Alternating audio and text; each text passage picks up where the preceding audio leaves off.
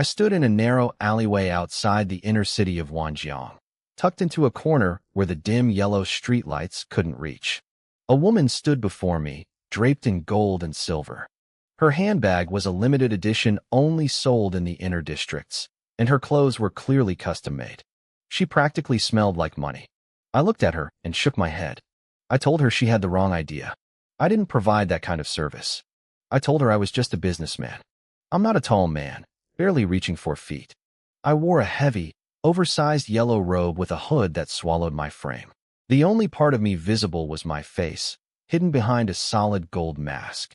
On my chest, I wore a friendly handshake badge, the mark of an outer city merchant. It was engraved with 2 words, Copperlock. People in the streets called me Golden Face Copperlock. The woman didn't listen. She offered 4,000. I told her it wasn't about the money. She jumped to 5,000, promising an extra 1,000 as a bonus once the job was done. I tried to explain again, but she cut me off, offering 7,000. She asked if the rumors were true. People said there was nothing Copperlock couldn't get if the price was right. I sighed. I told her I usually dealt in goods. Killing someone felt like crossing a line. She gritted her teeth, her eyes filled with a deep, burning hatred. She told me a corpse was just another type of goods. If I killed him and delivered the body, I wouldn't be breaking my rules. I hesitated, but she wasn't finished. 8,000, she said. She called me a hypocrite. She said people like me were just insects crawling in the dark, pretending to have morals while haggling for a higher price.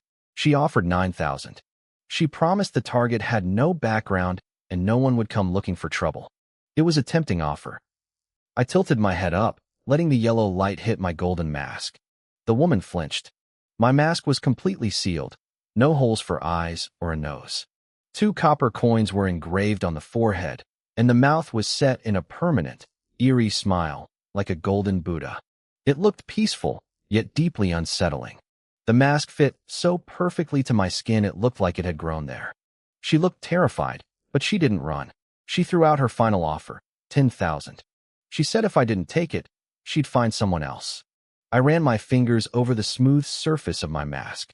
I told her, quite honestly, that I wanted to take the job. I really did. But then I touched the gold plating and whispered that this face simply wouldn't let me kill. She looked at me like I was insane. She turned to leave, but I called out a name, Lu Bo. She stopped and looked back, a sneer forming on her face.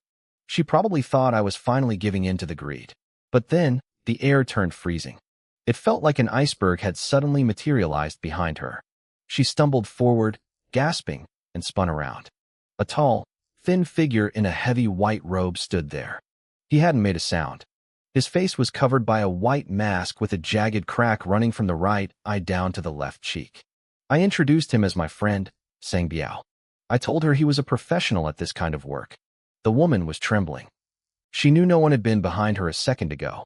This man had appeared out of thin air, radiating a coldness that pierced her soul.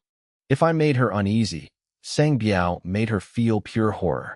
Sang Biao spoke, his voice cold and mechanical. He demanded the money up front.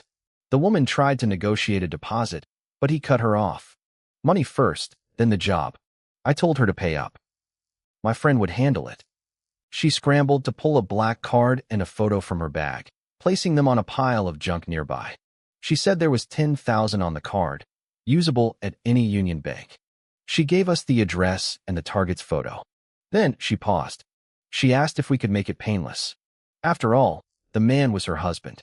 Once she hurried away, the alley fell silent again, save for the dripping of a leaky pipe. Sang Biao walked over to me. He reached up and pulled off the white mask. Underneath was the face of a 16-year-old boy. He was handsome but deathly pale, his expression stiff and his eyes devoid of any life. He looked like a corpse pulled from a frozen lake. I complimented him on the job. Then, I took off my own golden mask. My face was identical to his. One of us was a dwarf, the other was a beanpole, yet we shared the exact same face. Even the tiny scar under the right eye was a perfect match. The only difference was that my skin was flushed with life. As soon as my mask came off, my short, stunted body began to stretch and grow. Within seconds, I was a normal-sized young man. At the same time, the tall, thin body of Sang Biao began to dissolve into white sparks, flowing back into the white mask. The white mask floated in the air. It spoke in that same icy voice, reminding me to use our code names when we were out working. I stretched my neck, shaking off the discomfort of the transformation. I caught the white mask in my hand and laughed, calling him Xiao Bai. Then I turned to the golden mask. I told the golden mask, Xiao Jin, that he could go back now. A disgusted voice drifted out from the golden mask. It complained that it hated it when we went out to kill people. My body began to shrink rapidly. I raised my left hand, looking at the circular mark etched into my palm.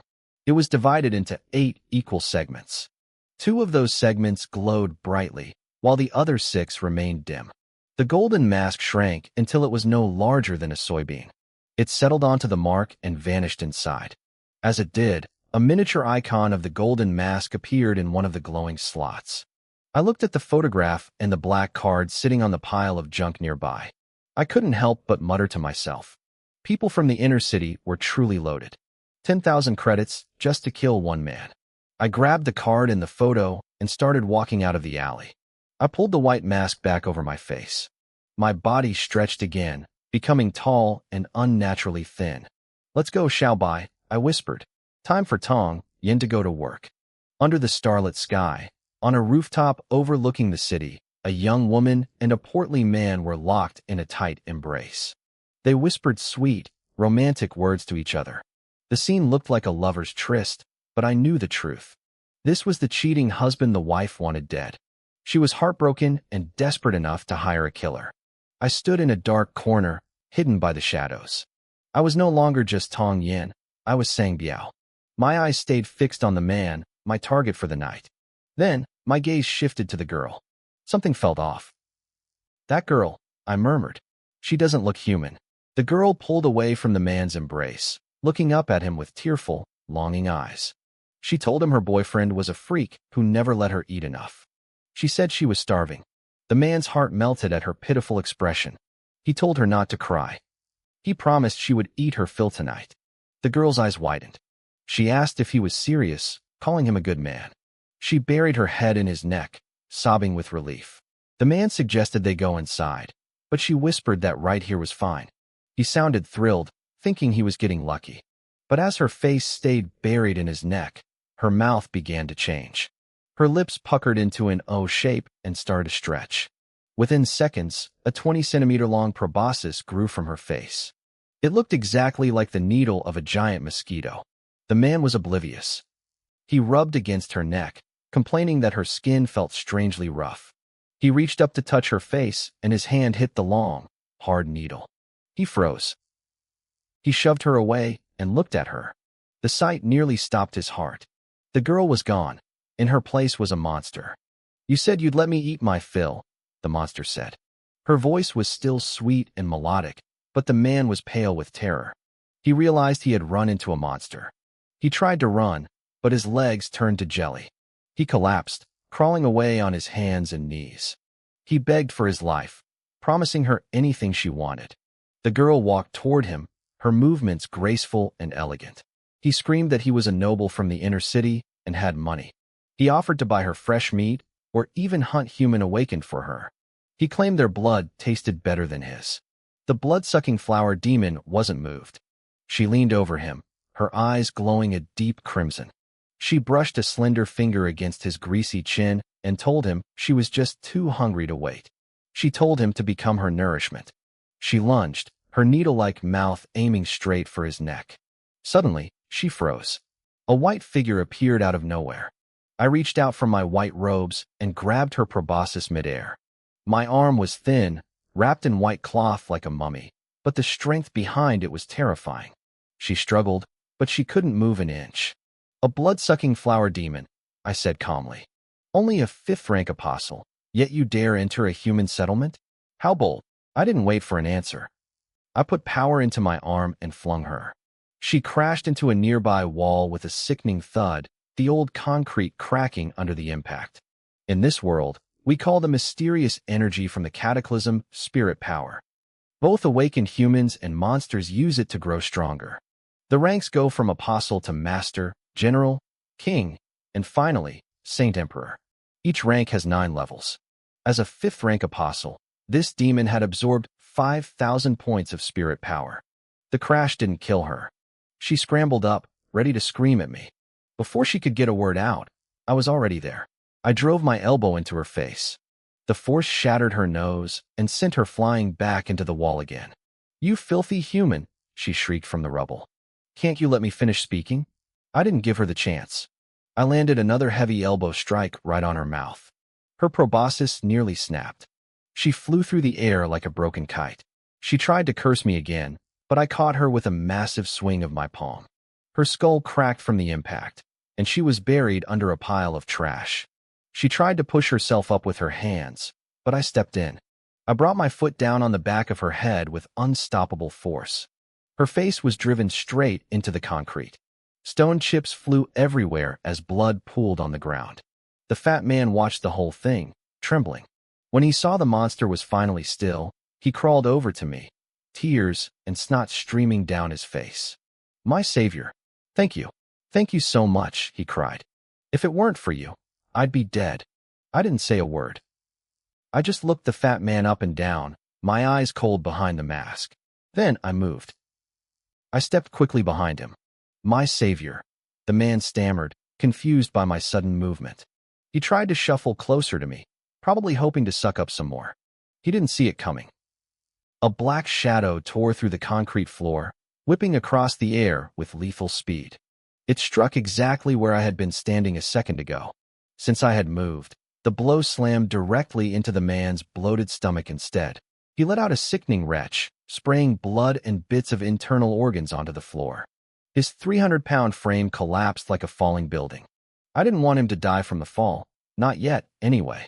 I reached out a foot and cushioned the back of his head as he hit the ground. My client wanted him to die with as little pain as possible. If the monster killed him slowly, that wasn't on me, but I wasn't going to let him go out by accident. The flower demon scrambled up from the rubble. She was a nightmare. Her beautiful face was shattered. Her features were skewed, her head flattened, and shards of stone were embedded deep into her facial bones. "I'll kill you," she shrieked, her voice a jagged mess. "I'll suck you dry. I'll turn you into a mummy." Her mouth split open like a blooming flower, dividing into 4 fleshy red petals lined with rows of needle-sharp teeth. Her pale skin peeled away in wet clumps, revealing dark, cracked flesh underneath. Her legs transformed into 4 long, thick vines that lashed out like whips. In an instant, the girl was gone. Only the bloodthirsty flower demon remained. "Too much talking," I muttered. "Don't you know the villain always dies because they can't shut up?" I vanished, leaving a blur behind.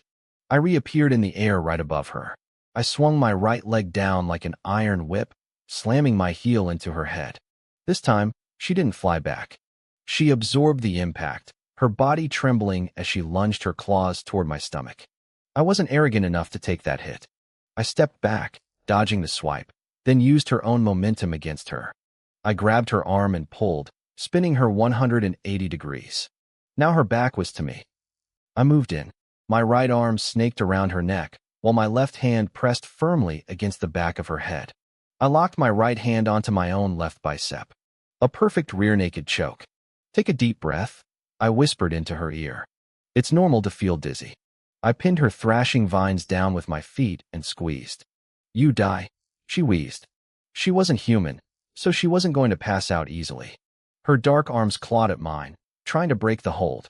Her head thrashed, those 4 fleshy petals snapping at the air, trying to find a piece of my flesh to bite. But from this position, she couldn't reach me.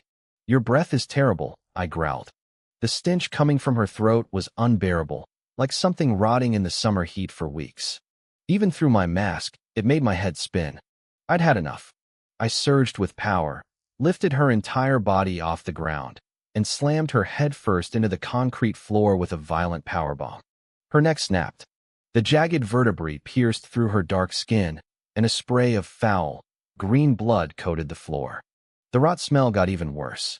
"Damn human," she hissed, still trying to crawl up. "Just die already." Before she could rise, I was over her. I raised my right foot and stomped down with everything I had. The floor groaned under the pressure. Her chest cavity collapsed instantly. Her ribs shattered, and I felt her heart burst under my boot. A fifth-rank apostle wasn't enough to stop me. I reached into the mess, pulled out a glowing, translucent spirit crystal from her chest, and tucked it away. Then I turned to the fat man. I narrowed my eyes. He had been awake for a while, playing dead on the floor. Normally, a hit from that demon would have killed a regular person, but his thick layers of fat had actually saved his life. "My savior, you're like a god descended from heaven," he cried, scrambling to his feet when he realized I'd spotted him. He started babbling, trying to flatter me, but he stayed back. The cold energy coming off my white mask terrified him. I didn't speak. I just watched him. Cold sweat poured down his face. He couldn't see my eyes through the mask, but he could feel my gaze cutting into him like a knife. He must have been wondering if I heard the pathetic things he said to the demon earlier to save his own skin. He trembled and pulled out a black card. "Savior, I have no way to repay you. There are 30,000 energy stones on this card. Please, take it." I didn't move. He panicked. I didn't bring much today. When I get back to the city, I'll double it. Triple it. Anything you need, I'll do it. Even if you want my head on a platter, I'd give it to you." "Really?" I finally spoke. He jumped, then nodded frantically. "Yes, just tell me where to send the money. I'll bring 300,000. "Not that," I said. He looked up, confused. The last thing he saw was my fist. Bang! I punched him square in the forehead. I controlled the force perfectly, enough to turn his brain to mush without breaking the skull. He fell straight back. His eyes turned bloodshot, his pupils dilated into a dead stare. A regular person stood no chance against a strike like that. No pain. Target neutralized. Mission complete. I turned to leave, but my foot stopped midair. I lowered my gaze. Someone was standing in the shadows ahead of me. It was a girl. She was beautiful, wearing a pale white dress that made her look like a ghost in the moonlight. Her skin was as white as snow, and her eyes were as clear and still as a deep mountain pool. But in this world, beauty usually meant danger. Under the moonlight, her face was soft and incredibly beautiful. But the most striking thing about her was her hair. It was a pale, flowing shade of cyan that fluttered in the night breeze. She stood there, perfectly still, watching everything that had just happened with eyes full of deep curiosity. I didn't say a word. I stared back at this girl who had appeared out of nowhere. Behind my mask, my eyes weren't filled with admiration for her beauty. Instead, they were sharp with cold caution. I hadn't sensed her at all. She was less than 10 meters away, and I hadn't noticed a thing until I looked up. For an assassin like me, that was a fatal mistake. Neither of us spoke for a long time. Finally, I began to back away slowly, wanting to leave this place. "Why did you save him first, only to kill him right after?" the girl suddenly asked, pointing at the man's corpse. I didn't answer. I kept retreating. She frowned and spoke again. "I don't mean any harm. I'm just confused why you bothered saving him at all if you were going to end him." I stopped. I looked at her for a moment before my voice came out low and flat. "I'm an assassin. I kill for money." "Oh, so you killed him for the money," she said, nodding as if she'd just solved a puzzle. Then she pointed at the black card lying next to the body. "There are 30,000 stones on it. That's money too. I am an assassin. I kill. Then I take the money." The words were the same, but the order meant everything. Honestly, I wanted to scream that I desperately wanted that card. But I was playing the role of White Mask right now, and White Mask had an image to maintain. White Mask kills to get paid. Golden Mask takes the money but doesn't kill. It was a professional code I couldn't break. I didn't stay to explain further. I turned and picked up my pace to leave, but in a flash, she vanished and reappeared right in front of me. "My name is Jean Xinhua," she said. "I'm from the Tianhai Flame Spirit Academy. My teacher says I'm very strong, but I lack real combat experience. That's why I'm out here, to train myself." My eyes narrowed. I had never heard of Tianhai City, so I didn't know how it compared to my home in Wanjiang.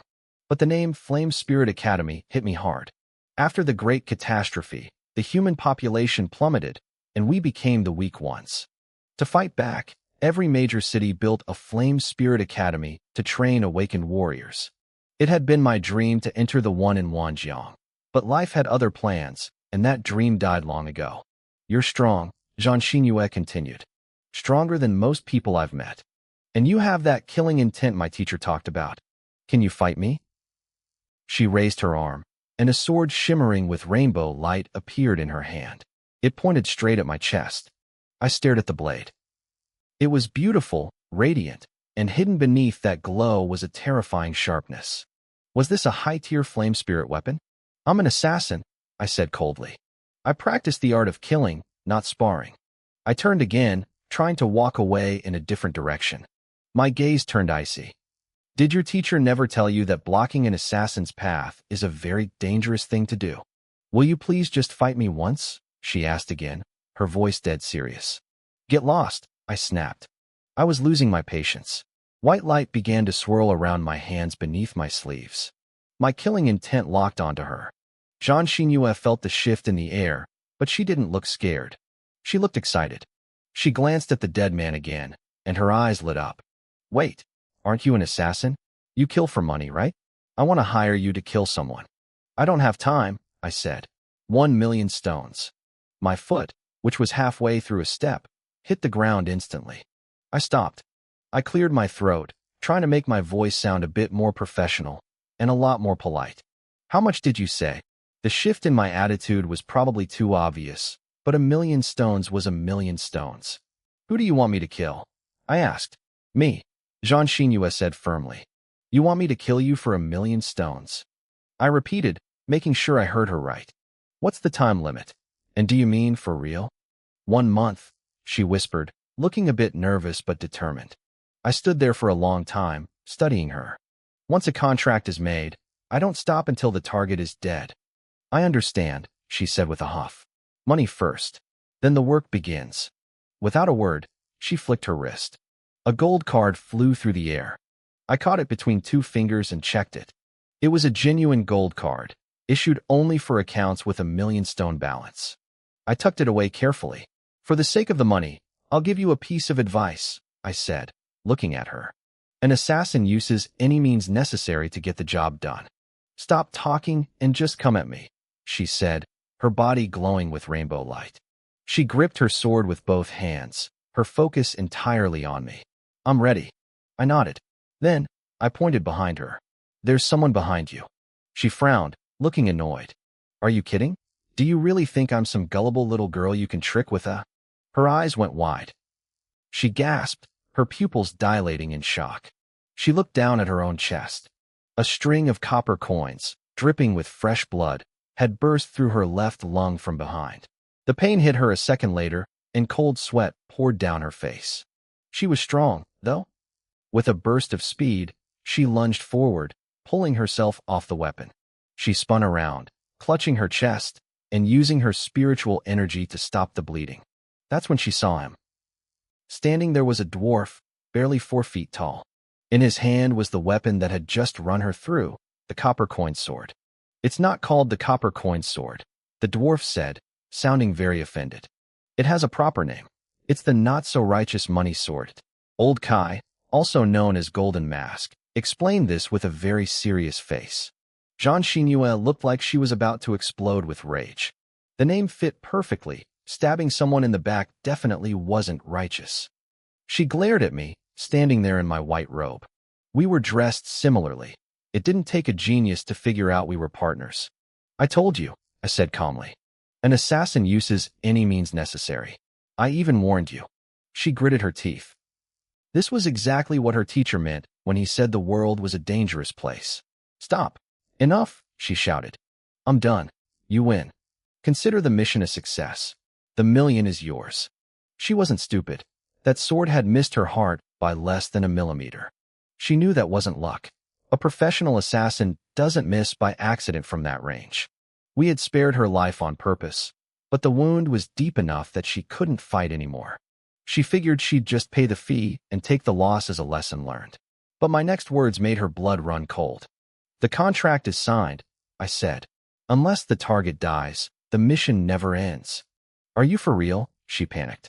I'll pay more. Double. I'll pay double to buy my own life back. I looked at the dead man on the ground, then back at her. I hunched my shoulders, and 2 white, bone-chilling daggers appeared in my hands. A murderous aura filled the air. Then why didn't you just let him stab me through the heart? just now, she cried out. Old Kai, wearing his golden mask, leaned in with a sly, wicked grin. Heh, it's not that the boss didn't want me to kill you, little girl. It's not that I don't want to kill you, I said, my voice dropping to a cold whisper.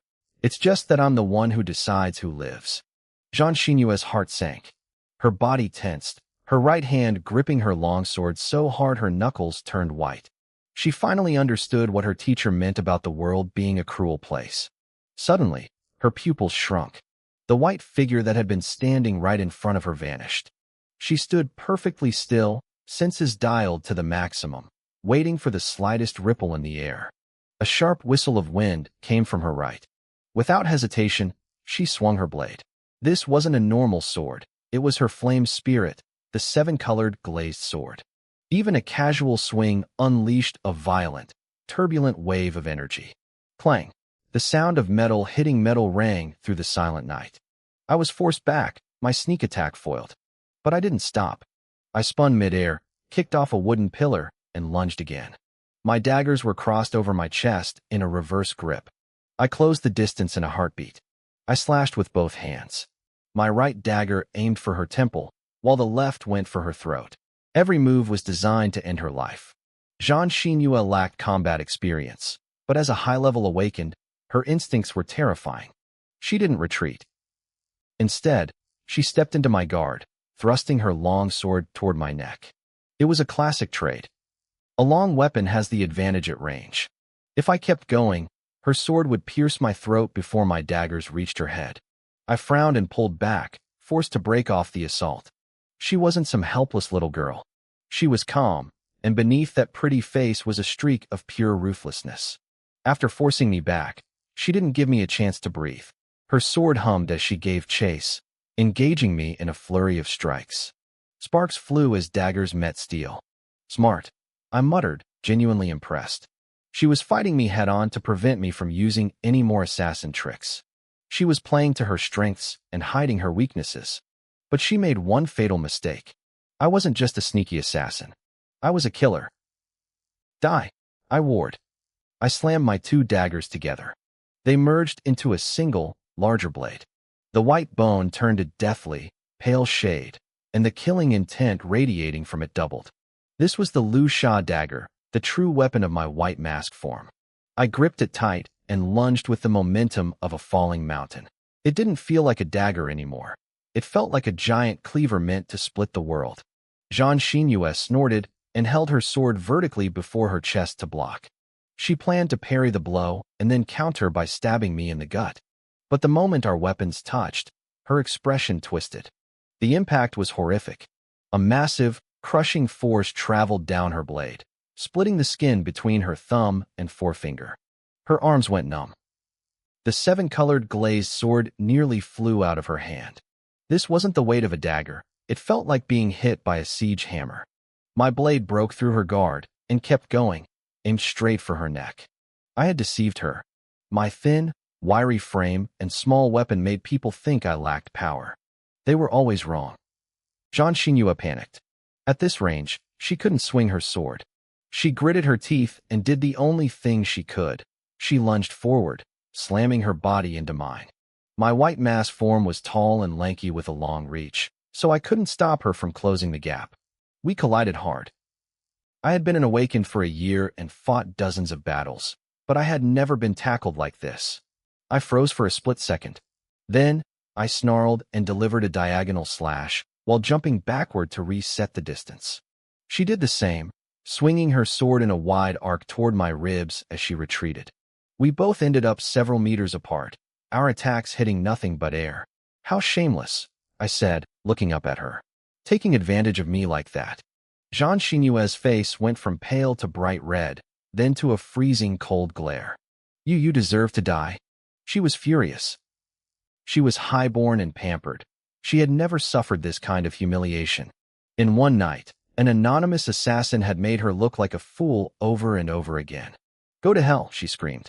She leapt into the air, her body glowing with shifting colors. Her spiritual energy levels began to skyrocket. The seven-colored glazed sword turned translucent, flowing with a light I had never seen before. A breakthrough? During the fight, My eyes widened, and my voice jumped an octave. Are you kidding me? You think you're the main character of a story? How am I supposed to fight this? She had been at the 9th level of the disciple stage, just like me. But the stress of the fight had triggered her potential. She was breaking through to become a flame spirit master. A breakthrough like this didn't just increase energy, it unlocked powerful talents and evolved the body. Her combat power was about to hit the roof. Old Kai, the target's getting a power-up. Get over here and help. Old Kai, still in his golden mask, hopped over immediately. He reached into his robe and pulled out a golden scale, holding it carefully in his palm. When I saw that scale, I felt a headache coming on. Do we really have to use that thing? I asked. Boss, Old Kai said, looking at me while counting on his fingers. Think about it. We are the textbook villains here. 1. Villains always start with the advantage, talk too much, and let the hero power up mid-fight. 2. Villains are despicable, use sneak attacks, and have no honor. 3. We're stubborn and arrogant. 4. Well, we're wearing creepy masks. We fit every criteria. I stared at him, speechless. And look at her. Old Kai continued, pointing at Jean Xinhua. She's beautiful, talented, and probably has an S-grade flame spirit. She's from a noble family, and she's literally risking her life to get stronger. That's called perseverance. Even though she's hurt, she won't back down. That's righteousness. If she's not the hero, who is? Could you maybe use some better words to describe us? I snapped. If he weren't a manifestation of my own flame spirit, I would have thought he was working for the other side. I turned my gaze back to the golden scale in his hands. My expression grew heavy. Using that thing carries a massive price. Are you sure you're ready? I'm fine, boss, Old Kai said, his voice firm and steady. You're damn right you're fine. I snapped back. I'm the one who has to shoulder the bulk of the backlash. Old Kai ignored my frustration. He held the scale in his left hand, pointing his other hand toward Jean Xinhua. He muttered a few words under his breath, and a tiny, flickering phantom of Jean Xinhua appeared on the left tray of the scale. Then, he pulled out a copper coin and dropped it onto the right tray. The scale began to wobble violently before slowly settling into a perfect balance. Hey, 50-50, Old Kai laughed, slapping my shoulder with way too much enthusiasm. It's destiny, boss. Pure destiny. I wasn't laughing. This thing was called the Scale of Overjustice. Just like his not-so-righteous money sword, it was a weapon born from his soul, but it was incredibly volatile. The power was immense, but the price was terrifying. The backlash hit both of us simultaneously, but the ratio was determined by the scale itself. Usually, I got the short end of the stick. Seeing it hit a 50% split was actually a lucky break for me. Humph. This girl is heavy, Old Kai grumbled. She needs a diet. Despite his joking, I saw him relax slightly. But across from us, the atmosphere shifted. Jean Xinhua had finished her breakthrough. Her aura was explosive. She raised the 7-colored glazed sword, her eyes burning with rage as she unleashed her new power. Die, she screamed, swinging the blade. Scale Phantom, imprison, Old Kai roared. A massive, ghostly image of the scale manifested behind Jean Xinhua. It locked onto her, freezing her midair. Her momentum vanished. Her face twisted into pure shock as she struggled to move even a finger. Her attack died before it could even launch. How is this possible? She gasped. This isn't a skill. What kind of flame spirit is this?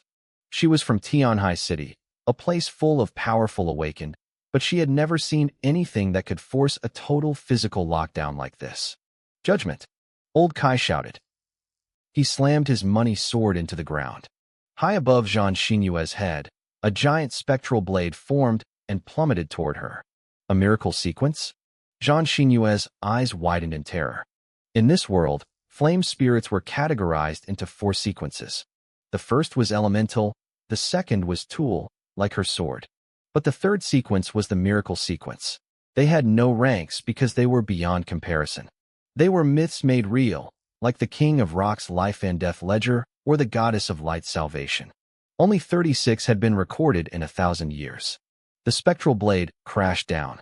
The pressure was so intense it leveled the 4-story building we were standing near. Dust exploded everywhere, and rocks rained down as Jean Xinhua was slammed into the ruins. Boss, you really think we need to be this careful? Old Kai asked, watching the settling dust. She's definitely dead or dying. Just go finish her off. I didn't move. I kept my eyes locked on the rubble, my hands tightening on my daggers. There's a rule for this, Old Kai. If there's smoke but no body, she's not dead. I'm not taking chances. I swung my daggers, sending a massive wave of energy tearing through the dust toward the spot where she fell. The ground shattered. I let out a long breath, finally feeling like the job was done. All right, I said. Let's get out of. I stopped. My heart skipped a beat. A figure burst out of the ruins, sprinting toward the inner city like a panicked animal. It was Jean Xinhua. No way. Old Kai and I yelled at the same time. I looked at her left hand. She was clutching a beautiful, ornate mirror, but the glass was spiderwebbed with cracks. It had taken the hit for her. It was a life-saving artifact, likely given to her by a powerful master. She was coughing up blood with every step, her internal organs clearly shredded, but she wasn't stopping. Chase her. I bolted after her. But she was fast, desperation fast. The gap between us grew. Ahead, a massive stone monument appeared with the words, Wanjiang carved into it. Beyond it lay a 100-meter stretch of barren, empty land, the inner city defense zone. At the end of that zone stood a wall 100 meters high, guarded by an arched gate. That was the inner city. The place of order, light, and safety. I skidded to a halt at the monument. I couldn't go any further. If I stepped into the defense zone without a permit, the city guards would kill me on sight. I stood there, watching her silhouette disappear through the gates. The monument felt like a canyon, separating my world of grit and shadows from the world of luxury and peace. She had escaped. The inner city was a world of light, but the outer city was the exact opposite. As I walked away from the gates, only a few scattered candles flickered in the distance. Over 90% of the people living here couldn't even afford a single decent meal a day. Resources were a myth, survival was a luxury. I felt my transformation fading, my temporary power slipping away until my silhouette finally vanished into the deep shadows of the slums. I leaned against a cold stone wall, gasping for air. It wasn't even 8 o'clock yet, but the winter darkness had already swallowed the world. I reached out with a trembling hand, forcing my body to shift back from the masked persona into my true self, Tong Yin. I moved forward one punch at a time, literally using the wall to prop myself up as I shuffled home. Taking off the white mask didn't bring relief. Instead, the backlash from using the golden scale hit me like a freight train. Even though I had only tapped into 50% of its power, my internal organs felt like they were spiderwebbing with cracks. Every inch of my skin screamed in agony. I slumped against an alley wall, chest heaving. I had to get back. If Tong Yin and Wuji saw me like this, they would lose their minds. After what felt like an eternity, I reached a shack made of rusted iron sheets and scrap wood. It wasn't much, but it kept the rain out. I stood outside the door, taking several deep breaths to steady my heart rate. I forced my face into a mask of calm, burying the pain deep inside where they couldn't see it. Tong Yin, Wuji, I'm home, I called out, pushing open the creaking iron door. The tiny living room was lit by a single orange candle. My sister, Tong Yin, looked up instantly. She was beautiful, with pale skin and a face that could stop a heart, but her long eyelashes always remained closed over sightless eyes. Brother, you're 30 minutes late today, she said, her voice full of pure joy. She hopped toward me, her movements light and graceful, and reached out to grab my arm. Why have you been staying out so late recently? I patted the back of her head gently. Just some things to handle at work. It ran over. She lowered her head, and for a split second, a strange, dark energy seemed to ripple around her, her fists clenching tight. But I was too exhausted to notice. Tong Yin, you're such a brother Khan. A weak voice teased from the other room. My younger brother, Tong Wuji, leaned against the doorframe. He was 12, thin as a rail, and his face carried a sickly paleness. He suffered from a congenital lung disease and a list of other undiagnosed illnesses.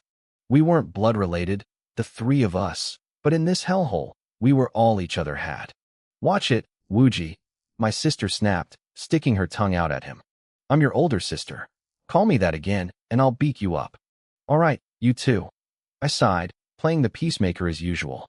Let's just eat. We sat around the small, rickety table, sharing a meal by the flickering candlelight. For a moment, the pain in my chest faded, replaced by the warmth of a real home. Once we finished, the fatigue became unbearable. I'm going to turn in, I said, rubbing my temples. I'm exhausted. Good night, brother, they said in unison. As I turned to leave, my sister stepped forward and leaned her head against my chest. Wait, brother, your clothes are wrinkled. She reached out, her fingers grazing my coat as she smoothed the fabric. Go to sleep, I whispered, kissing her forehead before retreating into my room and shutting the door. The moment my door clicked shut, the candle in the living room died. Darkness swallowed the house. Inside her room, my sister's innocent smile vanished. Her face turned ice cold. She still hadn't opened her eyes, but her entire aura shifted, merging perfectly with the shadows. She looked less like a girl and more like a monarch of the night. She opened her right hand. Tucked in her palm was a single strand of long, teal hair she had plucked from my coat while smoothing the wrinkles. Go, she whispered to the corner of the room. Find her. Kill her. Two pitch black, ink-like arms stretched out from the darkness. As you wish, Great Highness, a raspy voice murmured. The shadow took the hair and vanished. In the next room over, Tong Wuji sat on his bed, his expression terrifyingly grim. Come out, he commanded the empty air. Do one thing for me, and I'll consider your offer. A distorted mist drifted out of his chest, forming a ghostly figure that started to let out a wicked, high-pitched laugh. If you cackle again, I'll break your face, Wuji interrupted coldly. Hey, I'm an evil ghost. One of the top villains in the world, the spirit complained. Follow my brother's scent, Wuji said, ignoring him. Find the person who hurt him. And then, the ghost floated right up to Wuji's face. Kid, do you think I'm a dog? Wuji didn't blink. You have 1 hour. If you can't handle it, forget about me becoming your apprentice. Fine, fine, the ghost hissed. I'm one of the 8 ghosts of the Ghost Gate, and you're the first person to talk to me like this. Usually, the master tests the student, not the other way around. I'll do it, just wait for my news. The spirit vanished instantly. Back in my room, I doubled over and coughed up 2 more mouthfuls of blood. This backlash was brutal, worse than the last time. I wiped my mouth, staring at the red stains on the floor. I had survived the fight, but the price was starting to feel a lot higher than I expected. The pain was intensifying. A series of muffled explosions rocked my insides, one after another, like internal landmines going off. The shockwaves sent my blood surging violently, and my muscles felt weak and withered from the sheer agony. I had no idea what was happening outside my own body. I certainly didn't realize that a stray strand of Zhang Xinyue's hair was still clinging to my clothes. Usually, I was meticulous about scrubbing away every trace of my work before returning home. But today, the backlash was so severe that I had been careless. I sat on the bed and pressed my hands together, activating the spirit eye in my left hand. A massive black ring projected itself behind me, spinning slowly. The ring was divided into 8 equal segments. In the first 2 slots, a golden mask and a white mask flickered. The other 6 remained empty, cold, and void, 6 masks yet to be awakened. Old Kai emerged from his slot. He looked pathetic. His light was dim, and he lacked his usual energy. The price of using forbidden energy had hit us both hard. If you could actually kill people, you could have just ended her with 1 stab. Why do we have to deal with all this trouble? I grumbled, my voice strained. We had used forbidden power, suffered devastating internal injuries, and the target still managed to get away. It was a total loss. Boss, you should blame Sang Biao, Old Kai said, leaning weakly against the bedpost but still finding the energy to snitch. If he hadn't spent so much time acting cool and actually looted the place after his kills, we'd be rich by now. I don't like the smell of the dead, Sang Biao retorted coldly from the white mask. I don't do low-level work like scavenging. Enough, stop arguing, I interrupted. I pulled out a diamond-shaped crystal and tossed it to Sang Biao. It was the spirit box I had harvested from the 5 bloodthirsty flower demon. It contained 5,000 points of spiritual energy. Eat this. We need to recover. A spirit box is the energy core of a calamity beast. They are incredibly precious. As Sang Biao consumed it, The spiritual energy points for both the white mask and the golden mask began to climb. Each gained 250 points, totaling a 500-point increase. If other Awakens saw this, it would cause a bigger scandal than the discovery of a god-tier flame spirit. While humans could use spirit boxes to assist their cultivation, the process was slow. But my masks? They devoured it instantly. The conversion rate was a terrifying 10%. This was my deepest secret. Others had to slowly breathe in the thin energy from the air, condensing it bit by bit. I didn't have to. As long as I had enough spirit stones or spirit boxes, I could grow stronger instantly. It was the reason I took every dangerous mission I could find. As the energy rose, the golden light in my ring stabilized, and the pain in my body began to recede. Raising 2 masks is twice as hard as 1, I muttered. When I only had old Kai, that spirit box would have given me 500 points alone. Now, the gains were split. If I awakened all 8, the resources needed to level up would be astronomical. My scalp itched just thinking about it. I ran my fingers over the 6 empty slots, my eyes filled with anticipation. The gold mask controlled order and judgment. The white mask controlled death and termination. Each had its strengths, and each had its weird restrictions. Old Kai wouldn't kill, and Sang Biao only killed for the agreed price. They were bound by something, perhaps the very black ring that held them. "Boss, don't get greedy," Old Kai said, leaning in with a smirk. "Aren't Sang Biao and I enough for you?" "Get lost," I said, shoving them both back into their slots. With a wave of my hand, the black ring vanished into my palm. I pulled out 2 cards, 1 black and 1 gold. These were the rewards for the completed commissions. I could take them to the Merchant Guild and withdraw 100,000 low-grade spirit stones. I only needed 10,000 more to officially break through to the Master Realm. Once I hit the Master Realm, I'd finally have the power to protect myself. I wouldn't be so restricted. I could head into the Sunset Plains, hunt high-level beasts, and my growth would skyrocket. I sat cross-legged, closing my eyes to focus on healing. But my mind lingered on the gold card. Since I started operating as the golden mask and white mask in the outer city, this was my first failure. No, I still had a month. I still had a chance. Whether for the bounty or my reputation, Jean Xinhua had to be dealt with. In the middle of the night, a dark shadow drifted silently back into Tong Yan's room. "What's the status?" Tong Yan asked, lying on her bed. Her voice was cold and detached. "Great Highness." "Just the results," she snapped. The shadow knelt on the floor, its voice low and ethereal. "I found the culprit. It was a girl. She carries a mark placed by a powerful human master. I feared exposing your location, so you came back empty-handed?" Tong Yan's tone turned dangerous. "I wouldn't dare." I saw she had a sword wound through her left lung, so I pierced her right lung to match. Tong Yan exhaled. "Leave. As you wish, Great Highness. Get out." The shadow vanished, and the strange, oppressive aura around Tong Yan evaporated. She turned back into the sweet, innocent younger sister. Suddenly, her cheeks flushed red. She pulled the blanket over her head, hiding her face. Left and right.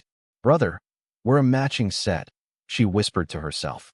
Half an hour later, the ghost spirit returned to Tong Wuji's room with the exact same news. "So you did nothing and just came back?" Wuji whispered, his hand over his mouth to keep his voice from reaching the other rooms. "You brat. That girl had both lungs punctured. She's barely clinging to life. If I had done anything else, she'd be dead. Do you want her powerful backers tracking us down and forcing us to flee?"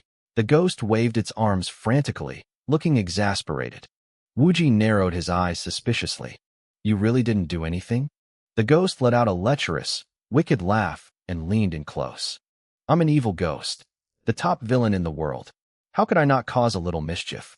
I used your photo to plant a seed of desire in that girl's heart." "A seed of desire?" Wuji was confused. "And why my photo?" "Heh, no one can detect this seed, and no one can remove it. And the stronger that girl gets, the more it will grow." The ghost explained that as the seed grew, it would become unstoppable. Eventually, the girl would be unable to help herself. She would fall in search of me, desperately and madly in love. Tong Wuji stared at the ghost with a bizarre expression. "You're so young, Yet your mind is filled with such filthy, romantic nonsense? If you act like this out in the world, you'll ruin my reputation as your master."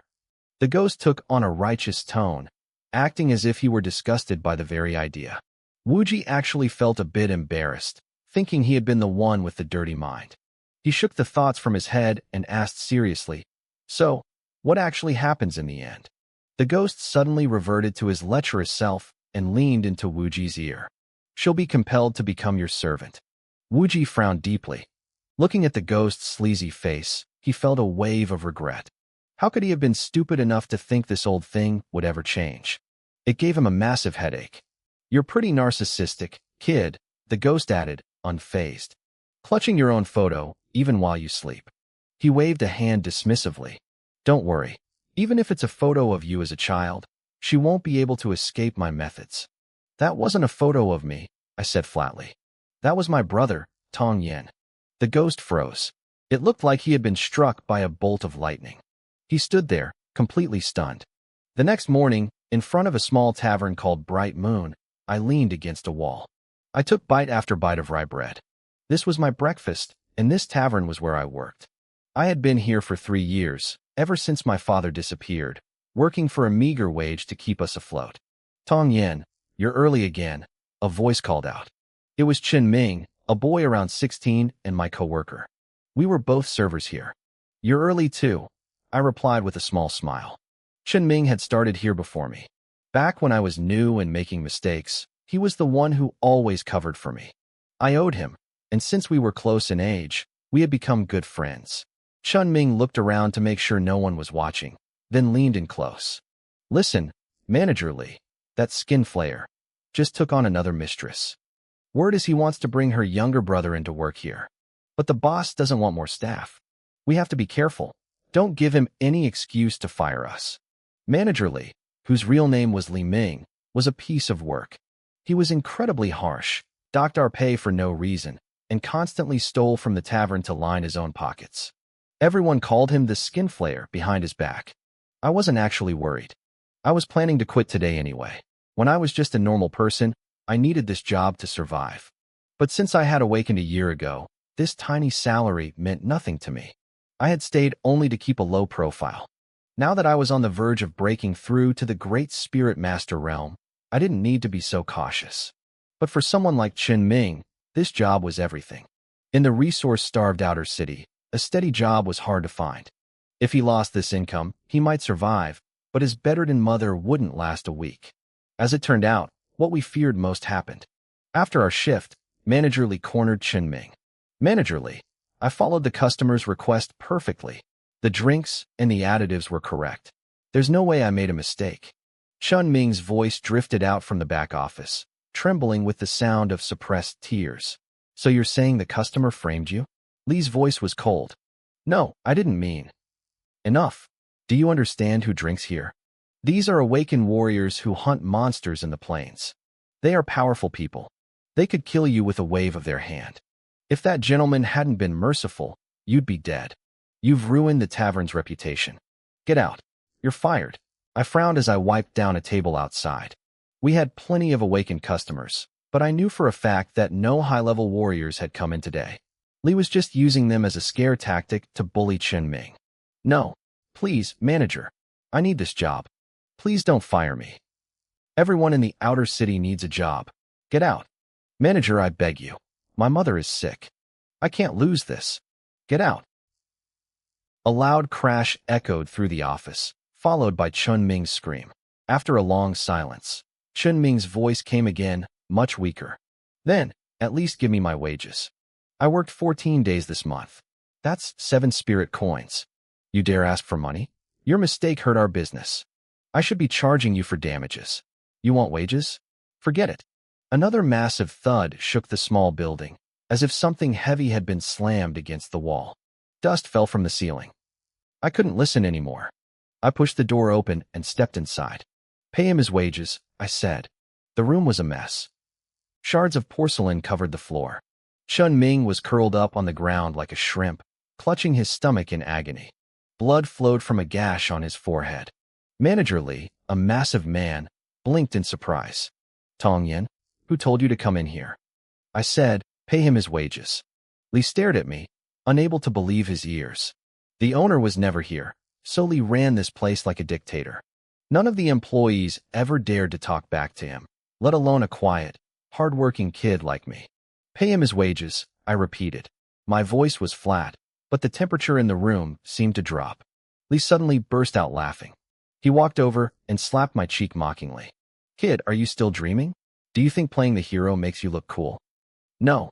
Tong Yan, don't. Chun Ming groaned, struggling to stand. He tried to push me toward the door, terrified I'd get hurt too. It's fine, just go.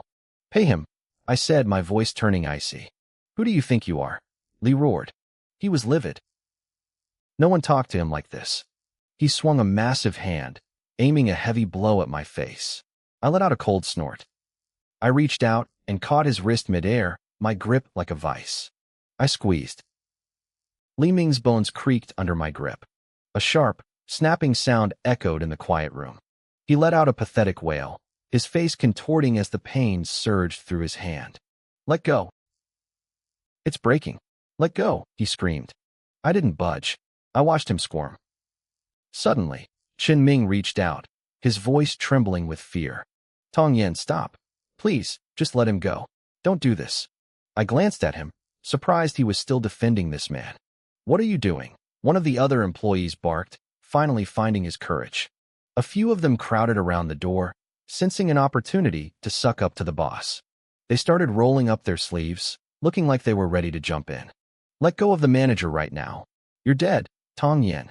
You're dead. Li Ming heard his goons and found his confidence again. He glared at me, his eyes full of spite. He thought this was his territory. He thought I wouldn't dare to go any further. You think they can save you? I asked. My voice was low, dangerous. I reached down and snatched a jagged piece of broken porcelain from the floor. Before anyone could react, I pressed the razor-sharp edge against Li Ming's throat. The room went dead silent. I felt a surge of cold fury. This man was a parasite.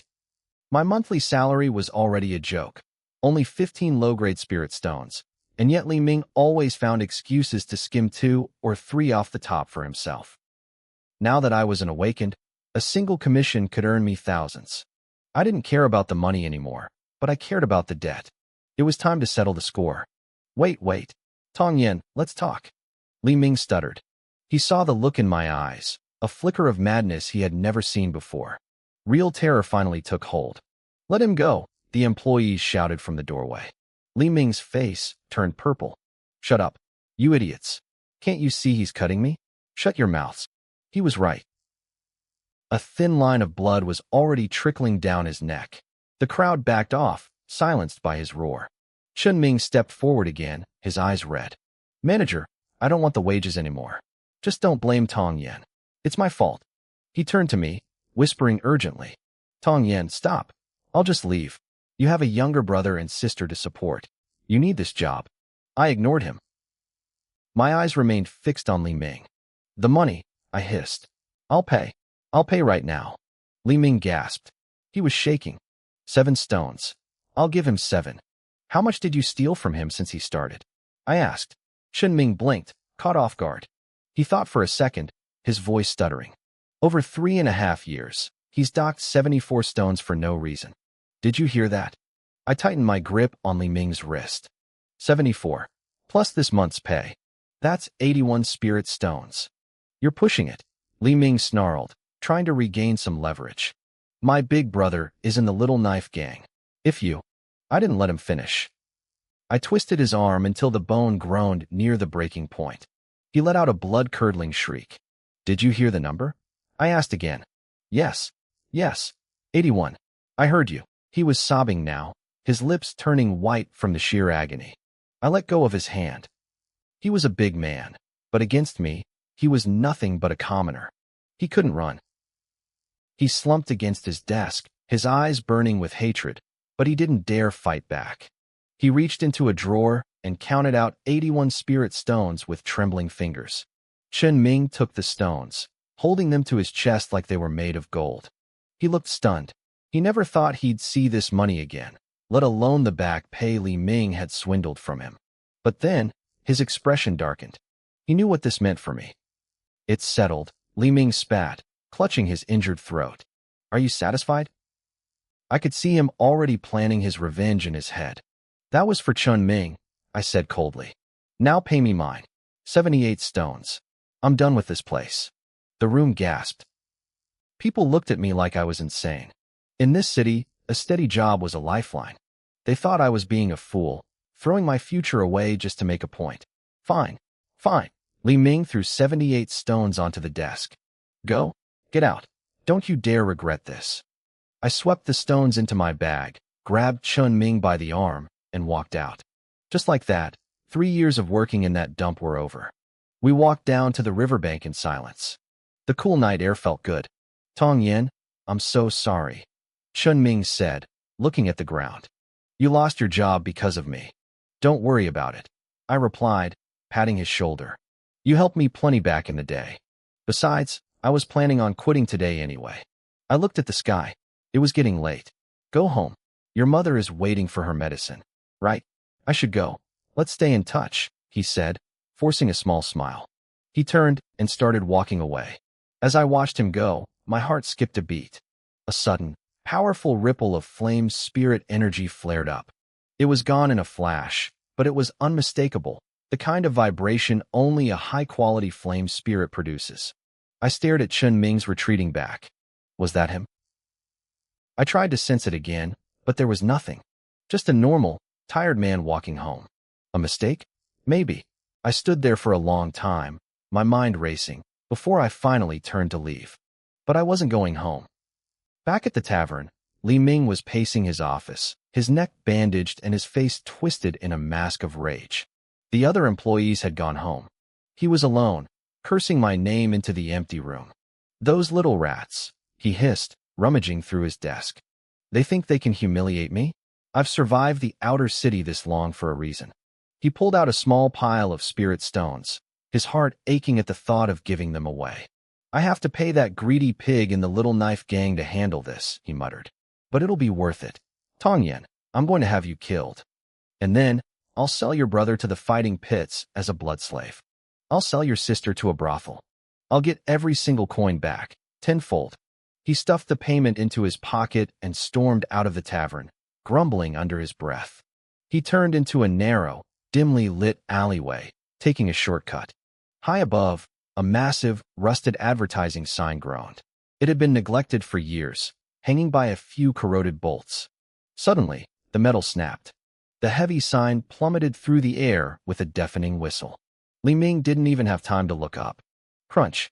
The sign slammed into the pavement, crushing his bloated body instantly. There was no scream, just a wet thud and silence. A dark shadow flickered on the rooftop above the sign, vanishing into the night. I stood on a different roof nearby, hidden in the deep shadows. I had come back to finish the job myself. I knew Li Ming was the type of man who would target my family. I had already sentenced him to death in my mind the moment he threatened me. I was ready to strike, but someone had beaten me to it. I watched the mysterious figure disappear, my eyes narrowed. Who else wanted Li Ming dead? I stood on the roof, staring down at the mangled remains of Li Ming. My mind raced. That shadow looked familiar. It looked like Chun Ming. I pushed the thought aside and headed home. I made it back on time for once. Tong Wu Ji and Meow Meow were already there, and I could tell they were having a good day. Watching my younger brother and sister bicker back and forth brought a genuine smile to my face. This was the only time I felt safe. The constant tension in my chest finally loosened the moment I stepped through that front door. After chatting with them for a while, I retreated to my room. I sat cross-legged on the bed and pulled out the spirit stones I'd shaken out of Li Ming earlier. I tossed them to White Mask to consume. Mosquito legs are still meat, after all. Every bit of strength counted. Tomorrow, I plan to go to the Black Cafe and withdraw my stored spirit stones. If I absorbed a portion of them, I could officially break through to the Master Realm. Right now, the spiritual power of both my flame spirits was hovering around 9,500. I only needed 10,000 more stones to advance. As for the remaining 90,000 stones, I had a bigger plan. I wanted to build my own power base. It would have two sides, the light and the dark. The light side would be the face of the operation, focused on earning money and gathering resources. The dark side would be for the elite, the strong, and the ruthless. I wouldn't settle for mediocre talent. I would lead them myself, using masks as our identities and code names as our lives. We would walk in the shadows and handle the dirty work. Once I awakened all 8 masks, those 8 powerhouses would be the foundation of the dark side. But I wasn't strong enough for that yet. I had to start with the light side. I needed to make money first. I stared into the distance, deep in thought. This was a dream I'd had for a long time, but my lack of strength always held me back. Even though I could take on missions as Golden Mask or White Mask, my options were limited. Those 2 identities had too many principles. They wouldn't take just any job, which slowed my growth. The 100,000 stone mission I just finished was a rarity. Usually, I was lucky to make 10,000. The cost of leveling up was becoming terrifying. To go from Master Rank 1 to Rank 2, I would need 200,000 spirit stones. Just doing odd jobs wasn't going to cut it. I needed a steady, high-profit business. A pharmacy seemed like the best bet. Every Awakened needed potions and medicine for their cultivation. It was a market no one could avoid. Wanjiang City was in a perfect location. It sat right between the Sunset Plains and the 100 Beast Mountains. Every year, thousands of Awakened passed through to hunt monsters and find treasure. Most of them avoided the inner city because of the high fees and red tape. They chose the outer city to rest and trade. The foot traffic was massive. The small pharmacy where I used to work made millions in revenue every year. The profits were insane. Breaking into that industry wouldn't be easy. The people currently in power wouldn't want to share the cake. But the reward was worth the risk. Suddenly, my skin crawled. I felt eyes on me. Someone was watching. My face went pale. I tensed up, scanning my surroundings with every sense I had. I crept out of my room and searched the perimeter of the house, but I found nothing. I stood in the darkness for a long time, frowning. Who was there? In the room next door, a figure let out a long breath. It was Tong Wuji. He wiped the sweat from his forehead and sat back down. Black energy swirled around him. My brother is getting stronger, Wuji whispered. It's getting harder and harder to watch him without being noticed. I need to focus on my own strength. Teacher, Wuji said softly into the air. Keep it down. Don't wake them up. What are you afraid of? A raspy voice replied. It was the ghost. I set up a soundproof barrier. You could scream your head off, and no one would hear a thing. Now shut up and focus. I'm going to transfer some of your illness to myself to ease your pain. It's going to hurt. You can scream if you need to. The ghost's expression turned solemn. He pressed his fingers against Wu Ji's forehead. As he exerted his power, the strange, crippling disease in Wu Ji's body began to flow into the ghost. The ghost gasped. Damn, this stuff is terrifying. It hurts worse than my old rotting body did. I really owe you, kid. Wu Ji's pale face finally showed a hint of healthy color. Thank you, teacher. Don't get mushy with me, the ghost grumbled. I thought leaving my physical body would end my suffering. I didn't expect to deal with this years later. Anyway, why did you have to take your shirt off? I don't see how that helps. Wu Ji looked confused. Don't masters always make their disciples strip when they pass on power? It makes it feel more professional. The ghost let out a weird cackle. Actually, it doesn't help at all. Wu Ji sighed. Teacher, can you please be serious for once? This is embarrassing. The ghost didn't answer. He vanished instantly. Before Wu Ji could react, his bedroom door swung open. Wu Ji is everything. I stopped mid-sentence. I had come in to check on him after feeling that strange presence, but I found him sitting on the bed shirtless. It was awkward. Sorry, I said, quickly turning around. I forgot you're growing up. The next morning, I headed out early. Ever since my father disappeared 3 years ago, I'd carried the weight of the family on my shoulders. I hadn't taken a single day off. But today felt different. I wasn't going to a job. I felt like a shackle had been broken. My soul felt light. I walked through the oppressive, chaotic streets of the outer city. I saw kids fighting over a piece of moldy bread. I saw thieves hanging from ropes as punishment. I saw a man dragging his wife through the dirt by her hair. This was the outer city, a place where morality didn't exist. People did whatever they had to do to survive. I eventually reached the edge of the inner city. From here, I could see the massive gates and the long lines of expensive carriages waiting to enter. It was a different world. I stopped in front of a grand, magnificent building. A large sign hung above the entrance with 4 bold characters, Jinshi Trading House. The Jinshi Trading House was a titan. It was one of the 7 great merchant guilds of the human race, with branches in every single city of the Human Alliance. They handled everything, but their most common service was wealth storage. A single spirit stone was only about the size of a fingernail, but when you had thousands of them, they became impossible to carry. That's why people used the guild. They took your stones and gave you a card. A white card meant you had under 100,000. A black card meant you were over that mark.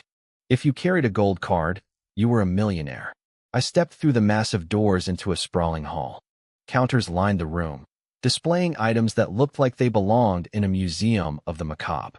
I saw earth dragon blood, kuei wood vines, and the razor-sharp blades of mantis beasts. My eyes widened when I spotted a life-saving feather from a pointed-beak crane. I was genuinely stunned. Every single item on display came from a high-level master-tier beast. They were incredibly precious. That feather, for example, if you added just 1 piece to a set of armor during forging, the metal would become as light as a breeze. It saved a warrior's stamina, and the higher-grade versions could even grant the wearer the ability to glide. That was a skill usually reserved for those at the Heavenly King realm. Then I looked at the price tag, 4.38 million. I winced. My entire net worth couldn't even buy a single strand of that feather. But quality had its price. Good gear saved lives. I thought back to my fight with Jean Xinhua. If she hadn't had that magical mirror, my $1 million contract would have been over in seconds. Hello, I am He Weiwei, the manager of the Jinshi Wanjiang second branch. How can I help you today? A young woman in professional attire approached me with a soft smile. Before I could even open my mouth, a voice cut in from the side. Weiwei, just think about it. Your grandfather is old. You can't carry the He family on your own. Just say the word, and our families can unite. We'd control every trade in Wanjiang City. The speaker was a young man whose eyes were glued to He Weiwei's face.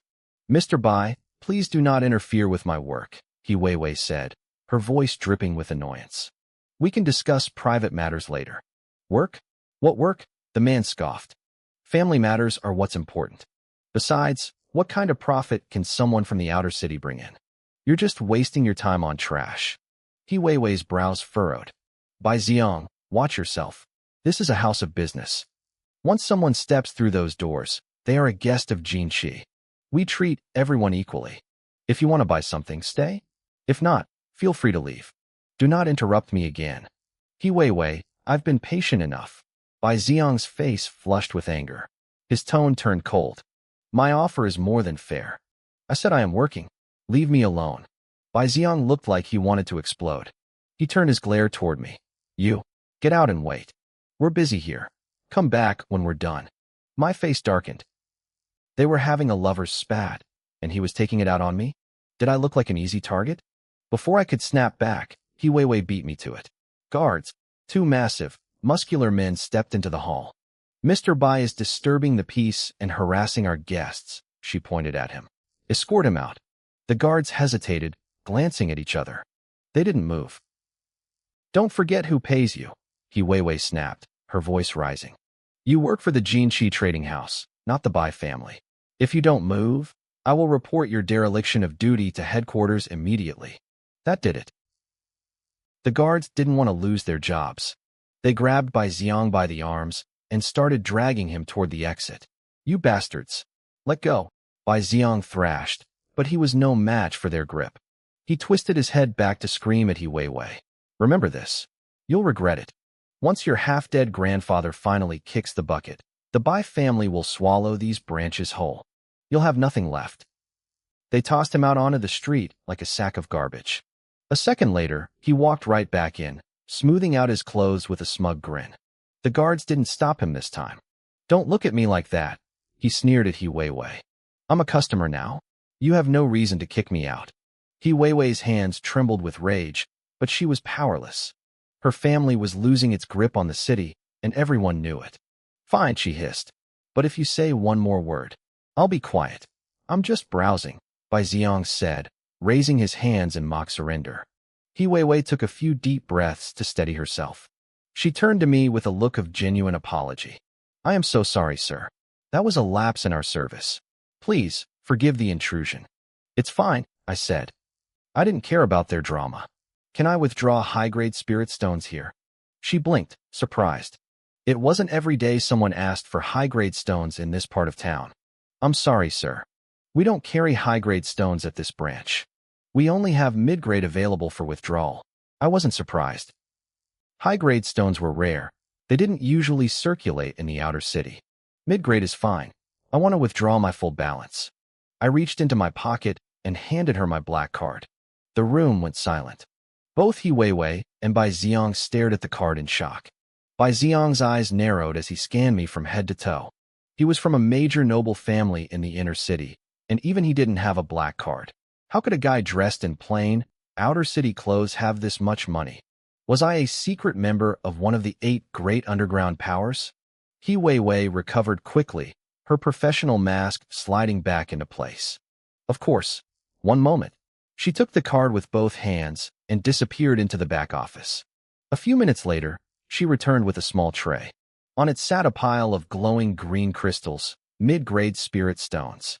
Low-grade were white, high-grade were black. Sir, here are 1,000 mid-grade spirit stones. That totals your 100,000 credit balance. Please verify the amount. I gave them a quick scan. The count was right. Bag them up. She packed them into a heavy pouch that bulged with the weight of the crystals. I took the bag, gave a short nod, and walked out of the Jinqi trading house. As I left, I could feel Bai Xiong's eyes burning a hole in my back. I didn't head straight home.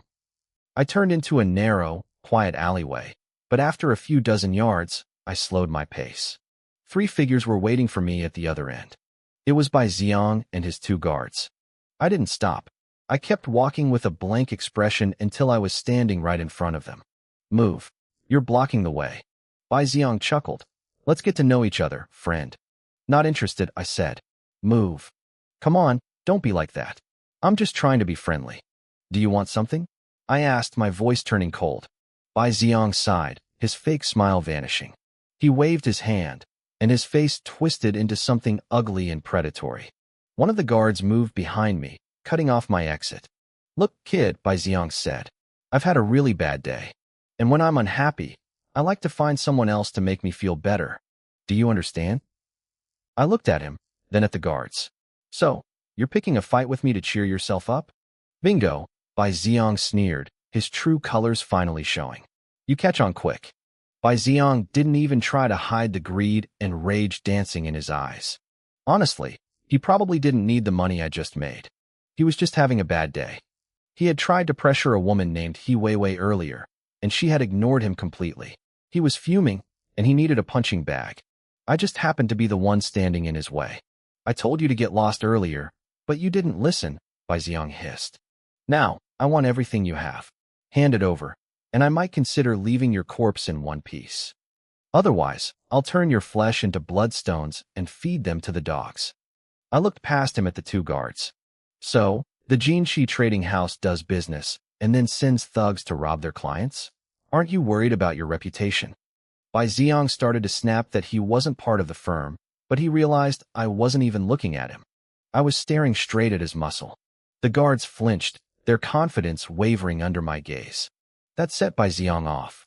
Kill him, he screamed, his voice cracking. Who's going to know? The He family is collapsing. Soon, the entire Wanjiang branch will belong to my family. If you want those promotions to the inner city, you'll do exactly what I say. That did it. The hesitation vanished from the guards' faces, replaced by a cold, murderous intent. They shifted into their combat stances. 2 7th Tribulation apostles and 1 First Tribulation brat. They really thought they could take me. I let out a cold snort. I didn't say a word. I just reached into my storage, and a pale light gathered in my left hand. The white mask appeared. I pressed it onto my face. My body surged, growing taller and thinner in a heartbeat. A heavy, flowing white robe materialized, draping over my frame. My aura shifted instantly, turning freezing and predatory. White mask saying Biao had arrived. The guards froze. Their eyes went wide, their breath hitching in their throats. What is this? A flame spirit, one of them stammered. Impossible. I didn't feel a single drop of spiritual energy from him. They were right. They hadn't felt anything. Usually, an awakened is like a container of water. Some energy always leaks out. They thought I was a normal person, or maybe a master above the heavenly king realm who could perfectly suppress his power. The truth was simpler. I didn't have any spiritual energy in my body. It was all stored within the masks. I only gained power when I wore them. The guards looked at each other, their faces twisting with desperation. They knew there was no turning back now. With a collective roar, they lunged at me from both sides. Their fists whistled through the air, aimed straight for my skull. They were playing for keeps. I didn't dodge. I moved faster. My arms blurred as I thrust my fingers forward. I caught both of them right in the throat. The impact was sickeningly loud. My energy pierced straight through their necks and exploded out the back, shattering their spines instantly. Blood and bone fragments sprayed everywhere. Bai Xiang, who was standing right behind them, got drenched. A piece of bone actually flew into his open mouth. He stood there for a second, stunned, before he collapsed against the wall, gagging and vomiting. He looked like he wanted to turn his entire stomach inside out. Once he finished retching, he looked up, gasping for air. Then he saw me. He saw the white-robed figure standing over the corpses of his men. His pupils shrank to pinpricks. "Are you happy now?" I asked. My voice was a cold rasp. You can't touch me," he stammered, backing away. "My grandfather is a Bai family elder. If you hurt me, the Bai family will hunt you to the ends of the earth." Even now, he was trying to hide behind his name. The Bai family was one of the most powerful clans in Wanjiang City. They controlled the local Jinshi branch. Usually, one word from them could shake the whole city. Nobody ever dared to disrespect him, let alone threaten his life. But he could feel the pressure coming off me. He knew his name meant nothing in this alley. "Wait," his voice softened into a desperate plea. "If you let me go, I promise I won't tell anyone. We can just forget this happened. I'll even give you a massive compensation." I didn't move. I just stared at him through the mask. "Do we have a grudge?" I asked. No. He shook his head violently, his legs trembling so hard he could barely stand. "Does your argument with that woman have anything to do with me?" "No, nothing at all. You couldn't beat the people you were actually mad at," I said, stepping closer. "So you wanted to use me for fun?" I didn't wait for an answer. I lashed out with a single kick, my foot slamming into his chest. A burst of hidden energy surged through his ribcage, obliterating his heart instantly. The high and mighty young master of the Bai family slumped to the ground, dead before he hit the dirt. I stood there for a moment in the silence of the dark alley. Then, I reached up and pulled off the mask. My face was cold, my eyes dark. I turned around and walked straight back toward the Jinshi trading house. Inside, Hiweiwei was leaning over her ledgers. She looked up when she heard the door and started her professional greeting. "Hello, how can I?" She stopped. Her face went pale when she saw it was me. I didn't say a word. I looked toward the back room to make sure no one else was there. Then I reached back and locked the front door. "Sir, what are you doing?" she asked, her voice trembling. I looked at her. She was beautiful, even in her uniform, with sharp, intelligent eyes. I could see why Bai Xiang was obsessed with her. But those eyes were currently filled with fear. "You used me as a shield," I said. My voice was low and dangerous.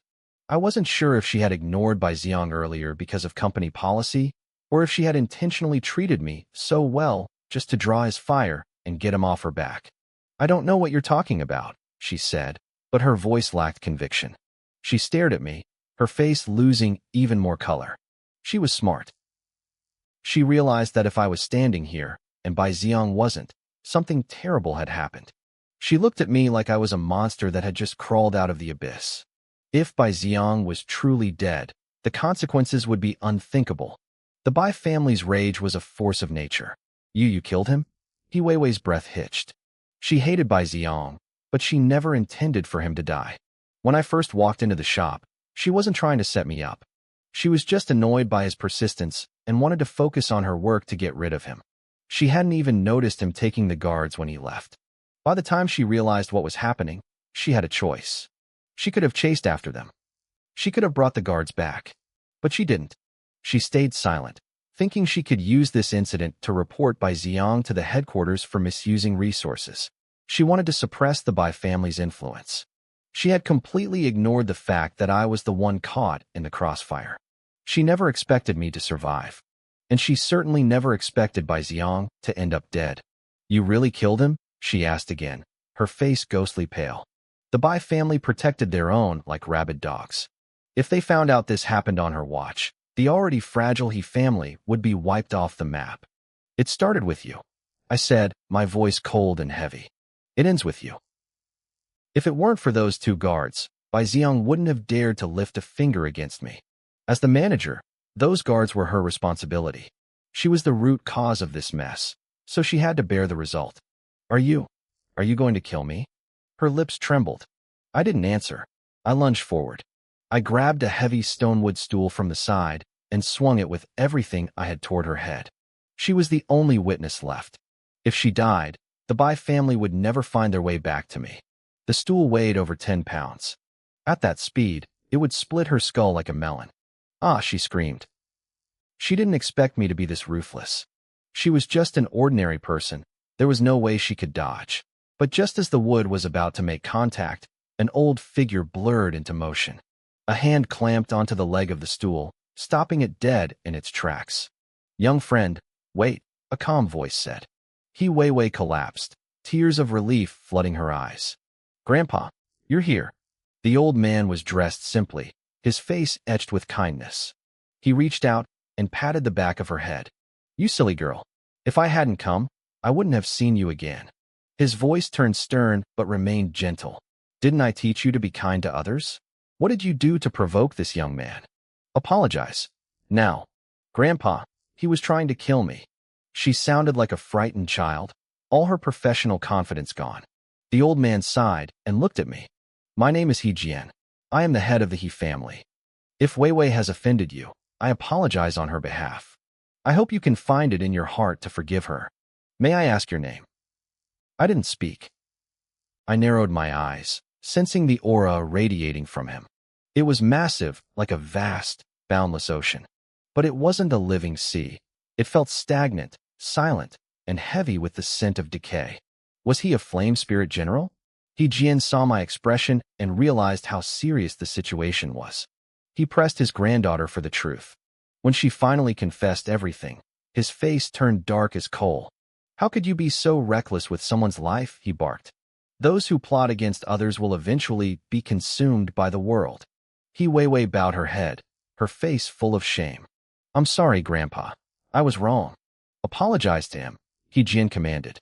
She turned to me and gave a deep, 90-degree bow. "I am sorry." I ignored her. My eyes stayed locked on He Jian. "Young friend, I know why you came back," the old man said solemnly. "You're worried the Bai family will trace this to you. I give you my word. She will not say a breath. I will handle the Bai family. This will never touch you." He paused, looking at his granddaughter. "She must take responsibility. If you are still angry, you may punish her. I will not stop you." "Grandpa," He Weiwei gasped. I thought about it. Having a flame spirit general out in the open to draw the heat was better than killing her and leaving a trail. But I wasn't going to let her off easy. I moved like lightning. Before she could react, I grabbed both of her arms and snapped them. The sound of bone breaking filled the room, followed by her piercing scream. He Jian's hands clenched into fists, but he didn't move. He stood by his word.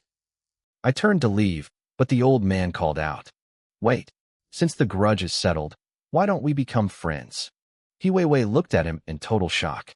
Her grandfather was a top-tier expert in Wanjiang City. Even the city lord treated him with respect. That was the only reason the Bai family hadn't kicked them out of the trading house yet. And here he was, lowering himself to befriend a stranger from the outer city? "Our paths are different," I said without looking back. "The water in the inner city is too deep. One wave could drown me. I'd rather not get involved." I walked out into the night. I had things to do, and I didn't need friends who would use me as a shield. After the incident, my mind was racing. I was obsessed with how the Bai family would react once they found out Bai Xiang was dead. I kept imagining the storm that was about to hit. I didn't stop to think about how easy the kill actually was. Back inside the room, He Jian looked at He Weiwei. He had intended to lecture her, but seeing her tremble made his heart soften. He knew she only acted that way because she was terrified of the Bai family. The He family was fading, and she was just trying to keep them afloat. Wei Wei, He Jian said softly. From the moment Bai Xiong left with his men to the moment that young man returned. How much time passed? He Wei Wei blinked, confused. Less than 5 minutes, she whispered. And the 2 guards Bai Xiong took with him? What was their strength? 7th-stage disciples, she said. Suddenly, her eyes went wide. She finally understood what her grandfather was getting at. 2 7th-stage guards. They were veterans, experienced in combat. Together, they could have held their own against an 8th-stage expert. Yet, in less than 5 minutes, accounting for the time spent walking back and forth, that boy had wiped them out. You're right, He Jian sighed. The actual fight probably lasted less than 30 seconds. That young man's strength is likely beyond the 8th stage. Not only that, but his reaction time was terrifying. He realized you allowed the guards to follow him, and he came back instantly to silence the only witness. His mindset, his speed, his power, he's top tier. He Wei Wei felt her throat go dry. He looked 16 or 17. He's younger than me. Exactly, He Jian nodded. A genius like that, coming from the resource-starved outer city? Even the elites at Yanling Academy couldn't match that growth. He has a limitless future. And he wasn't alone. He Jian looked toward the back alley with a lingering trace of fear. When I entered, I sensed 2 strange auras hidden nearby. I couldn't see through them. If we had actually fought, I couldn't have guaranteed your safety. He Wei Wei swallowed hard. Grandpa, I'm sorry. I let my emotions get the better of me today. The He family is weak, He Jian said, his voice full of regret. If he ever comes back, apologize properly. Be his friend if you can. If not, just don't provoke him. I wish we had a descendant like him. I walked through the dark streets, far away from the trading house. I had originally planned to kill He Wei Wei. She had let those guards follow me, and dead witnesses don't talk. I had even positioned Sang Biao and Mother Tong in the alley as backup. I looked down at my palm. The strange, eerie light of the black ring was fading, but my face was pale from exhaustion.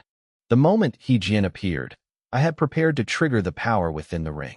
If a fight had broken out, I was confident I could have escaped, but the cost would have been massive. I needed to be more careful. Using those trading cards was risky because they required me to show my face at the major banks.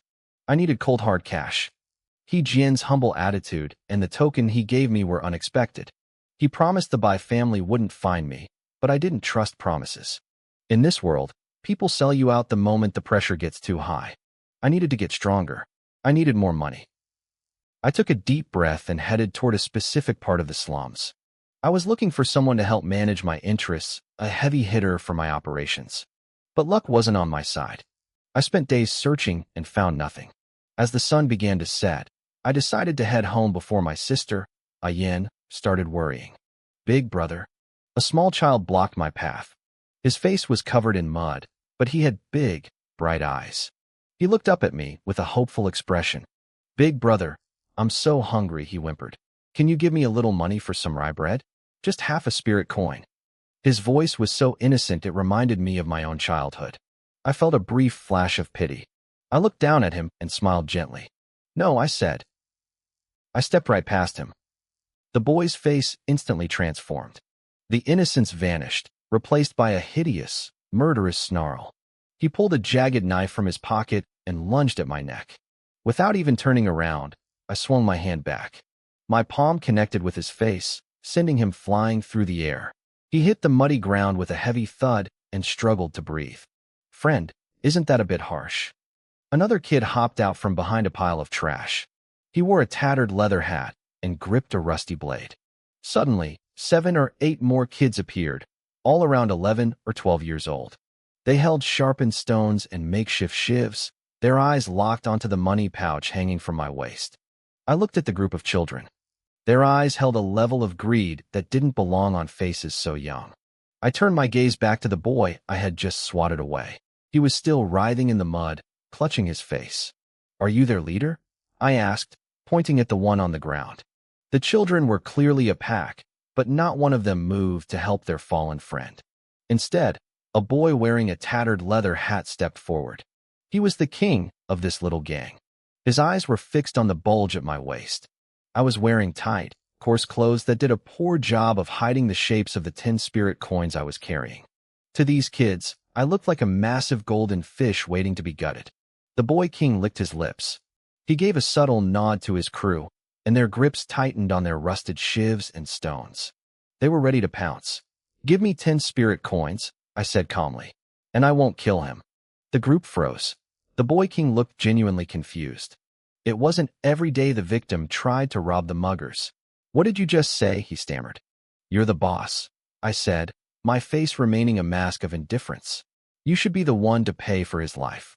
If you don't, how will your subordinates ever respect you?" A strange, cold smile touched my lips. The boy king turned bright red, his blood pressure clearly spiking. He looked at his crew and saw them all staring at him, waiting to see if he'd pay up. "Are you all idiots?" the boy king roared. "We're here to rob him. Kill him. He's got enough money on him to feed us for a month." The kids snapped out of it, their faces twisting back into snarls. They took a step forward, ready to rush me.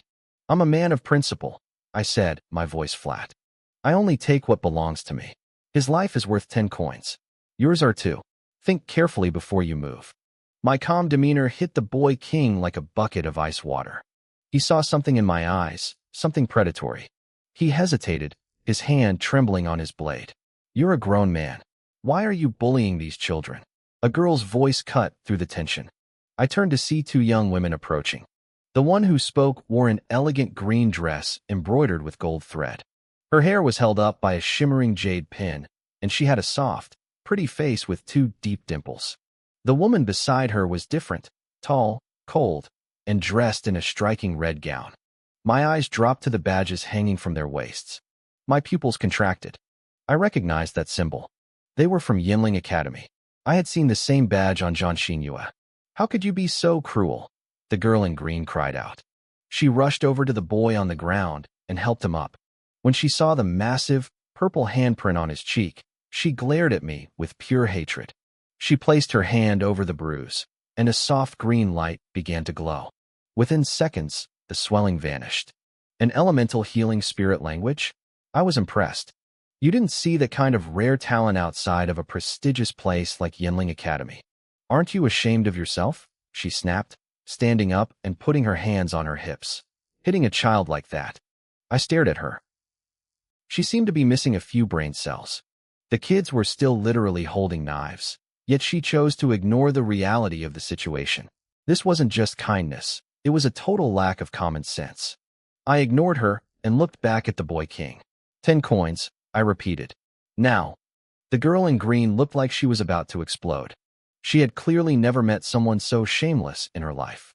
The woman in red beside her stayed silent, but she caught my eye and gave me a look that seemed almost apologetic. The boy king looked at the healing girl, then back at me. He made a choice. He sprinted to a nearby pile of wooden crates and pulled out a tattered cloth bag. He dumped it on the ground. A few crusty pieces of rye bread, some dried meat, and about 15 spirit coins spilled out. With trembling hands, he counted out 10 coins and held them out to me. He looked like he was about to burst into tears, as if I were the one victimizing him. "Thank you," I said.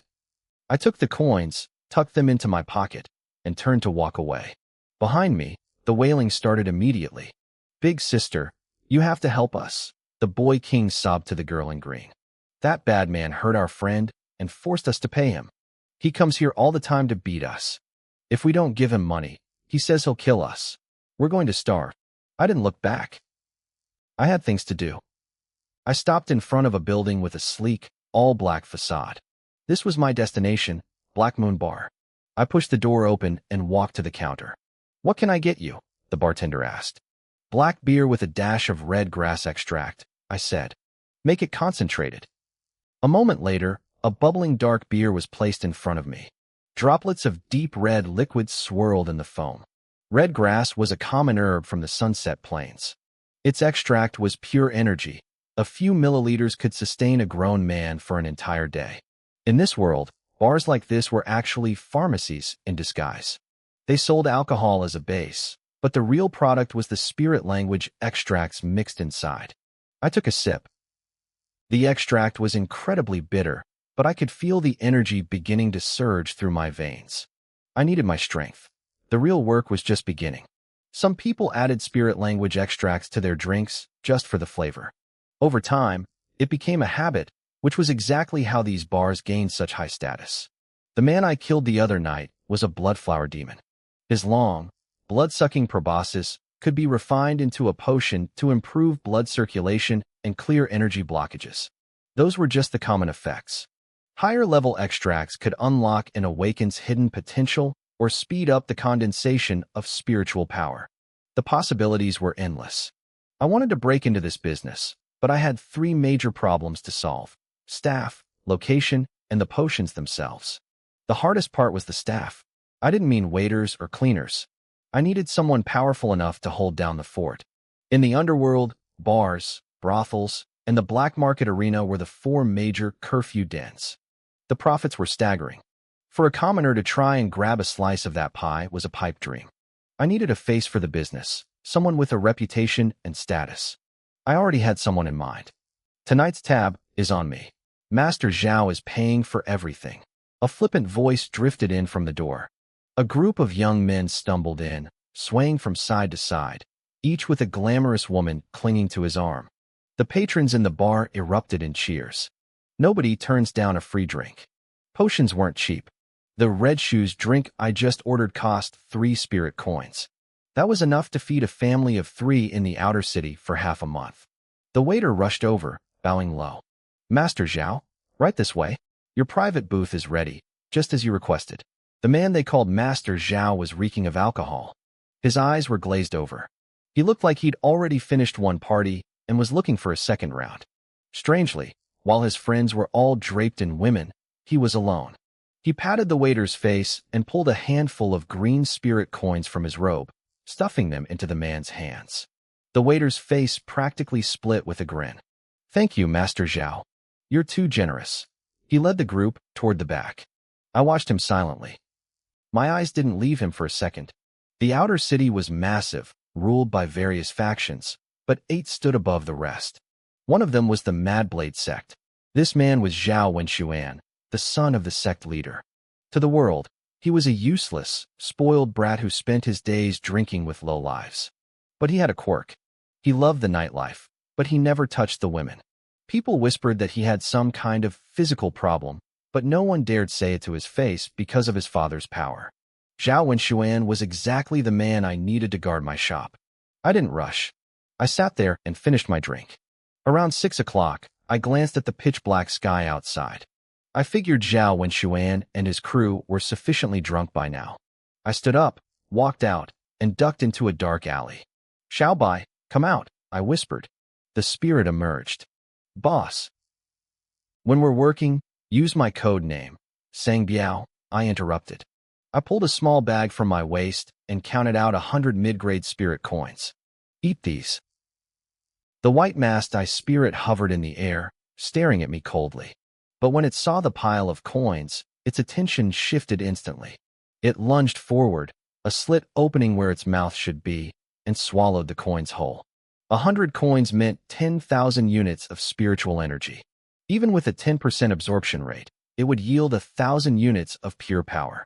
Split between the gold and white masks, it was enough to push me into the master realm. As it finished, the white mask turned even paler, almost deathly white. It had officially promoted to a spirit master. Time to work, I muttered. I pressed the white mask onto my face. My body began to transform. I felt the surge of power. The sheer physical strength of the master realm was on a different level. I realized then how lucky I'd been. If I hadn't wounded Zhang Xinyue before she broke through, I would have been the one running for my life. Back in the booth, the party was over. Most of the young masters were slumped on the floor, staring blankly at the ceiling like dying fish. You're all useless pigs, Zhao Wenxuan slurred. He was hammered, but he was the only one still standing. I'm done, old Zhao. Can't drink another drop, one of the boys groaned. I'm going home to sleep. Someone help me out of here. 2 women helped him up and led him away.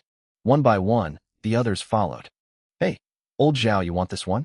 She can stay with you tonight, the last guy teased, pushing a girl toward him. Not interested, Zhao Wenxuan said, stepping back. There wasn't a hint of lust in his eyes. Seriously?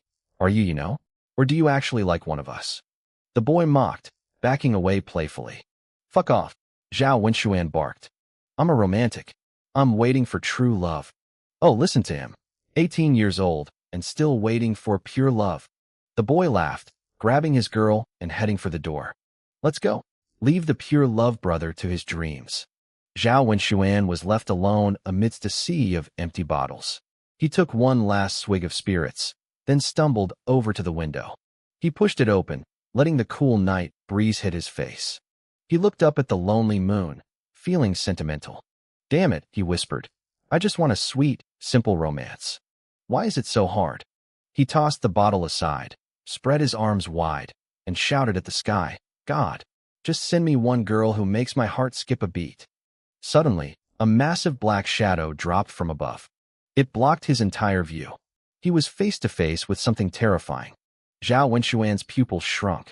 He let out a strangled yelp and scrambled backward on his hands and knees.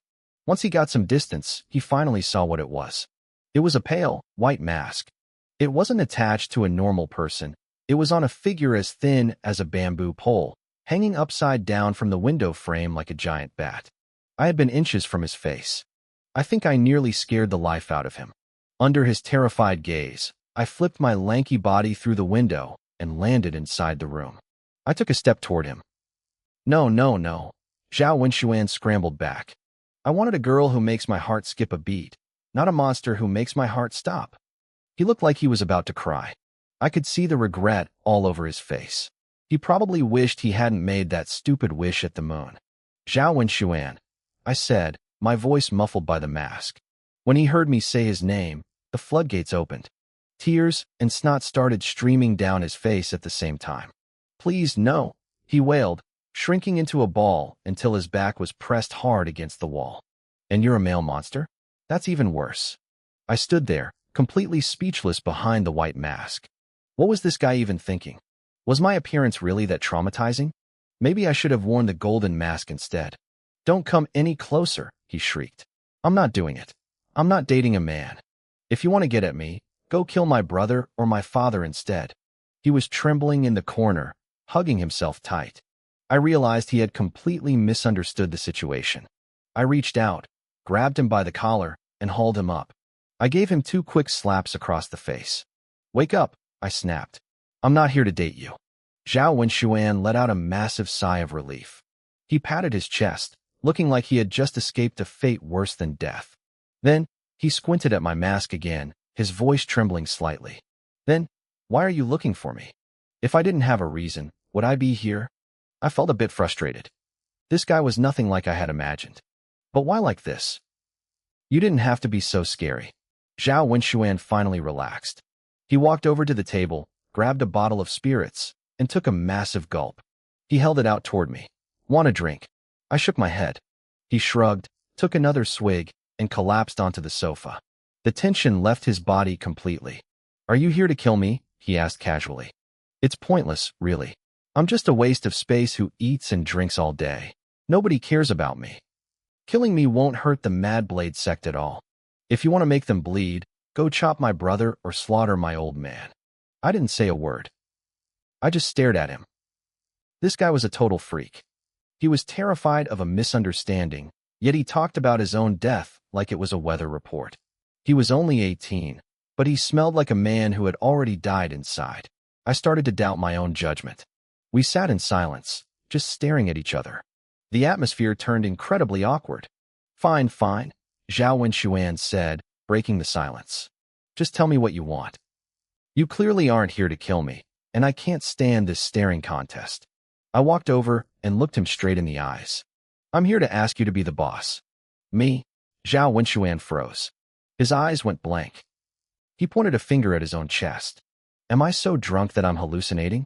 When he realized I wasn't joking, he let out a self-deprecating laugh. Brother, if you're short on cash, I can lend you plenty. You don't even have to pay me back. Those other bastards never do. But if you want a boss, go find my brother. He's a top-tier talent at the Flame Spirit Academy. He's the future master of the Mad Blade sect. You'd get a lot more out of following him. I think you're the right fit, I said firmly. Seriously, man? Look at me. Aside from some dirty money, I'm useless.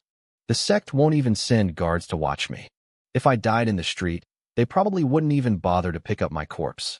Now I understood why he had that dead aura. He had no ambition because he had no hope. But I wasn't taking no for an answer. Stop talking, I said. You're going to be the boss whether you want to or not. Wait, brother, you. He stopped mid-sentence because I had pressed a cold, white dagger against his throat. He looked like he was having a mental breakdown. Why were people using knives to force others into leadership roles these days? Brother, I really don't want to be the boss, he whimpered.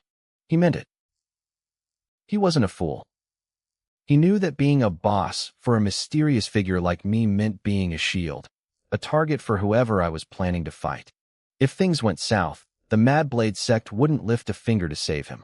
He wasn't afraid to die, but he wasn't looking to commit suicide either. You're the second son of the Mad Blade sect leader, I challenged him. Don't you want to build something? Don't you want to manage your own territory? No, being a waste is great. I eat, I drink, I have no worries. He didn't care. I looked into his eyes and saw nothing but gray ash. No desire, no spark, nothing. Fine, I growled, getting annoyed. You're doing this. If you don't, I'll find a group of old hags to come over here and finish you off. His reaction was instant. He jumped back, shielding his lower body with his hands, looking at me with pure terror. I felt like I had finally found his weakness. I let out a wicked laugh behind the mask and started to unfasten my long robe as I walked toward him. Wait, what are you doing? Stop. He scrambled backward, panicking. Help. Someone help. I lunged forward and covered his mouth. He was just an ordinary person. He couldn't break my grip. I don't mind trying it, I whispered like a demon in his ear. Zhao Wenxuan looked like his world was ending. He nodded frantically. I slowly let go of his mouth. I'll do it. I'll do it. His voice trembled with regret. He looked like he hated himself for even leaving the house today. I smiled. Good. From now on, you're the boss. I get it. Little brother, he muttered, reaching for his wine with a soul-dead expression. Oh, you really think you're the boss? I reached for my belt again. No, no, no. You're the big brother. You're the boss. He waved his hands frantically. I'm the little brother. Is that okay? Please. I nodded, satisfied. The most important piece of the puzzle was finally in place. Once this link was established, the rest would be easy. Now can you tell me what you actually want? Zhao Wenxuan asked, slumped on the sofa like a paralyzed man. I want to open a brand new tavern, I said plainly. And I want you to be the manager. He stared at me, speechless. Then he let out a long breath of relief. A tavern? That wasn't dangerous at all. He thought I was going to start a rebel group to topple a superpower. If you just want money, I can give it to you, he said. Why go through all this trouble? I chuckled. You're a waste of a second son. Your dad doesn't love you, and your mom isn't around. Nobody cares if you live or die. How many resources can you actually move? He winced at the truth, but tried to act tough. I can still get my hands on a few 100,000 spirit stones. Too little, I told him. We're going to need much more than that. I shook my head slowly, looking at Zhao Wenxuan. I needed to show him exactly who he was dealing with. I began to circulate my spiritual power, letting it surge from my core. The air in the room suddenly grew heavy. A violent gale swept through the small space, rattling the windows and knocking over empty bottles. The sheer pressure of my aura slammed into him like a physical wall. Flame Spirit Master. Zhao Wenxuan gasped, his voice cracking. You're a master? He couldn't stay calm anymore. In a place like Wanjiang City, a Flame Spirit Master was the backbone of any major power. Take his own clan, the Mad Blade sect, for example. They were one of the 8 great powers of the outer city, yet even they only had about 30 masters. Most of those were just low-level ones. We were talking about a hellscape of 30 million people, and there weren't even 1,000 masters among them. The difficulty of breaking through to this level was legendary. Even the 4 great families of the inner city spent every waking moment trying to recruit people like me. Wait, Zhao Wenxuan stammered, his eyes wide. If you have this kind of strength, why are you bothering with a tavern? You could join any major sect and become an elder. You'd get endless resources and worship. Why go through all this trouble? He looked even more confused now. and I could see the fear creeping back in. The stronger I was, the bigger my schemes had to be. And the bigger the scheme, the bigger the disaster he'd have to answer for if things went south. I stared at him for a long time before speaking. You're part of a major power. You should understand better than anyone why I wouldn't want to join one. He went silent. A bitter smile, one I hadn't seen on his face before, slowly formed. He knew. On the surface, those sects looked glorious and free, but the people inside knew the true weight of the suffocation and pain. I want to build a massive tavern, I said, my voice flat but firm. A chain that spans the entire human race. A tavern so powerful that no one dares to look at it sideways, let alone provoke it. A place where, as long as you can pay the price, anything is possible. My words carried a hidden ambition that should have been terrifying, but Zhao Wenxuan just sat there, his expression blank. The man's soul was dead. I frowned. If I couldn't spark some kind of fire in him, the work ahead was going to be impossible. I decided to change my tactics and aim straight for his heart. I hit him with the cold, hard truth, hoping to shatter the stagnant pool of his mind. But he didn't flinch. I dragged his deepest insecurities out into the light, bloody and raw, and he just watched. He was the son of a general-level powerhouse, yet he had never awakened a flame spirit. He couldn't even step into the world of awakened. He was a cosmic joke. His twin brother was the exact opposite. His brother had awakened a rare, powerful spirit and became the disciple of a legendary figure at a young age. He was the pride of the Mad Blade sect, a son that everyone looked up to. And because they were twins, the comparison was constant and cruel. Zhao Wenxuan had spent his life in that shadow, a useless rat hiding from the scorching heat of his brother's glory. He had broken. He became the playboy everyone expected him to be. Even his search for true love was mocked as a physical defect or a weird fetish. His own father saw him as a stain on the family name. The Mad Blade sect worshipped strength, and a trash son who refused to even try was a target for everyone's hatred. The only reason he was still alive was his brother.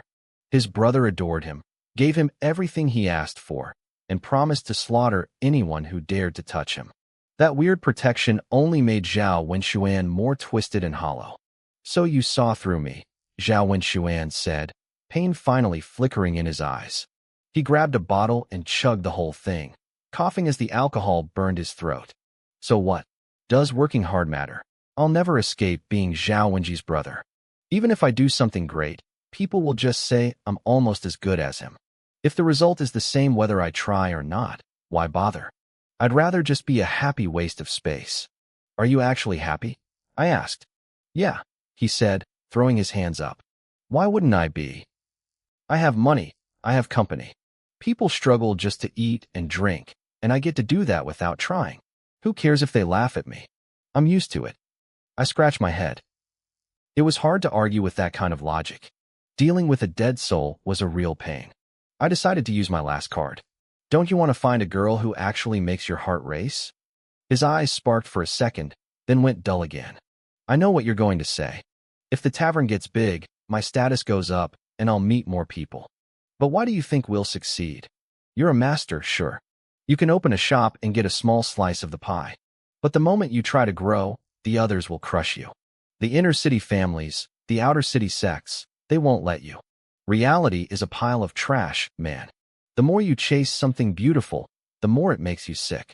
He was right. Without the strength to back up ambition, a dream is just a joke. I looked at him silently, then reached up to my hood. Stop, stop. Don't do that again, he shouted, waving his hands, thinking I was going to threaten him with my belt or my dagger again. But I didn't reach for a weapon. Instead, I slowly reached for the white mask covering my face. I pulled it away, revealing the face underneath. I wasn't some old monster or a scarred veteran. I was just a young man, barely older than a boy, with a look in my eyes that said I was ready to burn the world down. Zhao Wenxuan froze. He sat there for a second, then practically shot off the sofa like a coiled spring. His eyes were wide, staring at me as if I'd just grown a second head. 16, he muttered, his voice trembling. That's impossible. It can't be. He looked like he was struggling to even breathe. I couldn't blame him. In this world, Most people awaken their flame spirit at 13. To reach the master stage in just 3 years was unheard of. His own brother, Zhao Wenji, was considered the greatest genius in the outer city, and even he only reached the 9th stage of the disciple rank by 16. Back then, their father was so happy his face practically bloomed like a flower. He was ready to dig up their ancestors just to celebrate. But now, here I was, claiming to be a flame spirit master at the same age. Nobody in the inner city would believe it, let alone a guy like Zhao Wenxuan. In a resource-starved place like Wanjiang City, you just didn't see that kind of growth. People would sooner believe an 80-year-old lady could win a marathon than believe a kid with no backing could hit master rank in 3 years. What he didn't know was that it hadn't taken me 3 years, it had taken me 1. Are you even human? Zhao Wenxuan rubbed his face hard, looking at me with a mix of awe and terror. I mean, are you really, truly human, Tong Yin? I just stared back at him, expressionless. My silence was his answer. He couldn't even stand up straight anymore. He leaned against the wall, sliding down slightly as he tried to swallow the lump in his throat. Let me just process this, he gasped. It took a long time for the shock to fade, but when it did, the way he looked at me changed. I wasn't just a talent anymore. In his eyes, I was a monster, an anomaly. Compared to me, the so-called geniuses of the inner city were nothing but trash. Man, he whispered, a self-deprecating smile tugging at his lips. Even my brother is trash compared to you. I saw the spark in his eyes turn into a forest fire. He looked at me like I was some legendary treasure he'd stumbled upon in the mud. It actually made me feel a bit uneasy. I took a half step back, worried I might have accidentally triggered some weird obsession in him. But Zhao Wenxuan stepped closer, his excitement radiating off him in waves. I could see the hope, something he thought had died long ago, reigniting inside him. He had been right before. No matter how hard he worked, he could never escape his brother's shadow because he relied on his brother's resources. His ceiling was fixed. But I was different. I was a higher ceiling. I was a way out. He didn't care if my dream of opening shops across the entire human realm sounded like a fairy tale. All he cared about was that we could grow bigger than Wanjiang City. We could grow bigger than the Madblade sect. His breathing grew ragged. His eyes went bloodshot. His hands shook, but not from fear this time. Just wait, he hissed, more to himself than me. I'll make them stop calling me Zhao Wenji's little brother. They're going to call me Zhao Wenxuan. He looked up at me, his entire aura transformed. The lethargy was gone, replaced by the raw energy of a man who finally had a reason to fight. Fine, I'm in. I'll be the boss, he declared. I smiled. Finally, I'd hooked him. Good. You'll be the face of the shop, the manager. I'll stay in the shadows as the supervisor.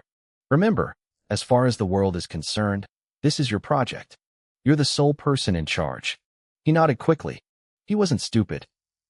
He knew I needed to keep my identity a secret to avoid the vultures. If we were going to take a slice of the pie in this city, we were going to make enemies. Having one person in the light and one in the dark was the smartest way to play it. By the way, he said, tilting his head. What was your name again? We've been talking for an hour and I... Oh, Tong Yin. Right.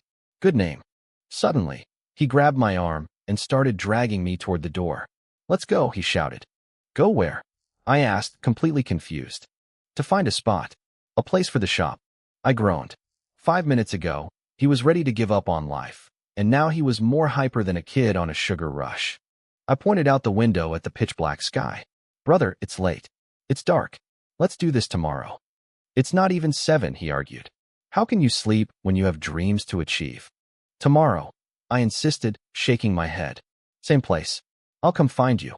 If I don't get home, my friends will worry. Fine, fine, he sighed. I'll go home and gather my resources. My brother gave me a ton of stuff. We can use it to get the shop running. I frowned. Have some pride, man. If we're doing this on our own, we cut ties with the Madblade sect and your brother. We don't use their money. Zhao Wenxuan paused, looking thoughtful. You're right. Totally right. I'll throw those few 100,000 spirit stones back in his face. I don't need his stinking money. I stopped in my tracks. Wait, what did you just say? I said I don't need his money. No, before that. How much? A few 100,000, he said casually. A month. I choked out. No. My fixed salary is only 3,000 a month. I exhaled, feeling a bit better. But then he continued. But with all the extras and gifts, it usually adds up to about 200,000 a month. My brother mostly handles it. I don't really use it much. I usually just lend it to my deadbeat friends or kick it under the bed. I felt like my soul was leaving my body. I had spent the last year risking my life, bleeding for every cent, taking dangerous commissions just to scrape together 200,000 spirit stones, and that was including a massive 10,000 stone bounty I'd just cashed in. And this guy had that much sitting under his bed as pocket money? The gap between the rich and the poor was a literal canyon. Actually, I muttered, my voice cracking. Maybe we should care about his stinking money. Just a little. No, a man must have backbone, Zhao Wenxuan said firmly, looking more determined than ever. I didn't argue. I didn't really want to use his brother's money anyway. I had my own startup capital saved up, but it still stung. I'm leaving, I said, climbing out the window. Wait, he called out. I paused on the ledge. Why me? Why did you pick me for this? I looked back at him and gave him a wicked grin. Because you're rich. If things go south, I know I can just keep all the profits for myself. I dropped down into the night, leaving him standing there, while the first light of dawn began to creep over the horizon, signaling the start of something big. I arrived at the 94 Tavern just as the sky was beginning to turn gray. As I approached, I spotted a dark figure crouching in the corner by the wall. My heart skipped a beat. Was it a thief? I couldn't believe the nerve of someone trying to rob this place while I was on watch. I crept up behind the shadow, moving as silently as a cat. Before the figure could react, I lunged forward and grabbed him firmly by the throat. Let go. Let go of me. The shadow gasped, struggling against my grip. Do you have any idea who you're touching? Do you want to die? The voice sounded strangely familiar. I leaned in closer, squinting through the dim morning light to get a better look at the person's face. When I finally recognized him, my soul nearly left my body. I let go instantly, my hands shaking. Young Master Zhao? I am so sorry. I really didn't think it was you. The shadow was indeed Zhao Wenxuan. He had been tossing and turning all night, unable to sleep a wink, so he had come here at the crack of dawn to wait for me. He hadn't expected to be nearly strangled to death by someone mistaking him for a burglar. He looked at me, rubbing his neck and looking genuinely annoyed. He reached out and gave my head a sharp flick. Hansheng, you idiot. I gave you all those snacks and tips yesterday, and this is how you repay me? By trying to choke the life out of me today? I was the waiter he had tipped so generously the day before. I bowed my head, apologizing profusely. Young master, I truly didn't know. Please, forgive me. Fine. Stop talking and just open the door. It's freezing out here. Zhao Wenxuan was always like this, generous, easygoing, and never one to put on airs despite his wealth. Everyone liked him because he treated people like human beings.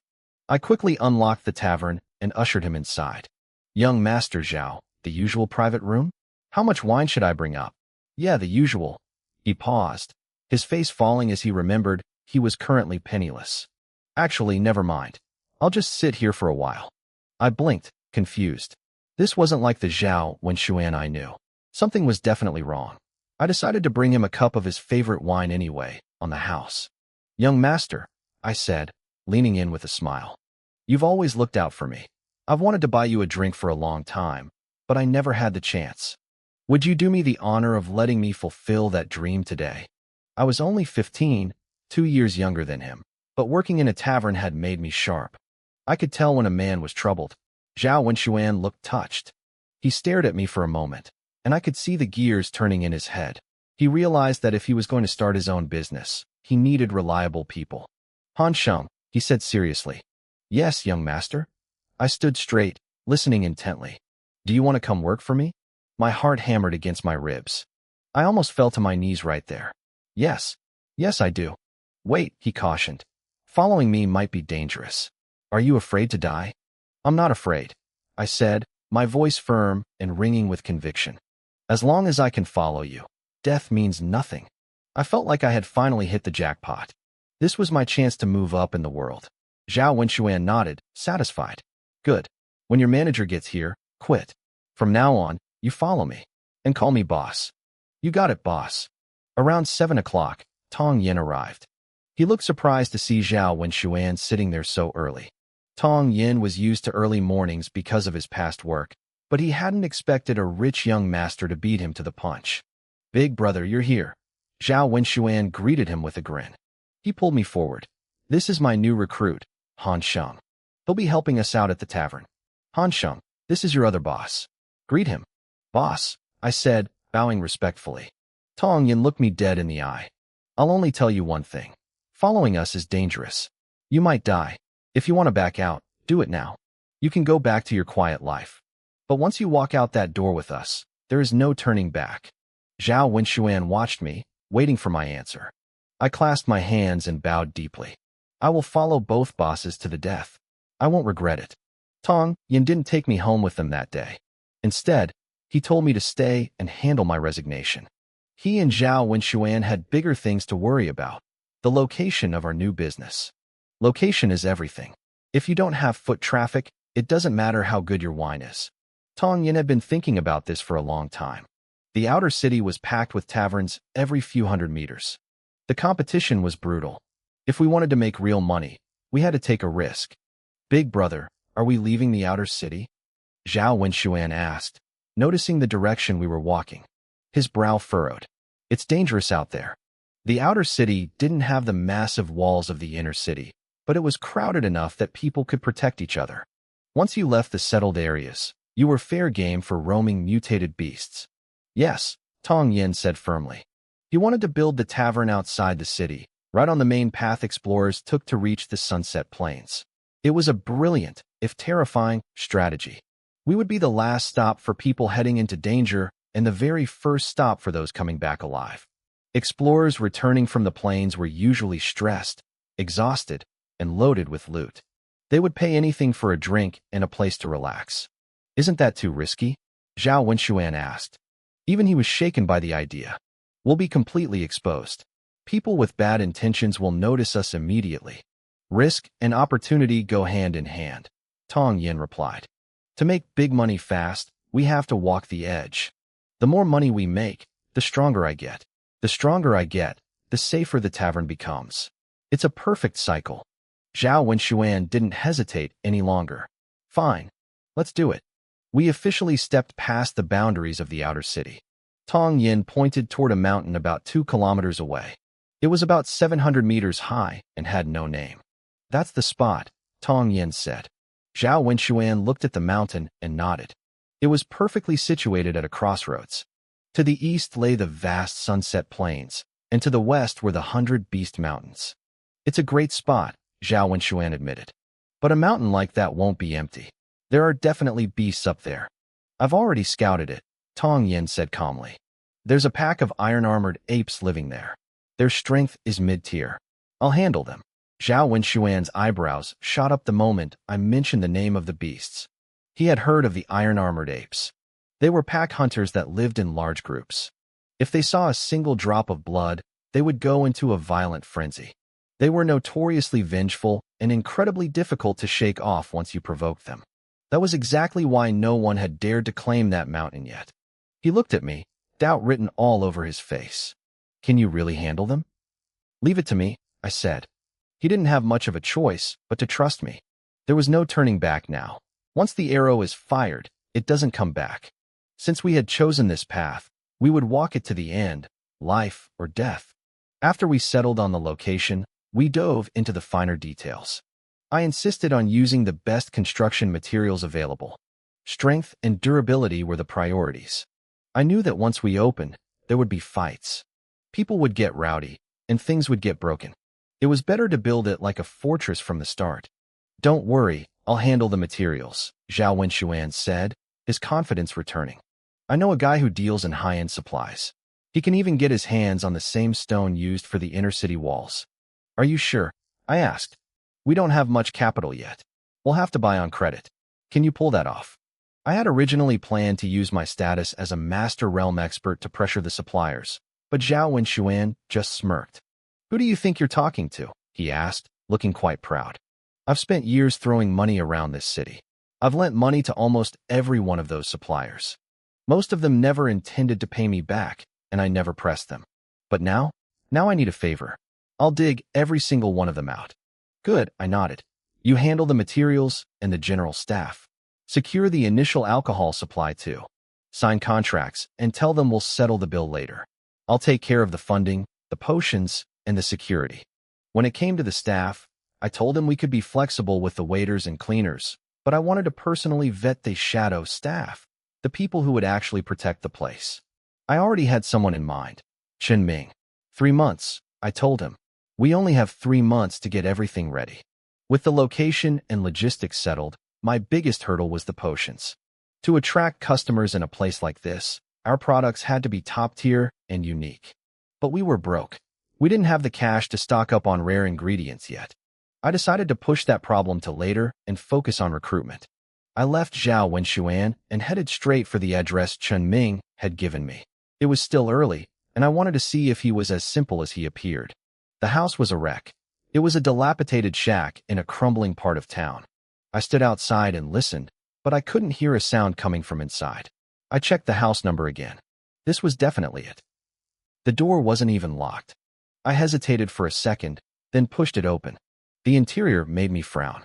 It was sparse, just 2 beds and a table. On the larger bed sat a big, handmade doll. It was crudely sewn, dirty, and soaked with what looked like old tea stains. I found it strange.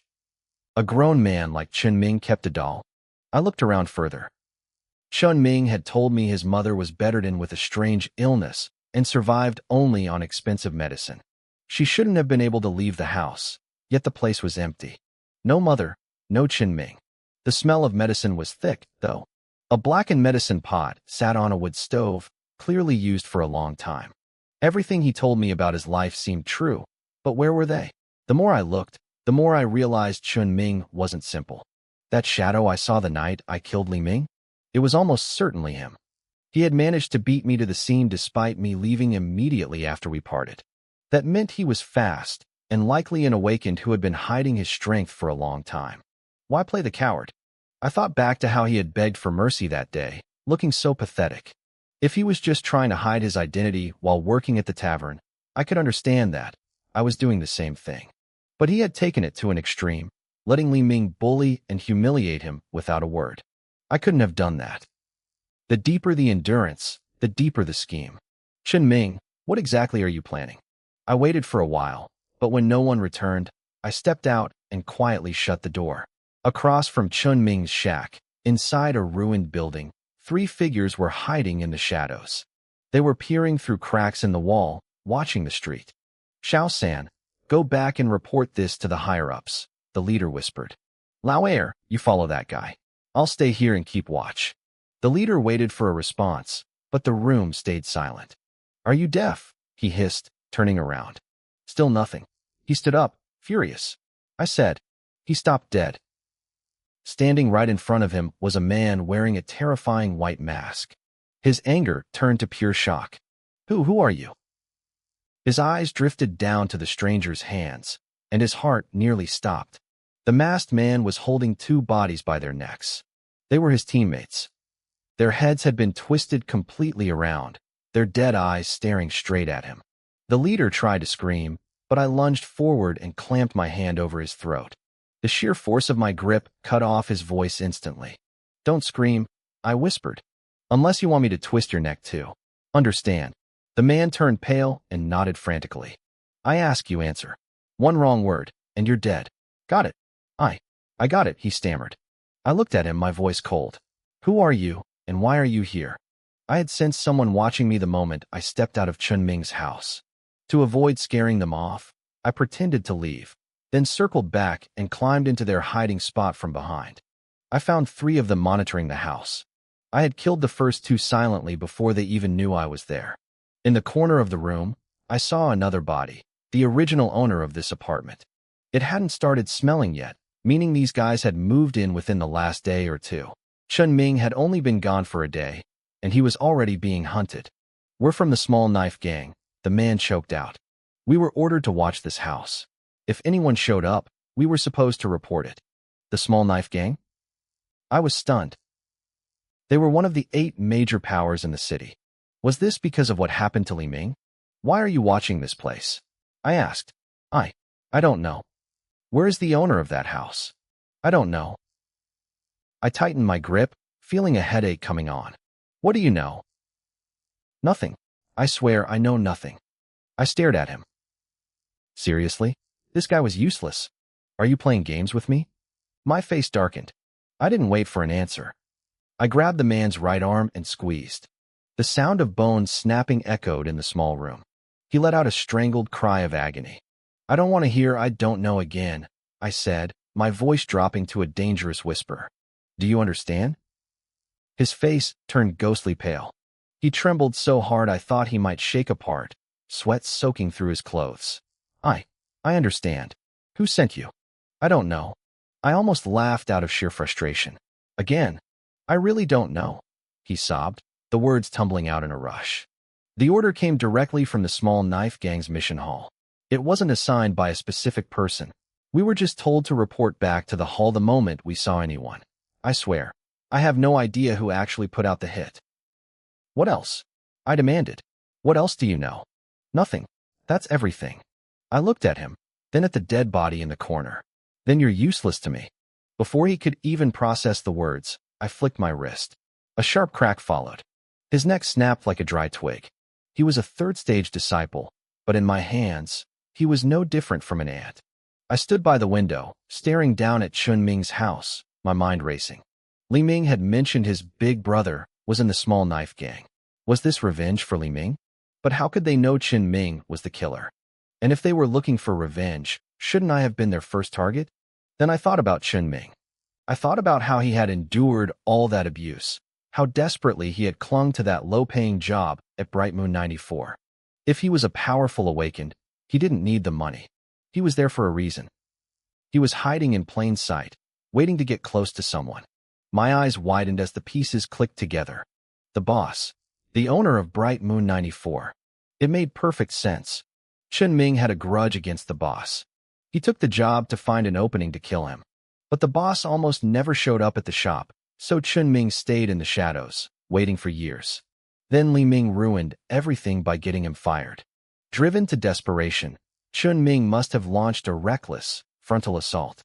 He failed, he fled, and now the boss had the entire small knife gang looking for him. I slapped my forehead. I really am a genius. The next day, I headed toward the small knife gang's territory. After poking around and asking the right questions, I confirmed there had been a massive fight in the streets 2 days ago. I leaned against a food stall, my eyes scanning the pavement. Faded bloodstains were still visible on the stones. This was the heart of the small knife gang's turf. At the end of the street sat the Coliseum, the largest underground arena in the outer city. The place was crawling with eyes and ears. Attacking someone here wasn't just brave, it was suicidal. What kind of hatred would drive Chun Ming to be this reckless? I'd never heard him mention his father. Maybe the boss killed his dad? Maybe his mother died of grief because of it? A blood feud was the only thing that could explain this level of insanity.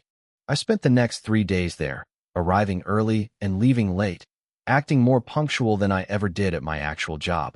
Nothing happened. The streets remained busy, and the small knife gang seemed business as usual. On the evening of the 3rd day, as the sun began to set and the crowds thinned out, I prepared to head home. But then, a familiar sound reached my ears. Dad, I need to find my dad. I froze. I turned my head and saw a man stumbling down the street. His clothes were shredded rags, his hair was a matted mess, and his face was smeared with filth. He swayed as he walked, muttering to himself with glazed, vacant eyes. He looked like a complete lunatic, but I recognized him instantly. It was Chun Ming. How did he end up like this in just a few days? Had the failed revenge broken his mind? I started to move toward him to pull him away, but I stopped. I felt it, dozens of cold eyes shifting toward him. He had been spotted. I didn't hesitate. I slipped into the shadows, donning my golden mask. Dad, where is my dad? Chun Ming babbled, staggering toward the Coliseum. Chun Ming moved. I hissed. I lunged out of the darkness, grabbing his arm. I didn't wait for a response. I just started dragging him away. To my surprise, he didn't fight me. He followed like a lost child, his face blank and hollow. I ran, hoping to clear the perimeter before the gang could react. I was too optimistic. At the very next intersection, a group of men stepped out, blocking our path. Friend, the leader said, his voice smooth. Why not stay for a cup of tea before you go? No thanks, I grunted, not slowing down. Maybe another time. When the small knife gang invites you for tea, the man said, waving his hand, you drink it. The men charged. I cold snorted and reached for my waist, unwinding my money sword from where it served as a belt. Then I guess I'm not thirsty today. These guys were only 7th or 8th stage disciples. To a master like me, they were nothing. I tore through them, knocking bodies aside like bowling pins. But as I took down the last one, I heard the thunder of footsteps. They were coming from everywhere. Before I could catch my breath, we were surrounded, 3 layers deep, by high-level fighters. It was a textbook trap. Well, I muttered, tightening my grip on Chun-Ming. This is a problem. A man stepped forward from the crowd. He wore a black trench coat and gold-rimmed glasses, looking more like a polite scholar than a gangster. I recognized him immediately. Yi Sheng, the 3rd master of the small knife gang. They called him the dagger hidden in a smile. Standing right next to him was a fat, bald man. I'd only seen him twice in 3 years, but that shiny head was unmistakable. It was my old boss from Bright Moon 94. It turned out he was a member of the gang all along. Who are you? Yi Sheng asked, his eyes tracking my mask. And what is your relationship with him? I wasn't about to give him my name. I glanced at the shivering Chun-Ming and shrugged. No relation. I just thought the kid looked pathetic. I wanted to take him home and raise him as my own. I expected him to get angry, but Yi Sheng actually nodded seriously. So, this is the kid you were talking about? He looked at Chun-Ming, his eyes scanning him like a piece of meat. He seemed satisfied. Yes, 3rd master, that's him, the bald boss chirped, bowing and scraping like a servant. He's just a stray dog who's gone completely mad. At the sound of the boss's voice, Chun-Ming's vacant eyes suddenly snapped into focus. They lit up with a terrifying, jagged light. Chun-Ming pointed a trembling finger at the bald boss and shouted with pure, childlike joy, "Daddy!" I froze. Next to me, I could feel the shock radiating off the others. Had I heard that right? The bald boss's face turned a deep, angry shade of purple. He looked like he wanted to explode. I've told you 1,000 times, the boss roared, his voice cracking with frustration. I am not your father. Stop following me. Stop calling me that. Daddy, you're my daddy, Chun-Ming insisted, his eyes wide and vacant. The scene was surreal. I looked from Chun-Ming to the boss, trying to find even a shred of resemblance. Was I wrong before? Was Chun-Ming actually the boss's illegitimate son? Maybe that was why he worked so hard at Bright Moon 94, just to be near the man he thought was his father. It seemed too ridiculous to be true. You lunatic. The bald boss stamped his feet, turning to Yi Sheng with a desperate look.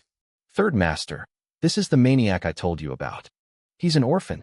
I felt sorry for him and gave him a job, but after he got fired, he lost his mind. He cornered me, claimed I was his father, and when I said no, he killed my bodyguards to force me to accept him.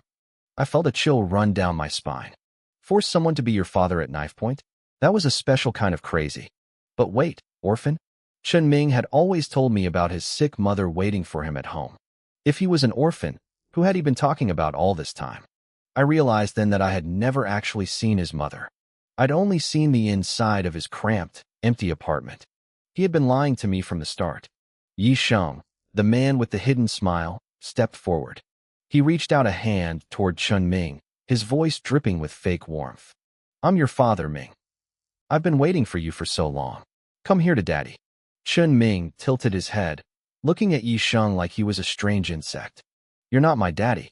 He is. He pointed back at the bald boss. I am not, the boss screamed.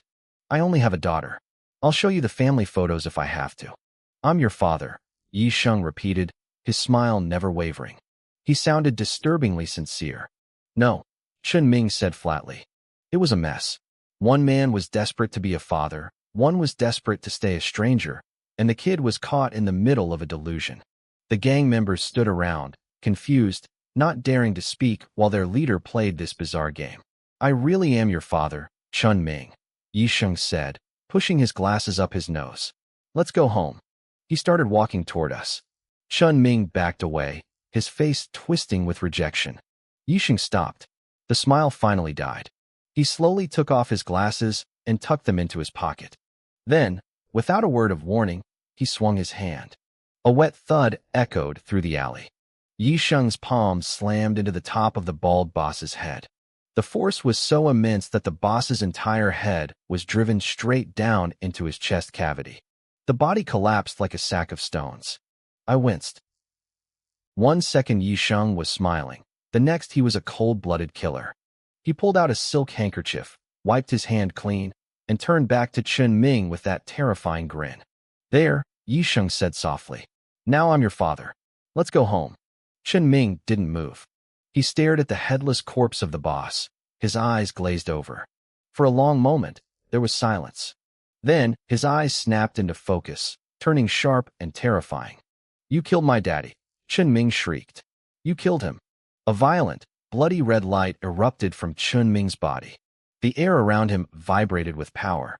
I felt the pressure hit me. He was at the 9th level of the disciple stage. My heart skipped a beat. Even the greatest genius in the outer city hadn't reached that level until he was 16. Chen Ming must have been an awakened for a long time, and he'd hidden it from me for 3 years. Yisheng's eyes lit up with greed. I knew it, he whispered. The flame spirit. Die! Chen Ming screamed, lunging forward. Yisheng waved a hand, sending his men rushing in. Be careful. Don't damage my precious son. I stood there, paralyzed, suddenly an outsider in this chaos. Chen Ming moved like a blur, his hands glowing with that eerie red light. He reached out and tapped a gang member on the forehead. The man's eyes immediately went blank. He stood there, mouth agape, swaying like a drunkard. Then, as if possessed, he raised his own knife and plunged it deep into his own throat. It didn't stop there. Everywhere Chen Ming touched, men turned their weapons on themselves. One by one, they slit their own throats or stabbed their own hearts. Blood sprayed the walls as 30 men fell in a matter of seconds. Yisheng didn't look angry. He started clapping. Yes, that's it. That's the real power. Watching the carnage, a realization hit me like a lightning bolt. I remembered the Forbidden Scrolls. This wasn't a normal power. It was Forbidden Sequence 021, the Mental Deceiver.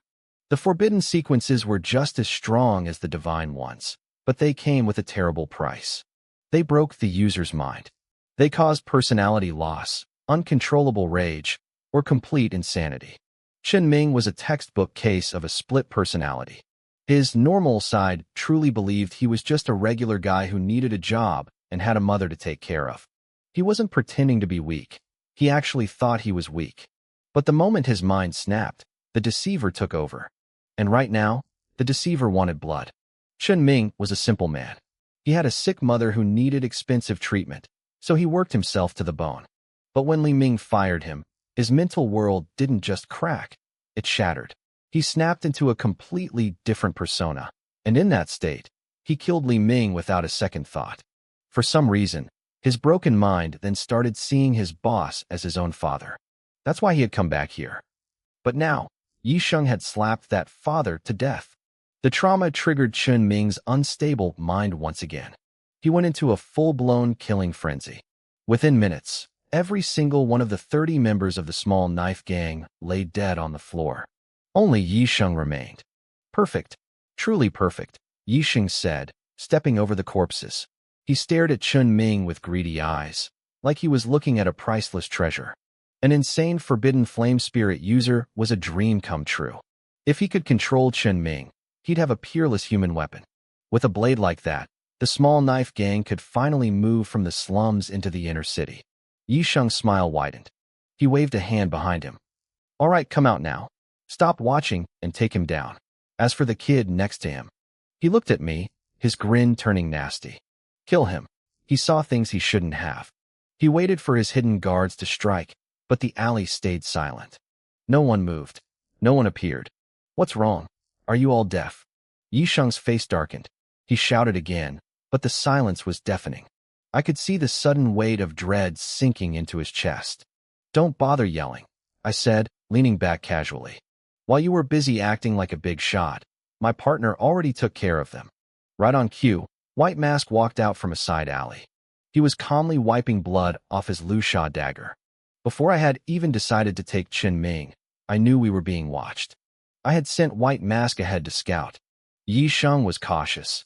He hadn't just brought the 30 thugs on the street. He had 5 low-level masters hiding in the shadows, known as the 13 Envoys. But White Mask had moved like a ghost, taking them out one by one. The saying is true, villains really do die because they talk too much. Yi Sheng's confidence evaporated. His face went pale. Who are you? Do you have any idea what happens when you provoke the small knife gang? I've already killed your men, I said, rolling my eyes. What other consequences could there be? Yi Sheng's expression shifted rapidly, his mind racing for a way out. Finally, he spoke. Would you like to join us? If you help me capture Qin Ming, I'll make you the 4th master of the gang. I can tell you're a smart man. I just looked at him. I thought you were smart too, until just now. Yi Sheng's face turned from white to a bruised purple. Do you really think you've won? Not yet, I replied. I know the rule. Villains die when they show off. That's why I started my move a while ago. Yi Sheng's pupils dilated. He realized I wasn't alone and spun around to look for the white masked figure. But the spot where White Mask had been standing was empty. A cold killing intent bloomed behind him. A blade was already diving toward his heart. Yi Sheng's adrenaline spiked. He twisted his body, desperate to dodge, but he had spent too much time focused on me. He was wide open. Just as the dagger was about to pierce his chest, Qin Ming moved. He raised a hand toward White Mask. Mental shock. White Mask flinched, his mind reeling from the invisible blow. His movement slowed for just a fraction of a second, but it was enough. Yi Sheng scrambled away, barely escaping the lethal strike.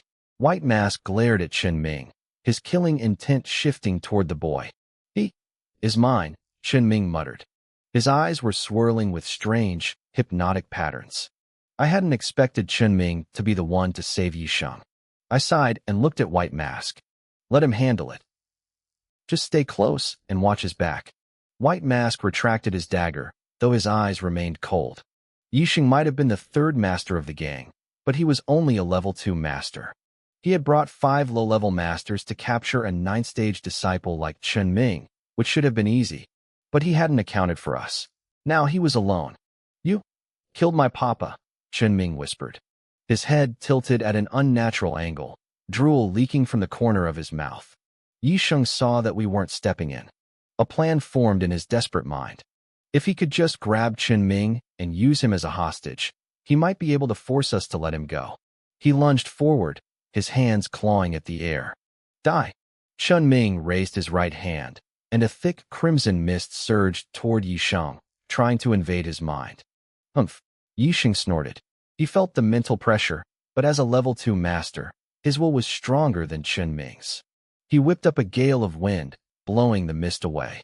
You think you can kill me? He closed the distance in a flash, his hand clamping around Qin Ming's throat. He lifted the boy off the ground. Qin Ming's hands balled into weak fists. Get back! Yi Sheng roared, laughing manically. Get back, or I'll crush his neck. White Mask and I didn't move. We just stood there, watching. I said move. Do you want him to die? Yi Sheng screamed. His fingers dug deep into Qin Ming's throat. One more inch of pressure, and the boy's spine would snap. I couldn't help it. I started laughing. Who told you I actually cared if he lived or died? Yi Sheng froze. The logic didn't compute. That's impossible. Didn't you risk everything to take him from us? I gave him a cold, sharp smile. That was the original plan, sure. But plans change. We had already made an enemy of the small knife gang. Yi Sheng had seen my face.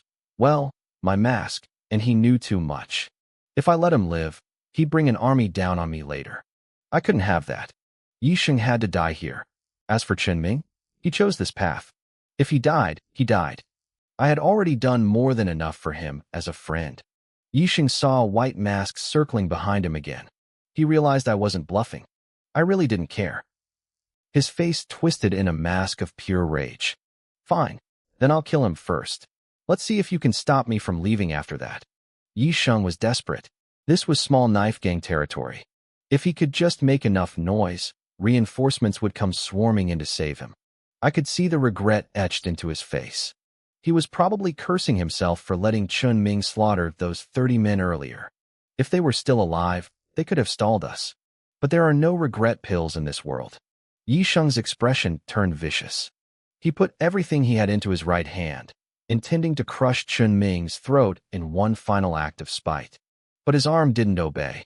He tried to squeeze, his face turning red with effort, but his hand simply went limp.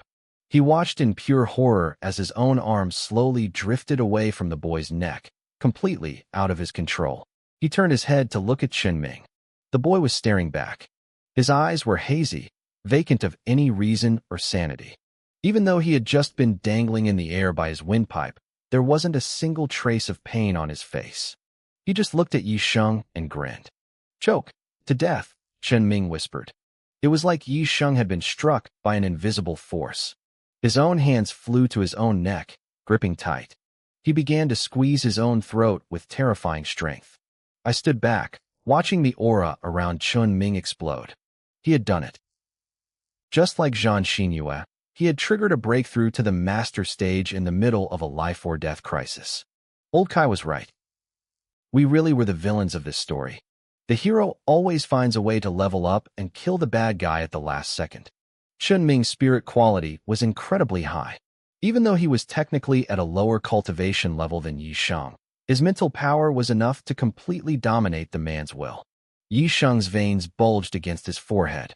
His eyes turned bloodshot, bulging out of their sockets as he continued to strangle himself. A sickening crack echoed through the alley. He had crushed his own windpipe. 3 minutes later, the third in command of the small knife gang lay dead by his own hand. Chun Ming stood there, motionless and silent. I looked at him, wondering what to do. His mind was fractured. He didn't recognize me, and he was now a master-level threat who could snap at any moment. The danger was too high. But before I could move, Chun Ming tilted his head. He pointed a finger at me, his eyes filled with a strange, distorted warmth. "Daddy," he said. We ended up in a hidden basement. The place belonged to a friend of Zhao Wenxuan, some guy who had gotten lucky, awakened a spirit, and left for the academy. It was abandoned and safe. Nobody knew about the basement, making it the perfect hideout. Zhao Wenxuan kept pacing the room, his eyes darting between me and Chun Ming. I knew exactly what he was thinking. "He's a friend," I snapped. "Not my son." "Hey, I know, Zhao Wenxuan said with a smirk. "I'm just curious. I don't see you for a few days, and suddenly you've picked up a full-grown son. For a second there, I thought you'd sacrificed yourself to some powerful lady for our great cause." I ignored his jokes. I had to figure this out. After Chun Ming killed Yi Sheng, he had completely latched onto me. I'd sent Han Sheng to dig into the boy's past. The report was heartbreaking. His mother had died 7 or 8 years ago. He was an orphan who lived in total isolation. To the neighbors, he was just a hard-working, normal guy. But the truth was much darker.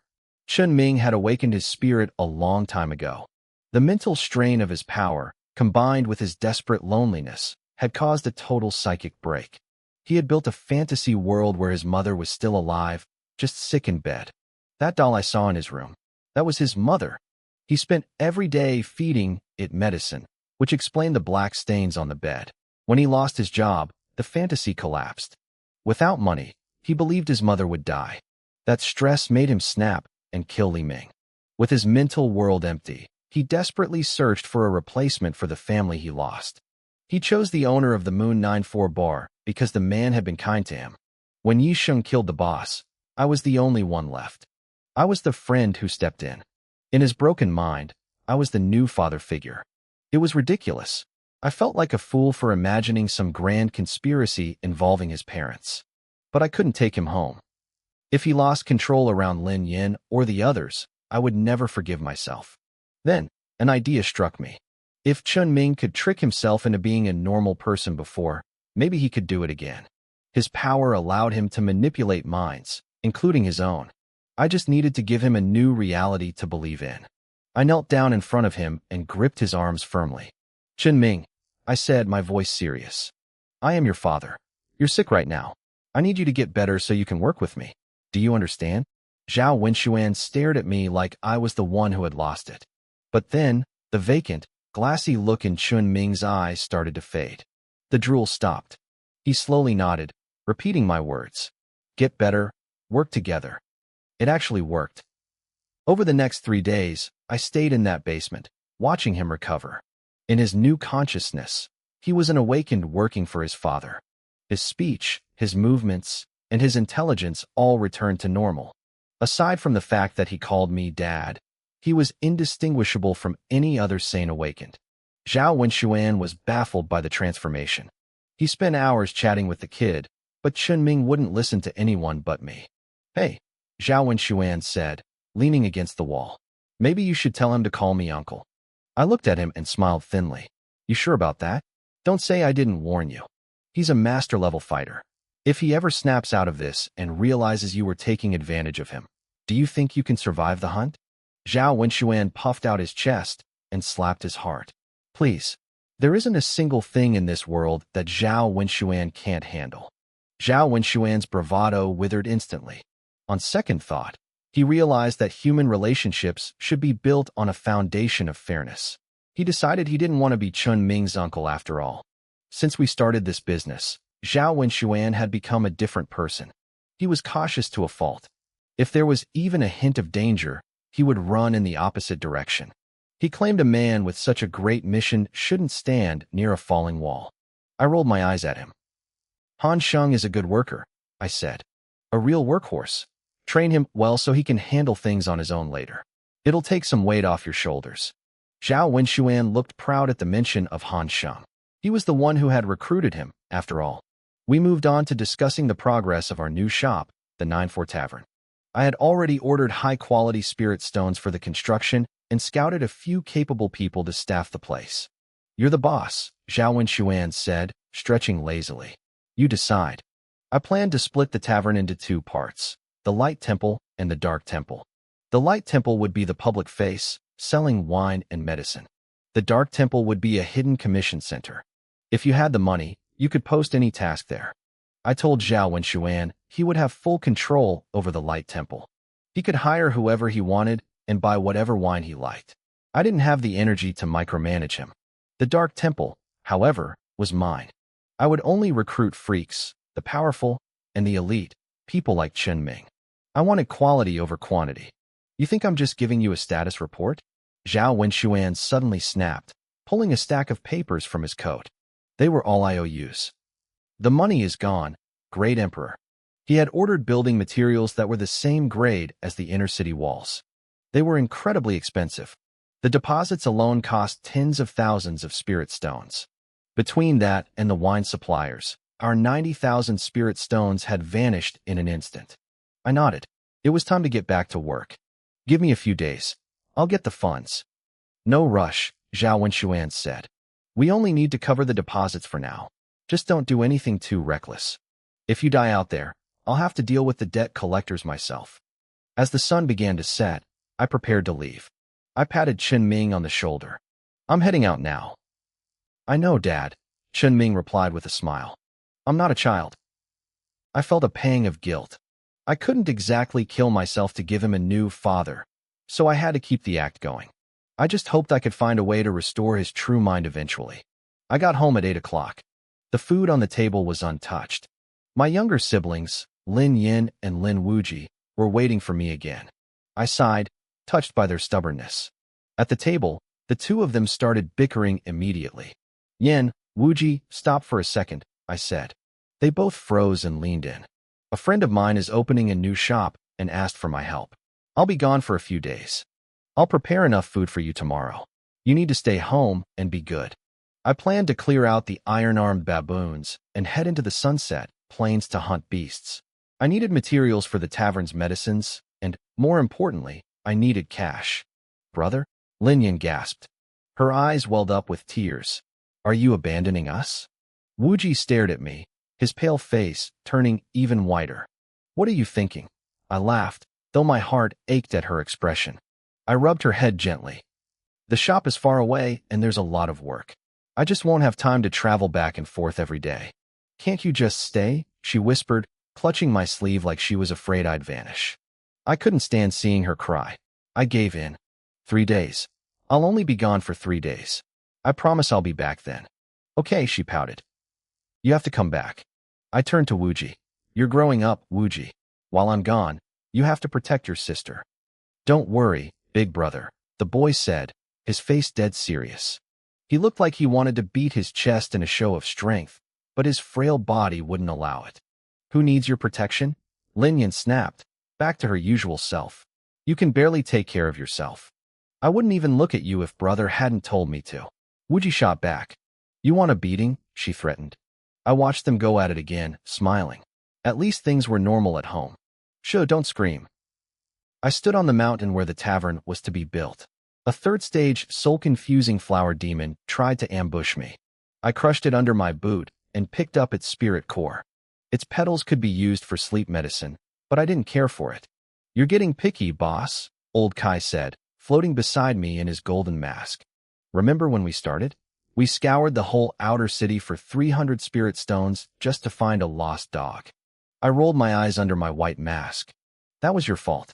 If you weren't so against killing people back then, we wouldn't have been stuck chasing runaway pets for pocket change. Old Kai chuckled. Fighting and killing is messy. Look at you now, you're getting nostalgic. I ignored him and looked toward the horizon.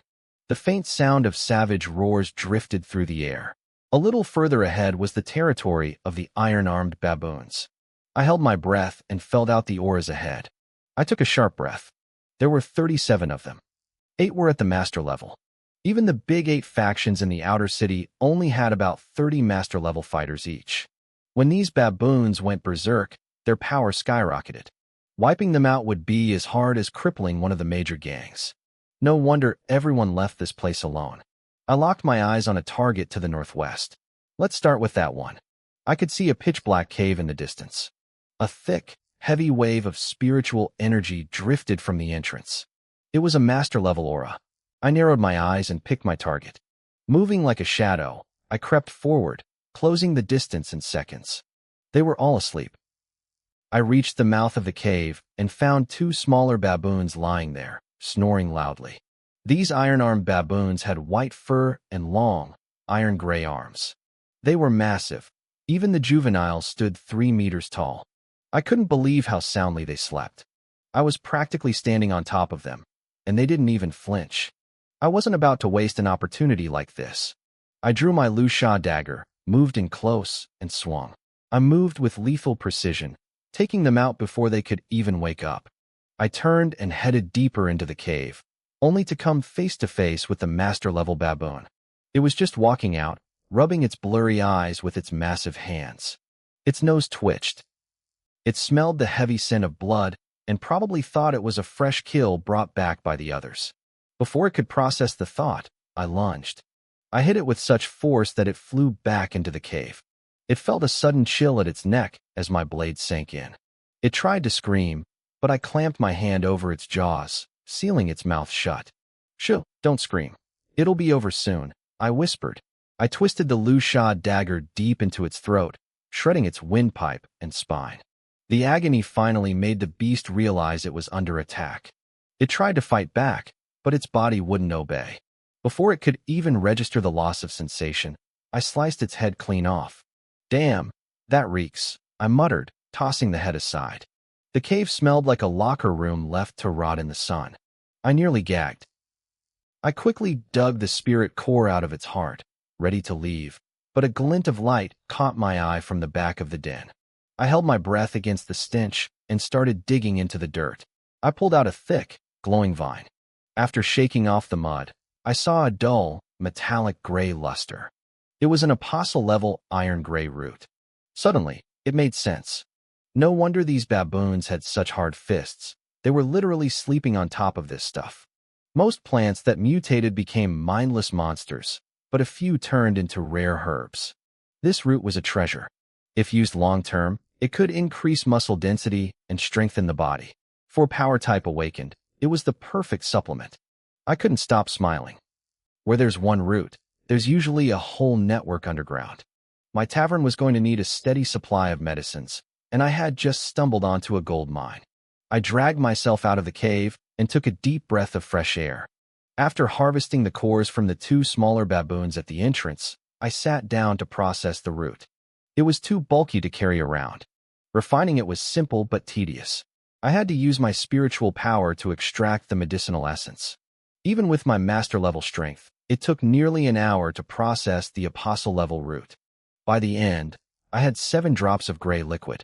In the inner city, a single drop of this stuff went for 300 low-grade spirit stones. 7 drops meant 2,100 stones. If it had been master level, the price would have tripled. Hunting beasts was dangerous, but the profit was insane. In just 1 hour, I had earned over 2,000 stones in liquid medicine and 3 spirit cores. The total value was around 25,000 spirit stones. This was way faster than grinding out bounty missions. But it also made me realize a problem. I needed more Awaken on my team. Whether it was hunting or refining medicine, ordinary people couldn't do this work. Small taverns usually bought herbs from the black market and hired freelancers to refine them, which ate up all the profit. The big establishments had their own hunting squads to find exclusive ingredients. That's how they kept their customers and their margins. I sighed, knowing I couldn't rush the hiring process. After packing the medicine, I looked at the 3 spirit cores in my hand. I didn't hesitate. I fed them to my golden mask manifestation, Old Kai. My spiritual power surged. Before this, I was at 10,050 points. These 3 cores provided 23,000 points of raw energy. With a 10% absorption rate, that gave me 2,300 points to split between my 2 forms. My total rose to 11,250. The road to the top is long, I whispered. I was still starving for more cores. My eyes drifted back to the baboon carcasses. I wondered if Old Kai could eat those too. He immediately sensed my thought and crushed my hopes. Don't even think about it, boss. Those things don't have a drop of spiritual energy or medicinal value. They're just meat. Fine, I muttered. The night went on. The moon was incredibly bright, bathing the mountain in a pale, spiritual glow. I watched as my white mask form, which I called Sang Biao, methodically took down the 19th baboon of the night. I almost wanted to clap. As I got closer to the peak, the baboons were packed tighter together. To stay safe, I let the white mask act independently while I focused on the golden mask. Even though we were the same level, my personal combat skills couldn't compare to the raw, instinctual killing intent of the manifestation. It was the difference between a human piloting a mech and a sentient AI fighting on its own. While my style was blunt and heavy, Sang Biao was elegant and vicious. Every strike was calculated. It was like watching a dark art form. He even took the time to show me the best way to use the dagger, twisting it upon entry to widen the wound, or following the momentum of a throat stab to decapitate the target. He was a natural-born killer, and I was taking notes. I tucked the spiritual core of the iron-armed baboon into my bag. This was the 19th one I'd taken down tonight, and the 3rd one at the Master Realm. My relentless hunting had already wiped out half the tribe. I had to admit, watching Sang Biao work was humbling. I'd been training for 5 months, fighting dozens of battles to sharpen my skills, but the gap between us was still massive. I couldn't really blame myself, though. He was a manifestation born for combat, while I was just a regular guy trying to keep up. Being a bit of a trash fighter compared to him felt almost normal. I shook off the self-pity and looked toward the peak. The higher we climbed, the closer the baboons lived to one another. Their strength increased, and the risk of being spotted skyrocketed. While killing that last one, I'd nearly made enough noise to alert the whole mountain. We had to move fast. Sang Biao was like a god of death walking through the night. He moved with a terrifying elegance, harvesting lives one by one. 20, 21, 24, but as he finished off the 25th, a level 9 disciple, luck finally ran out. The thick, metallic scent of blood drifted through the trees and reached a level 2 master baboon nearby. A deafening roar shattered the silence of the forest. The entire tribe woke up in a frenzy. The earth began to tremble under the weight of hundreds of massive creatures charging toward us. Oh great, we're busted, I muttered. Time to go. I didn't hesitate. I turned tail and bolted, leaping into the thick canopy of the trees to stay out of sight. Human, you dare invade our territory? Die. The nearby master baboon lunged at me. Its arms glowed with a dull, iron-gray light as it swung a massive fist. The wind from the strike was so strong it nearly snapped the surrounding trees. I was genuinely annoyed. Sang Biao was standing right there in his blood-stained white robe, looking like the obvious culprit. Why was this monkey ignoring the killer and coming straight for me? I didn't have time to argue. I dropped from the branches just as the fist smashed into the trunk where I'd been standing. The 2-meter-wide tree exploded into splinters. The power of an iron-armed baboon was no joke. Human, you slaughtered my kin. The beast roared, its eyes glowing a feral red as it glared at me. Are you blind? I yelled back, though I knew it couldn't understand me. Sang Biao was literally covered in blood, yet this thing was only interested in screaming at me. Since it wanted to be blind, I decided to help it. I kicked up a massive cloud of dust toward its face and took off toward the foot of the mountain. Sang Biao followed close behind. If it were just one-on-one, I might have stayed to fix the monkey's eyesight, but the whole tribe was closing in. If we stayed, we'd be lynched. Plus, I could feel a terrifying presence at the summit, the tribe leader. That thing was at least a mid-tier master, way beyond what I could handle right now. Do humans only know how to use cowardly tricks? The baboon screamed, chasing us through the dust. Fight me. It was strong, sure, but baboons weren't built for speed. Even though it was a higher level, it couldn't keep up with us. The distance between us grew wider with every second. Stop! The beast bellowed in frustration. It grabbed a nearby tree, ripped it out by the roots, and hurled it at me like a massive javelin.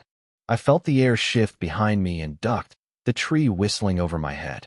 By the time the baboon could recover, we were gone. It stood there beating its chest and screaming into the night, a sound that echoed across the valley and likely terrified every beast and human for miles. A short distance away, on a small hill bathed in moonlight, 2 girls stood watching the chaos. Sister Hong, is it those brainless monkeys again? The younger one in green asked. Why are they throwing a tantrum in the middle of the night? The girl in red, Yin Hong, didn't answer immediately. She frowned, listening to the sheer rage in those roars. She could tell that master-level baboons were involved. Who would be brave enough, or stupid enough, to provoke the entire tribe? Chen-Yi, get behind me, Yin Hong said suddenly, her body tensing. 2 figures were sprinting toward them, one tall, one short. They were incredibly fast. I recognized them instantly. It was the 2 girls from the Yinling Academy I'd run into when that kid tried to rob me. The girl in green, Chen-Yi, had a rare healing manifestation, though she seemed a bit airhead. The road is wide, friends. We can each keep to our own side, Yin Hong called out. She was clearly on high alert as Sang Biao and I slowed down near them. Chen-Yi ducked behind her friend, clutching the red fabric of Yin Hong's sleeve and peeking out at us with wide, nervous eyes. Sister Hong, who are they? Yin Hong didn't answer. Her eyes were locked on Sang Biao. The wind caught his tattered white robe, revealing the dark, fresh blood stains covering it. The scent of slaughter was heavy in the air. The baboon riot? Was that your doing? Yin Hong asked, her voice tight. She was clearly shaken. To provoke that many beasts and walk away unscathed meant these 2 were either incredibly lucky or dangerously powerful. You're from Yinling Academy, right? I asked, my voice muffled by my mask. I am, she replied, trying to sound confident. I am Yin Hong, a senior student of the Wanjiang branch, studying under Master Li Yunxia. This is my junior, Chen-Yi. May I ask who you are? She was name-dropping her teacher to try and intimidate us. I wasn't impressed, but I was surprised. Yin Hong looked about 17 and was already a level 9 disciple. She was barely a step behind Zhao Wenji, the supposed top genius of the outer city. Even little Chun-Yi was a level 8. The academy clearly knew how to pick them. I'm just looking for information, I said. Did a student from the Tianhai branch join you recently? Her name is Zhang Xinyue. Yin Hong's brow furrowed. She seemed to think for a moment before shaking her head. Zhang Xinyue? I've never heard of her. I looked past her at Chen-Yi. The younger girl's eyes dropped immediately, her gaze shifting nervously. She was a terrible liar. Anyone with a brain could see she knew something. Sister Hong. Chen-Yi stammered, looking embarrassed that she'd given it away. Yin Hong sighed, realizing her friend had compromised them. She turned back to me, her expression cautious. Can I ask, why are you looking for her? What is your objective? Yin Hong asked, her voice sharp. I didn't answer her. My eyes were fixed on the younger girl, Chen-Yi. From the moment she saw us, she had been flinching and avoiding my gaze. At first, I thought she was just terrified. It made sense. Our masks were designed to be nightmare fuel. My partner, white mask, was especially haunting. She was a creature of slaughter, and that murderous intent clung to her mask like a physical weight. The crack down the center of her face looked like an abyss ready to swallow anyone who stared too long. Combined with the bone-chilling cold radiating from her, most people would be shaking in their boots. But as I watched Chun-Yi, I realized this wasn't just fear. It was guilt and panic. Why would someone who had never met me be this panicked? There was only one explanation. She knew exactly who we were, and she knew we were bad news. It was the look someone gives when they suddenly come face to face with a notorious criminal they've only heard stories about. She was from Yinling Academy. The pieces clicked into place instantly. Zhang Xinyue. Chun-Yi had definitely heard something from Zhang Xinyue. The girl was too simple, her face an open book that she couldn't hide. So, you know I'm the one who heard Zhang Xinyue, I said, my voice dropping an octave. I'm sure the Academy's higher-ups know too. But it's been a while, and no one has come looking for trouble. Did Zhang Xinyue stop them? Chun-Yi's eyes widened. How did you know? She stammered. Yanhong immediately reached over and clamped her hand over Chun-Yi's mouth. She looked frustrated, like she was tired of her junior giving away every secret they had. I had suspected this for days. When nothing happened after the fight in the inner city, I wondered if the Academy was just clueless. But I dismissed that quickly. Zhang Xinyue wasn't just anyone. She was a genius who broke through to the master stage at a young age. When she crawled back to the Wanjiang branch half dead, the elders couldn't have ignored it. She would have wanted information on her attackers. Our descriptions were too distinct to miss. A dwarf in a gold mask and a beanpole in a white one. If the Academy knew and didn't act, it meant Zhang Xinyue had called them off. Geniuses have a lot of pride. She had been humiliated in her first real outing, and if she didn't settle the score herself, she'd never get over it. Tell me everything you know, I commanded. Don't listen to him, Yanhong pulled the girl back, her eyes flashing. I don't think you're in a position to negotiate, I said, letting a dangerous edge creep into my tone. It's a dark night in the middle of nowhere. Two pretty girls crossing paths with two vicious outlaws. What do you think happens next? Yanhong didn't flinch. She was a tough one. Red flames erupted from her hands, and the temperature around us skyrocketed. It was an S-class flame spirit, heaven-burning heart fire. S-class, huh? I mused, watching the flames dance. No wonder you're a senior student. Sister Hong, it's okay. We can tell him, Chun-Yi whispered, pulling at Yanhong's sleeve. Xinyue is already gone anyway. Her eyes are gone. I froze. My heart skipped a beat. Gone? What do you mean, gone? Chun-Yi nodded solemnly. Yes. Impossible, I snapped. How could she just be gone? She was full of life when she ran toward the inner city that night. Was it a final burst of energy before she collapsed? Where did they bury her? I didn't believe it. I felt like she was faking her death. I'd rather dig her up and see the body myself than wonder if I'd wasted my money. Bury her. Chun-Yi looked confused. What are you talking about? She's dead, isn't she? I need to go confirm it. Dead? No. Chun-Yi stared at me like I was a monster. I mean, she left. She left Wanjiang City. She looked genuinely terrified that I wanted to go dig up a grave. I guess Zhang Xinyue was right about us. She'd probably told them we were shameless, terrifying villains. I found it hard to believe she'd just leave. That was harder to swallow than her being dead. That night, she had been obsessed with the fight, willing to pay any price just to kill me. A woman with that kind of drive doesn't just vanish. But looking at Chun-Yi's simple, honest face, I knew she wasn't lying. Sister Xinyue was hurt so badly, Chun-Yi said, her voice trembling with anger. When she reached the academy, she was barely breathing. Several inner court elders had to work together just to stabilize her. My flame spirit has healing properties, so I was there to help. She glared at me. You really are a bad person. How could you be so cruel to a girl like her? You stabbed her twice. Twice. I blinked behind my mask. I only remembered the one stab from my partner. Where did the second one come from? Yes, you pierced both of her lungs straight through. Chun-Yi shouted, defending her friend's honor. I was stunned. I knew for a fact we only hit the left one. Did she stab herself just to make me look worse?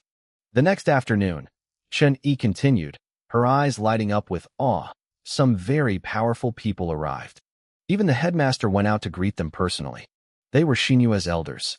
One of them was an old woman whose flame spirit was the redemption of the goddess of light. My breath hitched. That was a miracle tear flame spirit. Sequence number 036. They say her words are like divine decrees. She can grow flesh back onto old bones and erase any illness with a single sentence. She was one of the top healers in existence. Even Yin Hong looked shocked. She clearly hadn't known about the high-level visitors or Zhang Xinyue's massive background. She was the type to focus only on training, ignoring academy gossip. She looked at me and my partner with a new kind of wariness. If we were bold enough to hunt someone with that kind of backing, who the hell were we? I stood there in silence, my head bowed behind the white mask. Chun-Yi watched me, her eyes softening as if she thought I was drowning in guilt and self-reflection. She probably thought her words had touched my soul. In reality, I was screaming internally. Zhang Xinyue had left Wanjiang City? That meant my mission was a total failure.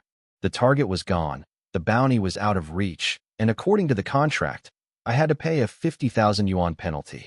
50,000. I felt like someone had reached into my chest and ripped out my heart. I didn't care about her powerful background or her miracle tier elders.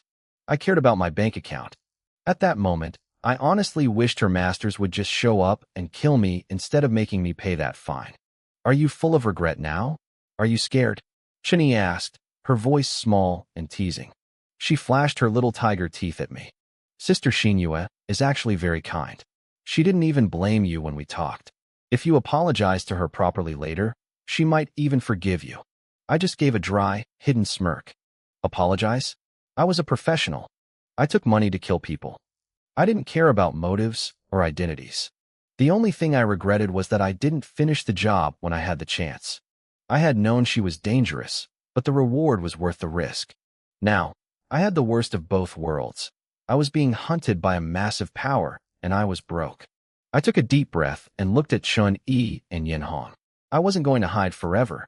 Once I took this mask off, I was just another face in the crowd. Only 2 people had ever seen my flame spirit in action, and one of them was dead. I turned to leave, my partner Old Kai, in his savage, masked form, following close behind. But then I stopped. I looked at the 2 girls, pointed at myself, and then at Old Kai. I'm a merchant, I said, my voice cold and professional. He's a hitman. We both work for money. If you ever have a job that's too difficult for you to handle, you can hire us. Our service is top tier. I didn't wait for a reply. I walked away, leaving them standing there in shock. I could hear Chun-Yi muttering about how weird we were, wondering how I could have the nerve to advertise my business at a time like this. Yin Hong didn't say a word, her eyes tracking my every move. Sister Hong, should we report this to the teachers? Chun-Yi whispered, glancing around nervously to make sure I wasn't coming back for a sneak attack. No, Yin Hong replied instantly. These 2 are the type who value money over their own lives. They were bold enough to try and kill Zhang Xinyue. If we leak their info, they'll come for us next. Since the target has already left, let's not get involved. She flicked Chun-Yi's forehead, sighing at her friend's lack of a poker face. And you, try to keep a secret for once. You get so nervous whenever something goes wrong. They turned and headed deeper into the forest. They were in a rush to find something that was about to bloom, a rare opportunity they couldn't afford to miss. Meanwhile, I stood on a distant ridge, looking toward the territory of the howling apes. The forest echoed with their enraged roars. I had slaughtered most of their tribe in a single day, leaving only 12 survivors out of 37. They were losing their minds with grief and fury. I'll give them a break tonight, I muttered. Tomorrow, we head into the Sunset Plains. I found a dense thicket to hide in and pulled out my spoils. I had collected 22 spirit boxes from the apes I'd killed, most of them at the 8th or 9th rank of the disciple stage. It was a massive haul. I fed them all to Old Kai, watching as his spiritual power surged. The numbers ticked up in my mind. 12,000, 15,000, 17,000. Finally, the energy stabilized at 20,189. I felt the shift in my own soul. I had officially broken through. I was now a rank 2 flame spirit master. When morning broke, I crossed a high ridge and saw the Sunset Plains for the first time. It was staggering. Giant trees hundreds of meters tall stretched toward the sky, and massive rivers carved through the land like silver veins. In the far distance, a wall of jagged peaks rose up, the 100-Beast mountain range. Ever since the mysterious energy changed our world, the land itself had been growing. Distances that used to take a day to travel now took much longer. The fertile plains were no longer for farming. They were a prehistoric jungle filled with monsters. I felt tiny standing beneath those massive trees. Suddenly, a bright red snake, thick as a man's arm, lunged at me from the grass. It was only a rank 2 disciple beast. I didn't want to waste time, but since it insisted on picking a fight, I ended it in a second. I kept moving, heading deeper into the plains. The further I went, the stronger the auras became. The ground was littered with the scars of old battles, and I knew the real challenge was just beginning. I suddenly stopped in my tracks.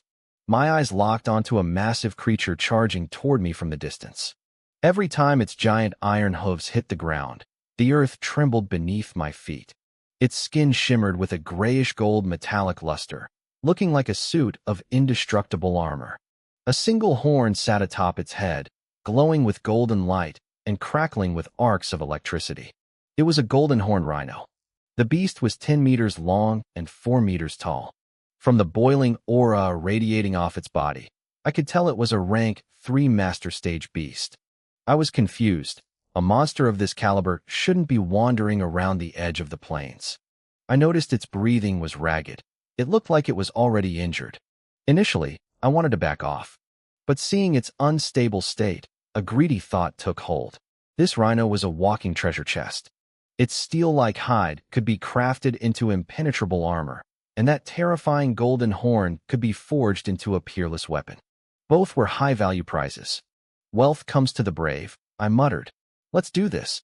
I turned to Goldface, who was floating beside me. Little Gold, don't interfere. This one is mine.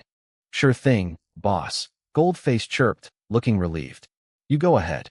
I'll stay back and cheer for you. Goldface hated fighting and killing. Usually, I used my flame spirits to hone my own combat skills.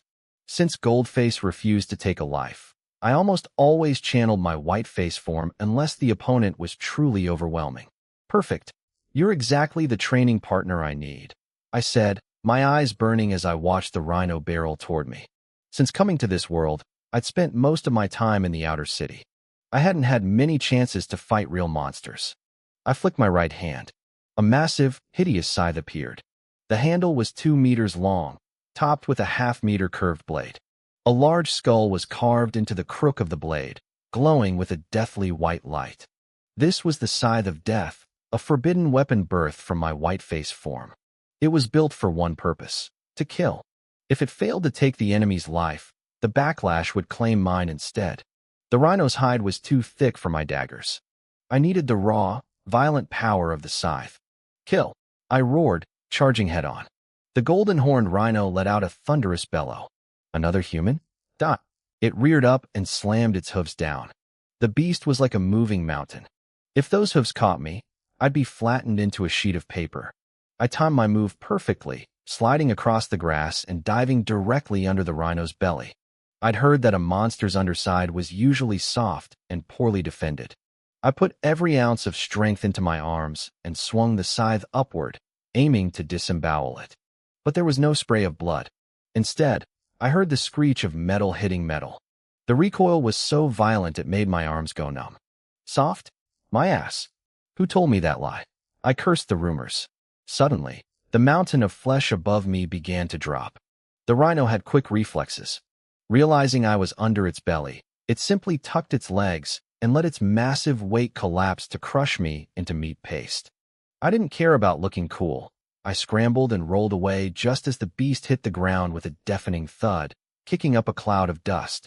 Whiteface is a cold guy, but his technique is flawless, Goldface commented from the sidelines, watching me with interest. But when the boss takes over, man, he fights like a crazed berserker. Our buddy Sing Biao is an artist, minimal effort, maximum grace. The boss? He just likes hitting things. I ignored him. I lunged forward and slammed the scythe into the rhino's ear.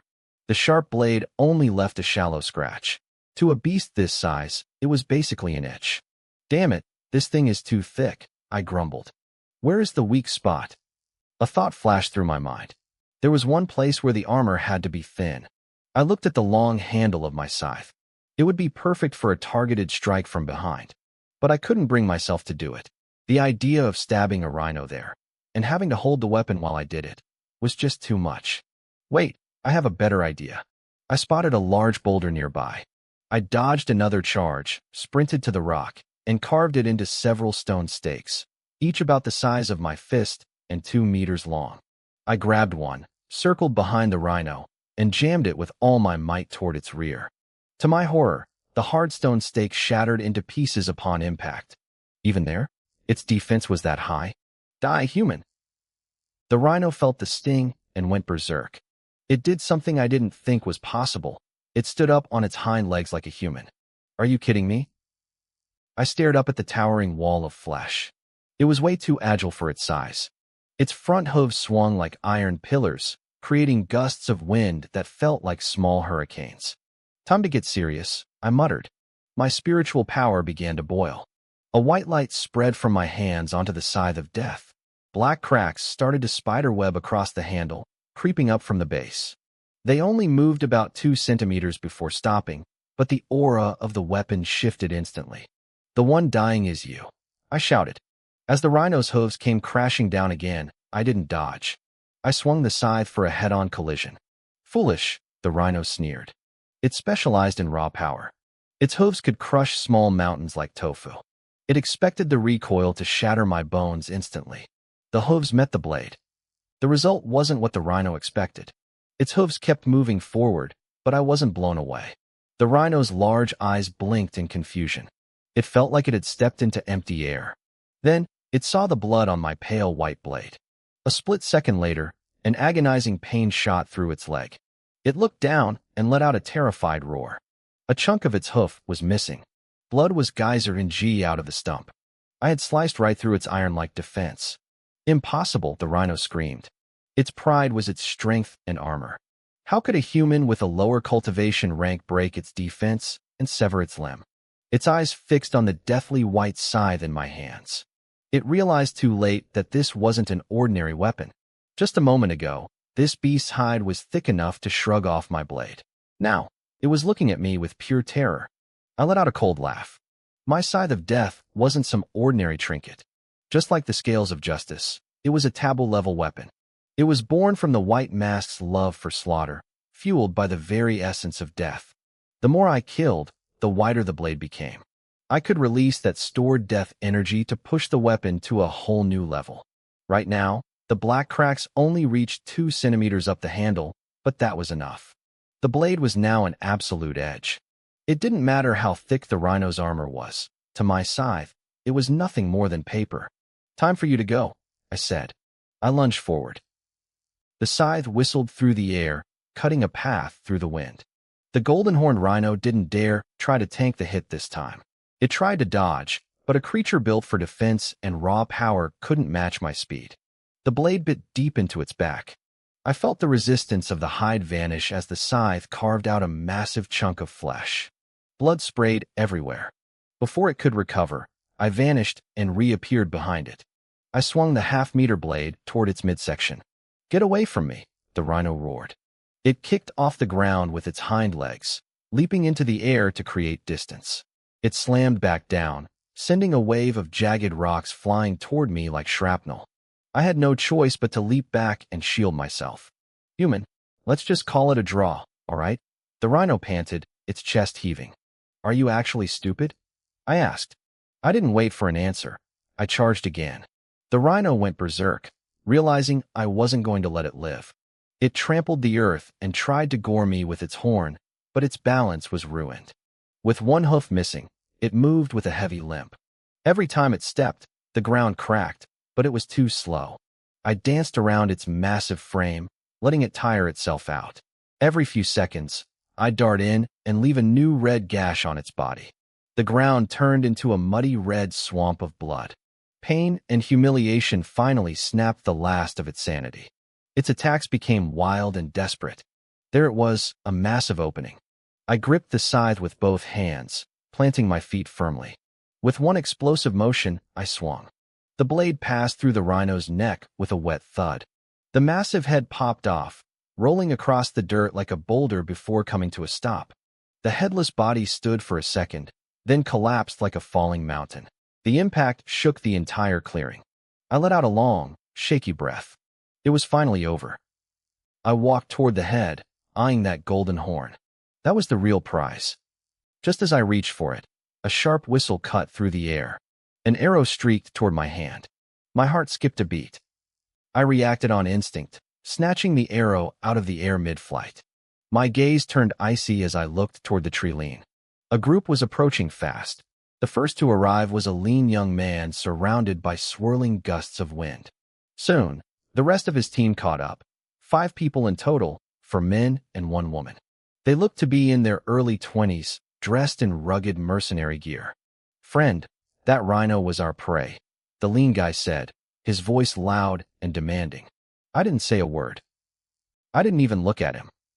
My eyes were locked on the only girl in the group. She was holding a longbow. "What are you staring at?" she snapped, tossing her dark hair. Never seen a beautiful woman before. She was attractive in a rugged way, with sun-kissed skin and a fit build that her combat gear did little to hide. But I wasn't looking at her face. "You're the one who shot at me," I said coldly. "What?" She blinked, looking confused. "You shot an arrow at me. Now, I'm sending one back." I didn't hesitate. I whipped my arm forward, throwing the arrow I had caught straight at her head. If I hadn't moved fast, her shot would have pinned my hand to the ground. She hadn't held back, so neither would I. The arrow broke the sound barrier, creating a sharp sonic boom as it tore through the air. The girl's face went pale. We were too close, and I had caught her completely off guard. She tried to move, but her body wouldn't obey. She was paralyzed by the realization that she was about to die. At the very last microsecond, a massive heavy sword slammed down. It intercepted the arrow, snapping the shaft in half. But the momentum was too great. The arrowhead half of the arrow kept flying, trailing a spiral of spiritual energy. It missed her head but tore right through her shoulder and chest. A spray of blood hit the grass as she screamed in agony. The whole exchange had happened in less than a second. "You bastard," the others roared.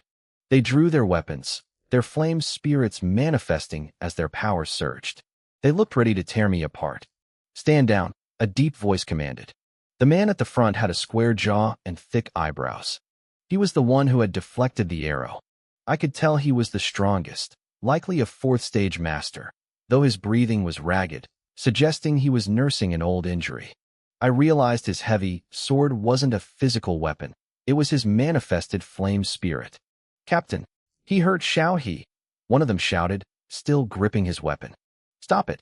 We were the ones who started this," the captain said, shaking his head at his team.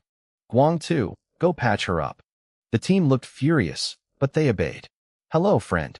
My name is Wan Yanqiu," the captain said, stepping forward with his hands visible. "I'm the leader of the Lightseeker team. These are my members: Chen Guang, Wei Feng, Li Yan, and Zhang Xiaoa." The bald guy, Chen Guang, started treating the girl's wound with a gentle, healing aura. The fast guy was Wei Feng.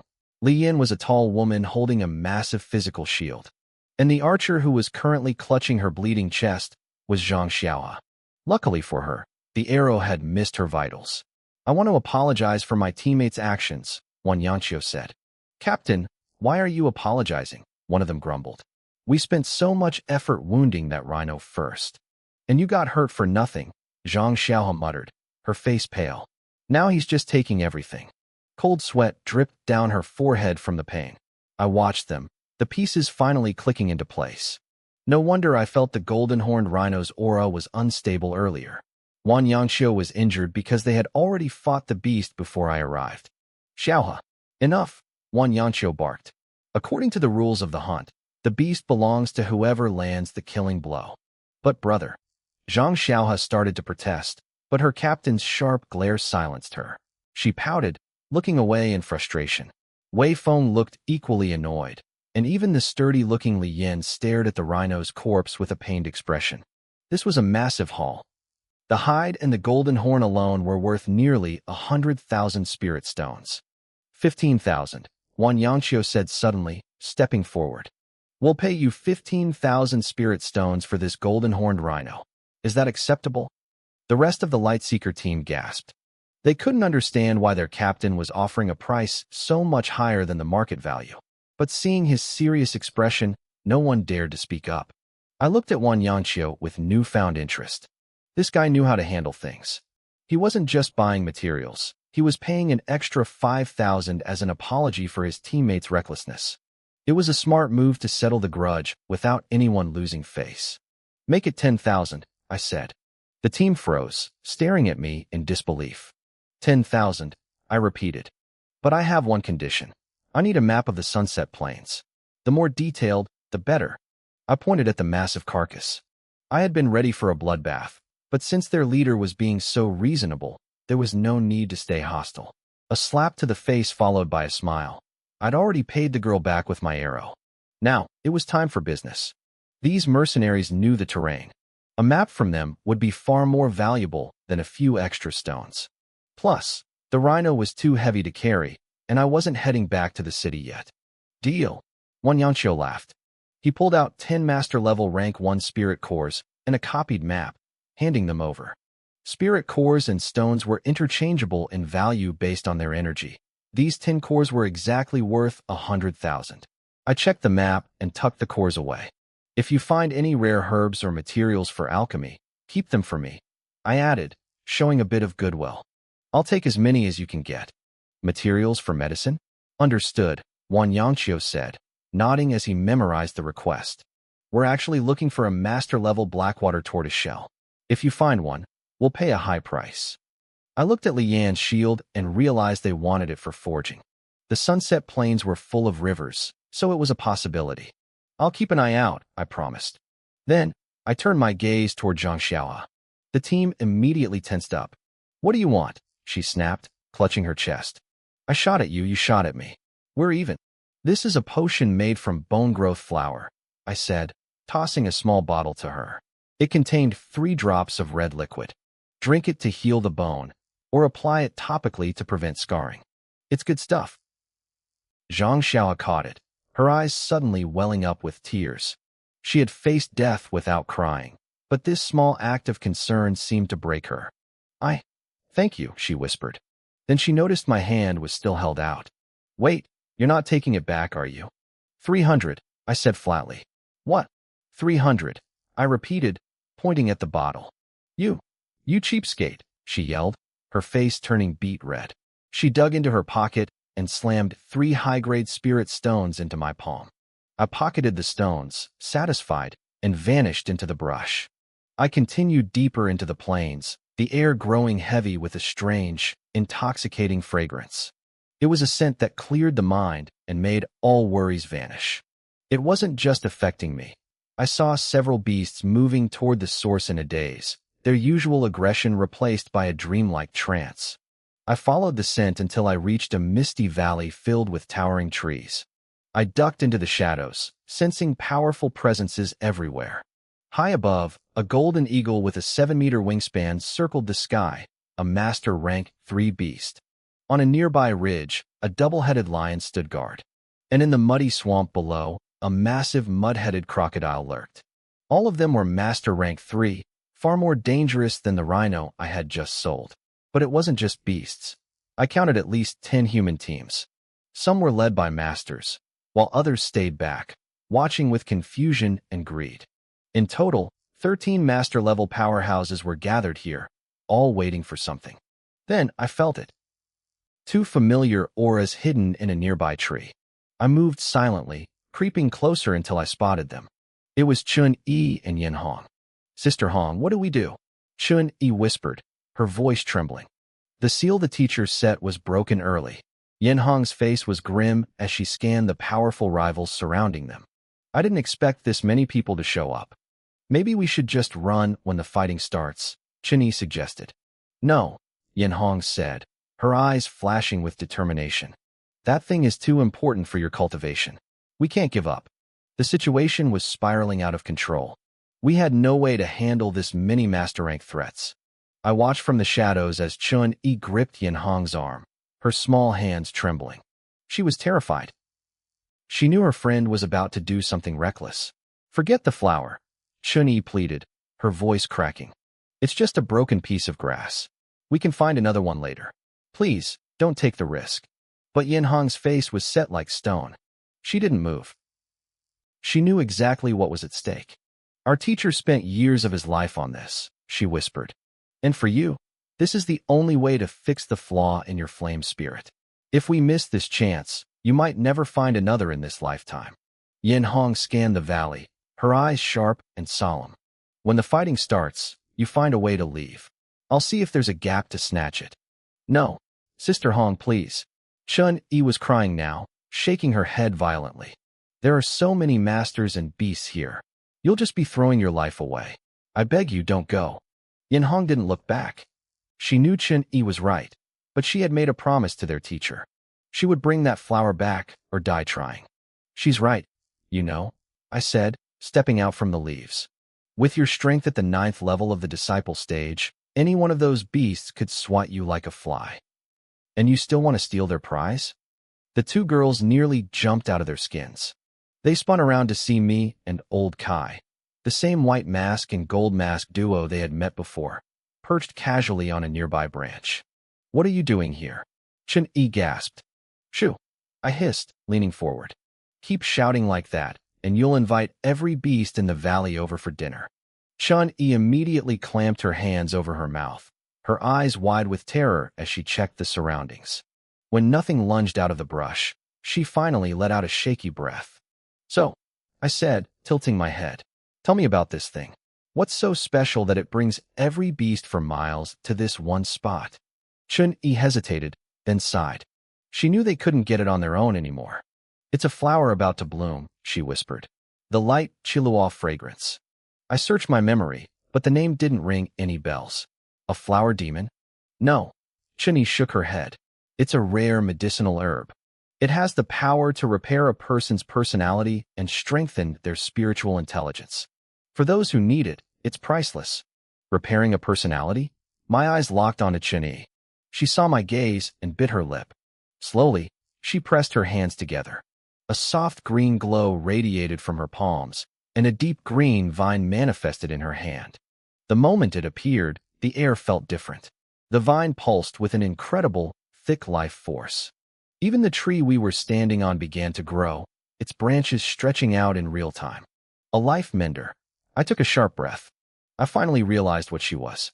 Only those who awakened a forbidden flame spirit carried such specific flaws.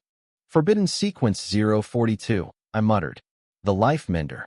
It was a healing spirit on par with the goddess of light's redemption, but because it was a forbidden type, it came with a heavy price. Just like my friend Chun Ming had a split personality, Chun-Yi had a missing piece. Xiao-Yi is missing her evil personality, Yin Hong added quietly. It all clicked. That's why she was so unnaturally pure and kind. She literally didn't have a mean bone in her body. She couldn't hide a secret to save her life because she didn't have the darker instincts to do so. 7 years ago, Yin Hong continued, her voice heavy. Teacher found this flower by accident. It wasn't ready then, so he set up a hidden formation to mask its scent. He spent years maintaining it, pouring his heart and soul into it. But he fell ill recently and couldn't come himself. The formation broke early, and now the beasts are here. This flower is teacher's life's work. It's Xiao-Yi's lifeline. I can't just watch it disappear. Chun-Yi looked at the ground, her fists clenched in shame. Everyone was sacrificing so much for her. She looked up at me, a desperate hope in her eyes. You said before, if we had a difficult job, we could hire you, she said. Can you help us get the flower? I'll pay you. My eyes lit up behind the mask. The light Chilua fragrance was rare, but the market for it was tiny. Only people with broken personalities or beasts wanting to get smarter cared about it. It was risky to steal and usually not worth the trouble. But with a desperate client standing right in front of me, I could name my price. I couldn't help it. A low, muffled chuckle escaped my mask. It sounded a bit more villainous than I intended. Yin Hong and Chun-Yi both stared at me, confused and slightly creeped out. Ahem. I coughed, straightening my posture to look professional. So, what's the price? You're very direct, Chun-Yi muttered, though she looked relieved I hadn't just walked away. I have 20,000 spirit stones. That's everything I have. Goodbye, I said, turning around immediately. Wait, come back, Chen-yi cried out. I glanced over my shoulder. This flower is your entire future, isn't it? Is your future only worth 20,000? I don't have any more, she wailed, waving her hands frantically. Think about your teacher, I said, leaning in to twist the knife. He poured his soul into this. He's lying sick in bed right now.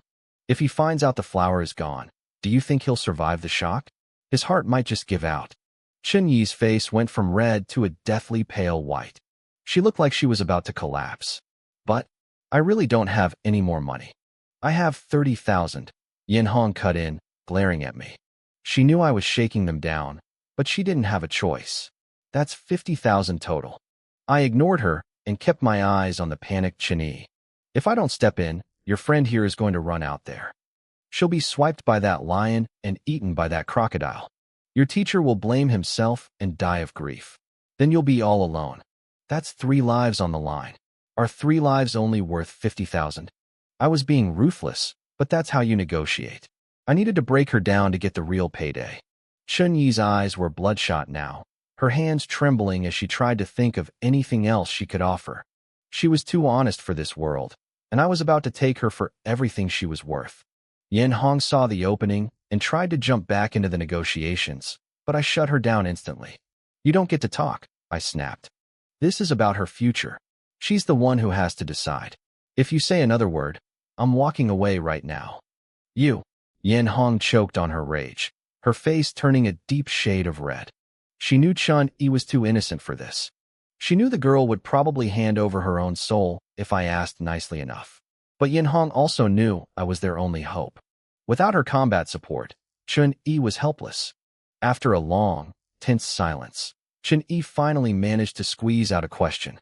Then, how much money do you want? Yin Hong slapped a hand over her forehead, groaning in defeat. I had them exactly where I wanted them. I had total control over the price now. But looking at Chen-yi, I realized she was only thinking about the cash she had in her pockets. She wasn't thinking about her actual value. Have you forgotten what your flame spirit does? I asked, guiding her toward the real prize. My flame spirit. Chen-yi blinked, then a light went in her eyes. I'm a healer. People pay a lot for my treatments. I can give you all of that money too. Yin Hong's expression shifted instantly. She knew how dangerous a deal like that could be. No way, she interrupted. An open-ended deal is a trap. Name a specific number, and we'll make sure you get it. That's one warning, I said, my voice cold. Stop interrupting me. Don't you go too far. Yin Hong hissed, her teeth gritted. That's 2, I replied. Yin Hong went silent, fuming but terrified I'd actually leave. I turned back to Chen-yi. Are you sure about this? I'm sure, Chen-yi said firmly. But only for 1 year. Everything I earn for a year goes to you. And if you get hurt, I'll heal you for free. Underneath my mask, I was grinning like a madman. I didn't care about the money. I wanted her talent. Her healing ability was on par with the god sequence. As long as someone was still breathing, she could pull them back from the brink of death. Having a top-tier healer meant my team, the 9-4, would be invincible during hunts. But I couldn't look too eager. That's not enough. How do I know you won't run away? Or worse, have your teacher come after me? I wouldn't do that. I promise. A promise doesn't mean anything when your master is the one swinging the sword. He won't. I swear. Chen-yi held up 3 fingers, ready to take a formal oath. I leaned back. Oaths are for people who haven't been burned yet. I need leverage. Tell me a secret. Give me some dirt on you. Something I can use to ruin you if you break your word. No, Yin Hong shouted, unable to stay quiet. If you give him leverage, he'll have you under his thumb forever. He's a mercenary. How do we know he'll stop after a year? Sister Hong. Chen-yi grabbed Yin Hong's arm, her eyes pleading. She wasn't stupid. She knew the risk. But she refused to let her teacher die because of her. Relax, I said. I'm a professional. 1 year, then we're square. If you don't trust me, trust my boss, Zhao Wenquan. They both paused, looking confused. Who? I sighed. Zhao Wenqi's brother. The recognition hit them like a physical blow. Zhao Wenqi was the greatest genius of the outer city, a legend who had reached the 9th stage of the disciple rank at 16. Now 17, rumors said he'd already become a master. If I was working for his brother, that changed everything. In their eyes, it explained my strength and gave me a shred of borrowed credibility. Fine, Yanhong said, her voice tight. 1 year. She pays you and heals you. After that, you disappear. Agreed, I said. I looked at Chenyi. So what's the secret? Chenyi's face turned bright red. She fidgeted, looking at her feet, before whispering something so quiet I almost missed it. I have a tiny mole on my butt. The silence that followed was deafening. Yanhong lunged forward and clamped her hand over Chenyi's mouth, looking like she wanted to crawl into a hole and die. I just stared at them. You call that leverage? I asked deadpan. I'm a grown man. I don't care about your mole. Do you have an object? Something you can't stand to lose. Chun-Yi thought for a moment, then pulled out a delicate silk pouch with the character 4E embroidered on it. She said I should give it to the person I want to spend my life with. You can keep it as collateral. Just give it back when the year is over. I looked at the pouch, then at the girl's earnest, naive face. She really didn't have any dark secrets. Keep your pouch, I sighed. But it's the most important thing I own, she insisted, shoving it into my hands. I took it just to end the conversation. Fine. Once the fighting starts, find a way to get out of here. I'm not your bodyguard. We'll meet at the old spot tonight. I'll get her out, Yanhong said. She handed me a specialized glass bottle. The radiant Cairo flower only stays in bloom for 3 minutes. After that, it withers and loses all value. You have to pick it and put it in this solution immediately. 3 minutes. That was a tight window. I turned my attention back to the valley. The scent of the flower had already drawn in a crowd. 17 beasts were circling the area, every single one of them at the master rank. Suddenly, the bud trembled. It unfurled rapidly, glowing with a divine, holy light that seemed to pierce the gloom of the mountain. The moment the petals fully opened, the 17 beasts moved as one. The bloodbath had begun. The golden eagle circled the sky, letting out a sharp, piercing shriek. Its massive shadow swept over the valley as it dove straight for the radiant Cairo flower. A roar shook the earth, vibrating so hard my teeth ached. The two-headed lion lunged forward at the same time. Down in the murky swamp, the thick-skinned alligator's snapping turtle remained still, watching and waiting. It's starting, Chun-Yi whispered, her breath hitching as she watched the chaos. Beside her, Yanhong's face was pale. I didn't move. I stayed perfectly still, my eyes locked on the 3 powerhouses. The eagle, the lion, and the turtle were all too strong. Charging in blindly would just get me killed. The best move was to wait for the water to get muddy, so I could fish in the chaos. Suddenly, the golden eagle and the two-headed lion showed a terrifying level of intelligence. Instead of fighting each other, they turned in midair and charged the weaker beasts behind them. The eagle was a golden blur. Its talons flashed, tearing through the arm of a master-rank ape and sending blood spraying across the dirt. The ape screamed, retreating in terror. On the other side, the lion's paw slammed into a silver moon wolf, snapping its spine instantly. Get lost! The lion and eagle roared in unison. This isn't something you're allowed to touch. The alligator turtle finally crawled out of the mud, blocking the path of the remaining beasts. It was a coordinated sweep. I couldn't help but feel impressed. These monsters were getting smarter, teaming up to clear the field before settling their own score. The other beasts snarled and paced, but none dared to cross the line. I'll give you 3 breaths, the eagle screeched. Leave or die. This treasure belongs to whoever can take it, a voice croaked. A master-rank black water tortoise crawled out of the mud. It had been hiding incredibly close to the flower, and no one had noticed until now. If the 3 powerhouses hadn't started clearing the area, it probably would have stayed hidden and snatched the prize during the finale. I stared at the tortoise's shell. If I could get my hands on that, I could probably sell it to Li Yin for a fortune. Old turtle, you're asking for death, the two-headed lion growled. Kill him first, the alligator turtle hissed. The 3 of them lunged at the tortoise, intending to use its death as a final warning to the others. The tortoise panicked. Even with its high defense, it couldn't tank 3 master-rank attackers at once. The treasure is right there, the tortoise shouted, trying to rally the others. Why are you afraid? We outnumber them. He's right. Anyone can fight for a treasure of this caliber. A new voice cut through the air. A group of 7 people dressed in white robes walked into the valley. Every single one of them was in the master rank. Humans. The golden eagle's voice was sharp enough to burst eardrums. This flower is useless to you. Leave now. Who says it's useless? The leader stepped forward. He was a refined-looking middle-aged man named Manhwa, carrying a massive longbow with his long hair flowing behind him. Get out, the lion roared. You have no right to touch this. No right. Manhwa pulled his bowstring taut. His aura exploded, matching the strength of the two-headed lion. He was a rank 3 master. In Wanjiang City, there is nothing the Bai family isn't allowed to touch. My eyes narrowed. The Bai family. I hadn't thought about them since I killed Bai Xiang, assuming He Jian had smoothed things over. It made sense they'd show up, though.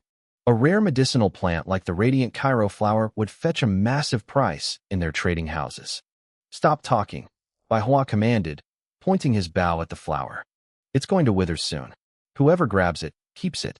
Charge. The valley turned into a madhouse. The two-headed lion saw the other beasts starting to move again and roared at its partners. Kill Manhwa first. Fine, the eagle and the turtle shouted back. But the moment the lion charged at the humans, the other two betrayed him. They ignored the fight and bolted straight for the flower. You bastards, the lion screamed, nearly spitting blood. He tried to turn back, but he was already too far away. It's mine, the golden eagle shrieked. It was the fastest, its talons inches away from the glowing petals. But just as it reached out, the alligator turtle's massive jaws snapped at its legs. The eagle had to pull up, soaring into the sky to avoid being eaten. Idiots, the turtle grunted. With the eagle gone, it was the closest. It lunged, its mouth wide open. Maybe you should just forget about it. Chun-Yi stammered, terrified by the carnage. She turned to look at me, but her jaw dropped. The spot where I had been standing was empty. I was already gone. Manhwa realized he'd been played. He hadn't expected the monsters to be so cunning. He was too far away to stop the turtle. Mine. The turtle cheered, its jaws clamping down on the spot where the flower grew. It started chewing, but its expression quickly changed. There was nothing in its mouth. The turtle looked up. The radiant Cairo flower was now in the hands of a small figure wearing a golden mask. I was already shoving the flower into the glass bottle. I looked at the confused turtle and grinned. Hey, you already finished your portion, I teased, waving at him. You can't have mine. Then, I turned and ran like my life depended on it. I had used the moment Manhwa drew everyone's attention to sneak into position, perfectly timing my strike. Damned human, drop it. The turtle roared, realizing its prize had literally been snatched from its mouth. Its massive body thundered after me. The golden eagle and the two-headed lion didn't hesitate. They abandoned the humans and turned their full fury on me. Should we chase him? One of the Bai family members asked. Chase him, Manhwa hissed, his face contorted with rage. Anything the Bai family wants, we get. Kill him. Chun-Yi watched the wave of master-rank beasts and cultivators screaming after me. Sister Hong, do you think he'll make it? Yen Hong sighed, pulling Chun-Yi toward the exit. We can't help him now. We just have to trust him. Let's go back to where we met yesterday and wait for him, Yen Hong said, pulling Chun-Yi away from the clearing. We waited. A full day and night passed in silence. By the time the second night fell, the stars were out, but there was still no sign of anyone. Chun-Yi stood on a large rock, her eyes fixed on the distant plains, filled with a deep, aching sadness. She only had her kind personality active, innocent, pure, and soft-hearted. To her, someone had risked their life for her sake, and the guilt was eating her alive. Yen Hong opened her mouth to comfort her, but the words wouldn't come. Too many master-rank beasts and cultivators had chased after me. No matter how strong those two masked strangers were, the odds of escaping that many hunters were slim to none. I say, couldn't you guys wish for something a bit more positive? The familiar voice cracked through the silence behind them. Both women jumped, letting out sharp cries of shock. You're not dead? Yen Hong stammered. Like I said, try thinking better thoughts, I replied, my voice raspy. I staggered out from the tree lean, and the sight of me made Chun-Yi gasp and cover her mouth. Even Yen Hong's face turned grim. My golden robe was gone, reduced to a few blood-soaked rags hanging off my frame. 3 massive claw marks tore across my chest, deep enough to show white bone. My back was riddled with holes that were still oozing blood, offering glimpses of my internal organs. A huge chunk of flesh was missing from my right thigh, bitten off by some beast, and was lazily wrapped in a dirty cloth. To top it off, an arrow was still buried deep in my abdomen. I was a walking corpse. Yin Hong had never seen anyone survive injuries this horrific. She couldn't even imagine the hell I'd fought through over the last 24 hours. And then a thought hit her. Where was my partner? The one in the white mask? Had he not made it? The goods, I grunted. I tossed a glass bottle toward them. Inside, the radiant Cairo flower shimmered. The simple movement sent me into a violent coughing fit, and fresh blood began to leak from under my mask. Chun-Yi didn't even look at the bottle. She let it hit the ground. She rushed to my side, her hands glowing as she summoned her flame spirit. "Don't move," she whispered, her voice trembling. "I'm going to heal you." She poured every ounce of her spiritual energy into her flame spirit. A thick, vibrant green light erupted, wrapping around me like a blanket. The Life Restorer was a legendary sequence for a reason. Under that glow, my mangled flesh began to knit back together. Wounds closed, skin regrew, and even the chunk of meat the two-headed lion had taken from my leg started to reform. "Hold steady," Yin Hong said, stepping in to help. She snapped the head of the arrow in my stomach and pulled the shaft out in one clean motion. Blood sprayed, but the green light swarmed the wound instantly, sealing it shut. Yin Hong reached out, her fingers brushing toward my golden mask. She wanted to see who was underneath. I caught her wrist instantly. "You're crossing the line," I snapped. My vision was swimming. The day-long battle and the sheer blood loss had pushed me to my absolute limit. I had survived on pure willpower alone. Now that the danger was gone and the healing was taking hold, my nerves finally snapped. I drifted into a heavy, dreamless sleep. This was the most brutal damage I had ever taken since becoming an awakened. It wasn't just a challenge for my body. It was a test of my very soul. Chun-Yi didn't stop. She pushed herself until her face was ghostly pale, her spiritual energy completely drained. Yin Hong watched her with worry, knowing that overextending like this could damage Chun-Yi's foundation, but she didn't stop her. An hour later, my external wounds were mostly gone. But the internal damage was another story. My organs were still a mess, and the chaotic energy from using my forbidden techniques was still rampaging through my veins. I opened my eyes and looked at the dark sky. "What time is it?" I asked. 7. "What? That's enough for now. I have things to do." I stood up, cutting the treatment short. I had made a promise to Lin Yuan. I told him I'd be back by the 3rd day. Today was that day. "No, you're not going anywhere," Chun-Yi cried out. She was so weak she could barely lift her arms. "Your injuries aren't fully healed yet." She had exhausted herself, but as an 8th-ranked disciple, her capacity was limited. She had only been able to fix the surface. "You don't get to tell me what to do," I said coldly. "You." Chun-Yi was furious, but she was too weak to even stand up. "How many spirit stones do you have on you?" I asked, cutting her off.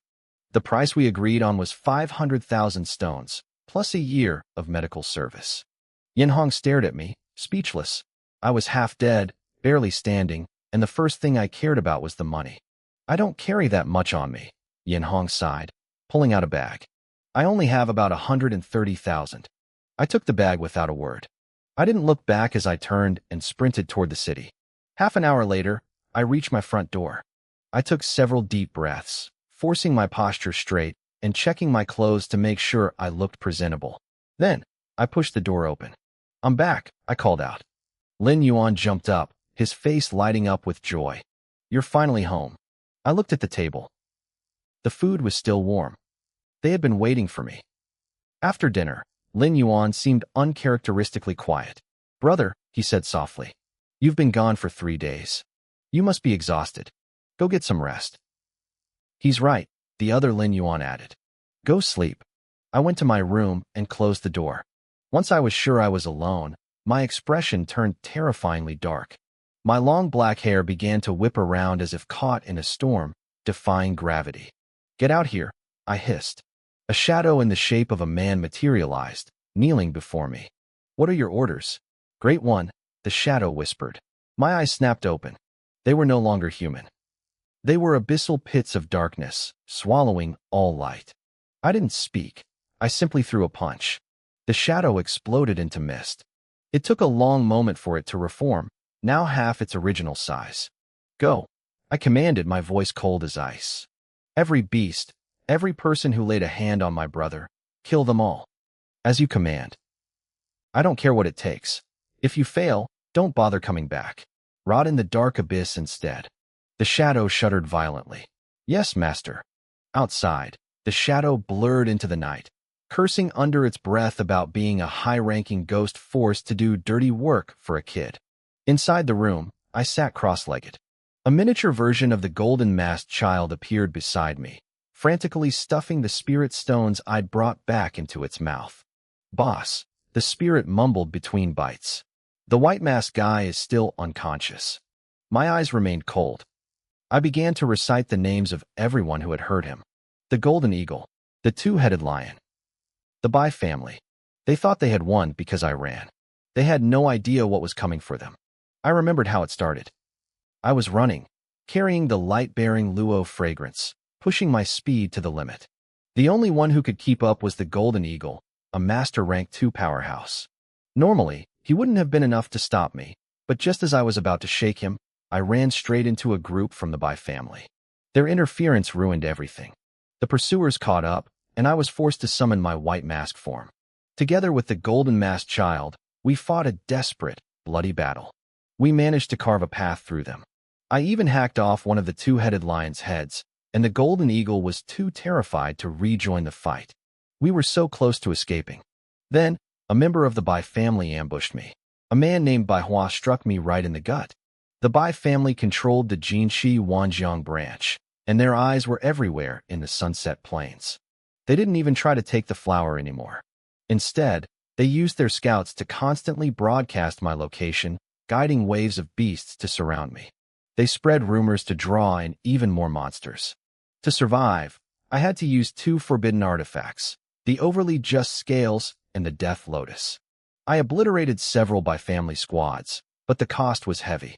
My white mask form stayed behind to cover our retreat, and though I barely escaped, he was left in a deep, shattered coma. He still hadn't woken up. If the Bai family hadn't interfered, I would have been safe long ago. The Bai family, huh? My eyes turned cold. From Bai Xiang to these hunters, they all thought I was an easy target. A loud burp suddenly broke my train of thought. I rolled my eyes and looked at the golden-masked child next to me. Do you even feel full? I asked. Hey, I'm just trying to create a bit of ceremony, he grinned.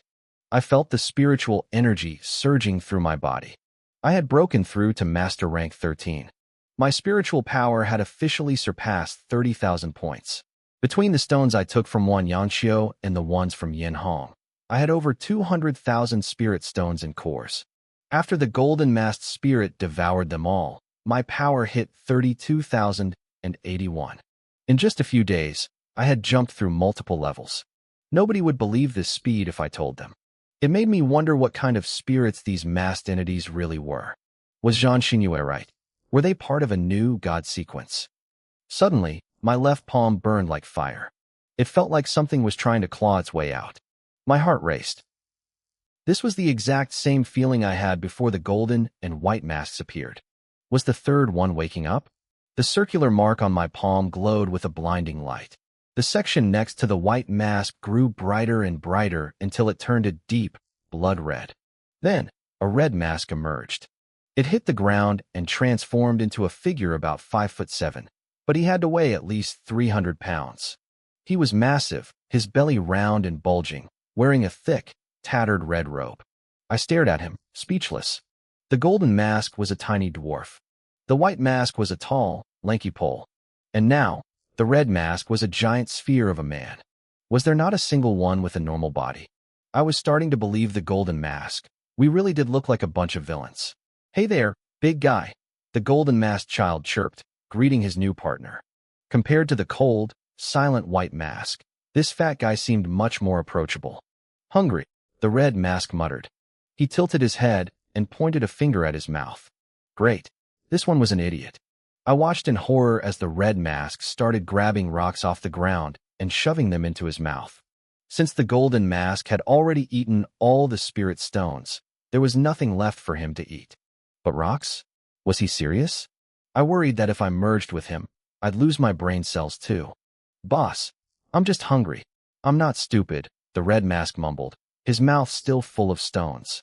I breathed a sigh of relief. Seeing how he could eat anything, an idea hit me. From now on, your name is Cheese Sure, I said. Red face, red stone. I felt like a genius. Having Cheese Sure wake up was a blessing and a curse. It meant I had another powerful combatant on my side, but it also meant I'd need even more spirit stones to level up in the future. Then, I noticed something tucked into his belt. It was a jagged, heavy blade. It looked exactly like a butcher's cleaver. Boss, this is Broken Moon, Cheese Sure said, noticing my gaze. He pulled the massive meat cleaver out. I blinked. The golden mask had his not-so-righteous money sword. The white mask had his hidden daggers. And this guy just carried a butcher knife tucked into the front of his pants. I looked at where the blade sat against his stomach and winced. I made a mental note never to merge with him unless I absolutely had to. Cheese Sure reached down as if he wanted to pull out another weapon, and I jumped back. I had no idea if his other gear had terrifying side effects like the Death Lotus. Okay, put it back, I shouted. Cheese Sure scratched his head and shoved the butcher knife back into his waistband. I watched him, my heart skipping a beat every time the blade got close to his skin. This was going to be a long journey. The sky was just beginning to turn gray with the first light of dawn. I got up quietly, making sure not to wake my younger brother and sister, and prepared a quick breakfast for them. Once that was done, I slipped out the door. After everything I had been through, I wasn't in the mood for patience. There's an old saying that a gentleman can wait 10 years for revenge, but I never claimed to be a gentleman. I preferred to settle my debts overnight. Those people and those spirit beasts had nearly taken my life multiple times. I couldn't just swallow that anger and move on. Thanks to Chun-Yi overextending her spiritual power to treat me yesterday, my external wounds were mostly healed. After a night of recovery and the cleansing surge from my recent breakthrough, my internal injuries were much better too. I was at about 50% of my peak strength. That was enough. Yesterday, they had ganged up on me. I only survived because I was strong enough to run away. Today, it was my turn to do the ganging up. I just hoped they were strong enough to escape me. With the newly awakened red mask, Cheese Sure, I now had 3 master-level combatants on my side. Even if my enemies gathered together like they did before, I was confident I could crush their skulls. I pulled on my golden mask, my eyes turning cold behind the ice slits. I headed straight for the mountain valley where I had been cornered. As I traveled back last night, I had sensed a familiar, lingering aura there. It belonged to the AO2E. That beast had swiped at me during the chase, nearly shattering every bone in my body. If I hadn't been so badly hurt yesterday, I would have killed it then. AO2E, get your ass out here. I roared, my voice echoing through the valley. I'm going to rip your tail off and use it as a whip to beat your head in. My shout rolled through the trees like thunder, but there was no response. Maybe it was asleep? I didn't hesitate. I led Cheese Sure deep into the valley, ready for a bloodbath. But when I reached the clearing, I froze. I was speechless. A massive, headless corpse was floating in the middle of a pond. It was the AO2E. Blood was still gushing out, staining the entire pool of water a deep, dark crimson.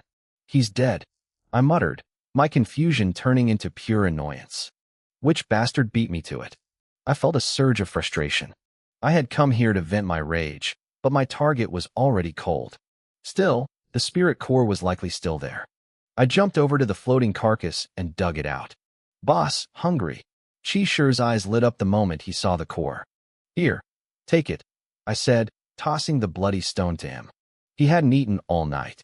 He caught it and swallowed it instantly, a look of pure bliss spreading across his red mask. Crunchy, he mumbled. Fine, let's move, I said. Next is the golden vulture. Normally, the skin of an AO2E would sell for a lot of money, but I was here for blood, not groceries. I didn't have the patience to haul heavy pelts around. We trekked to another mountain where the vulture made its nest. I found it, but it was the same story. Its corpse was lying on the ground, but this death was personal. Every single feather had been plucked out and shoved back into its own backside. Nearby, 2 vulture eggs had been shaken so hard the embryos inside were probably dizzy. What kind of grudge did the killer have? This was even more brutal than anything I would have done. I stood there looking at the mess, completely bewildered. Who was doing this? Were they following me? Don't tell me the double-headed lion is dead too, I growled. I rushed to the lion's territory, but my heart sank when I arrived. It was dead. Its remaining head had been pulverized into a pile of bone fragments. Nearby, I saw the remains of a campfire. It looked like someone had actually roasted the meat and eaten it. It had only been one night. How were they all dead? I felt like I was punching a bale of cotton. No resistance, no satisfaction. I had come here fuming, ready for a fight, and there was nothing left to kill. The person who did this was terrifyingly strong. These spirit beasts hadn't just been killed, they had been toyed with. It was a one-sided slaughter. Looking closely at the 3 corpses, I realized the killer hadn't even taken the spirit cores or the valuable materials. They were just killing to vent their own anger. Chi didn't care about the mystery. He saw the lion's body and immediately went to work digging out another spirit core, happily snacking away. We didn't linger. I led Chi through the dense forest, checking every location of the beasts that had hunted me. Without exception, they were all dead. Each death was more gruesome than the last. I stopped by a stream to catch my breath. In the water lay the body of a black water turtle, a second-stage master beast. Its pride and joy, its indestructible shell, had been punched clean through. To do that with a single blow, the killer had to be beyond the master realm. Was it Chini? Did she go back and ask her teacher to clean house for her? I looked at the turtle and narrowed my eyes. Forget the beasts, I said to Chi. Let's go find the Bai family scouts. If the monsters are all dead, I'll just have to settle the score with the humans instead.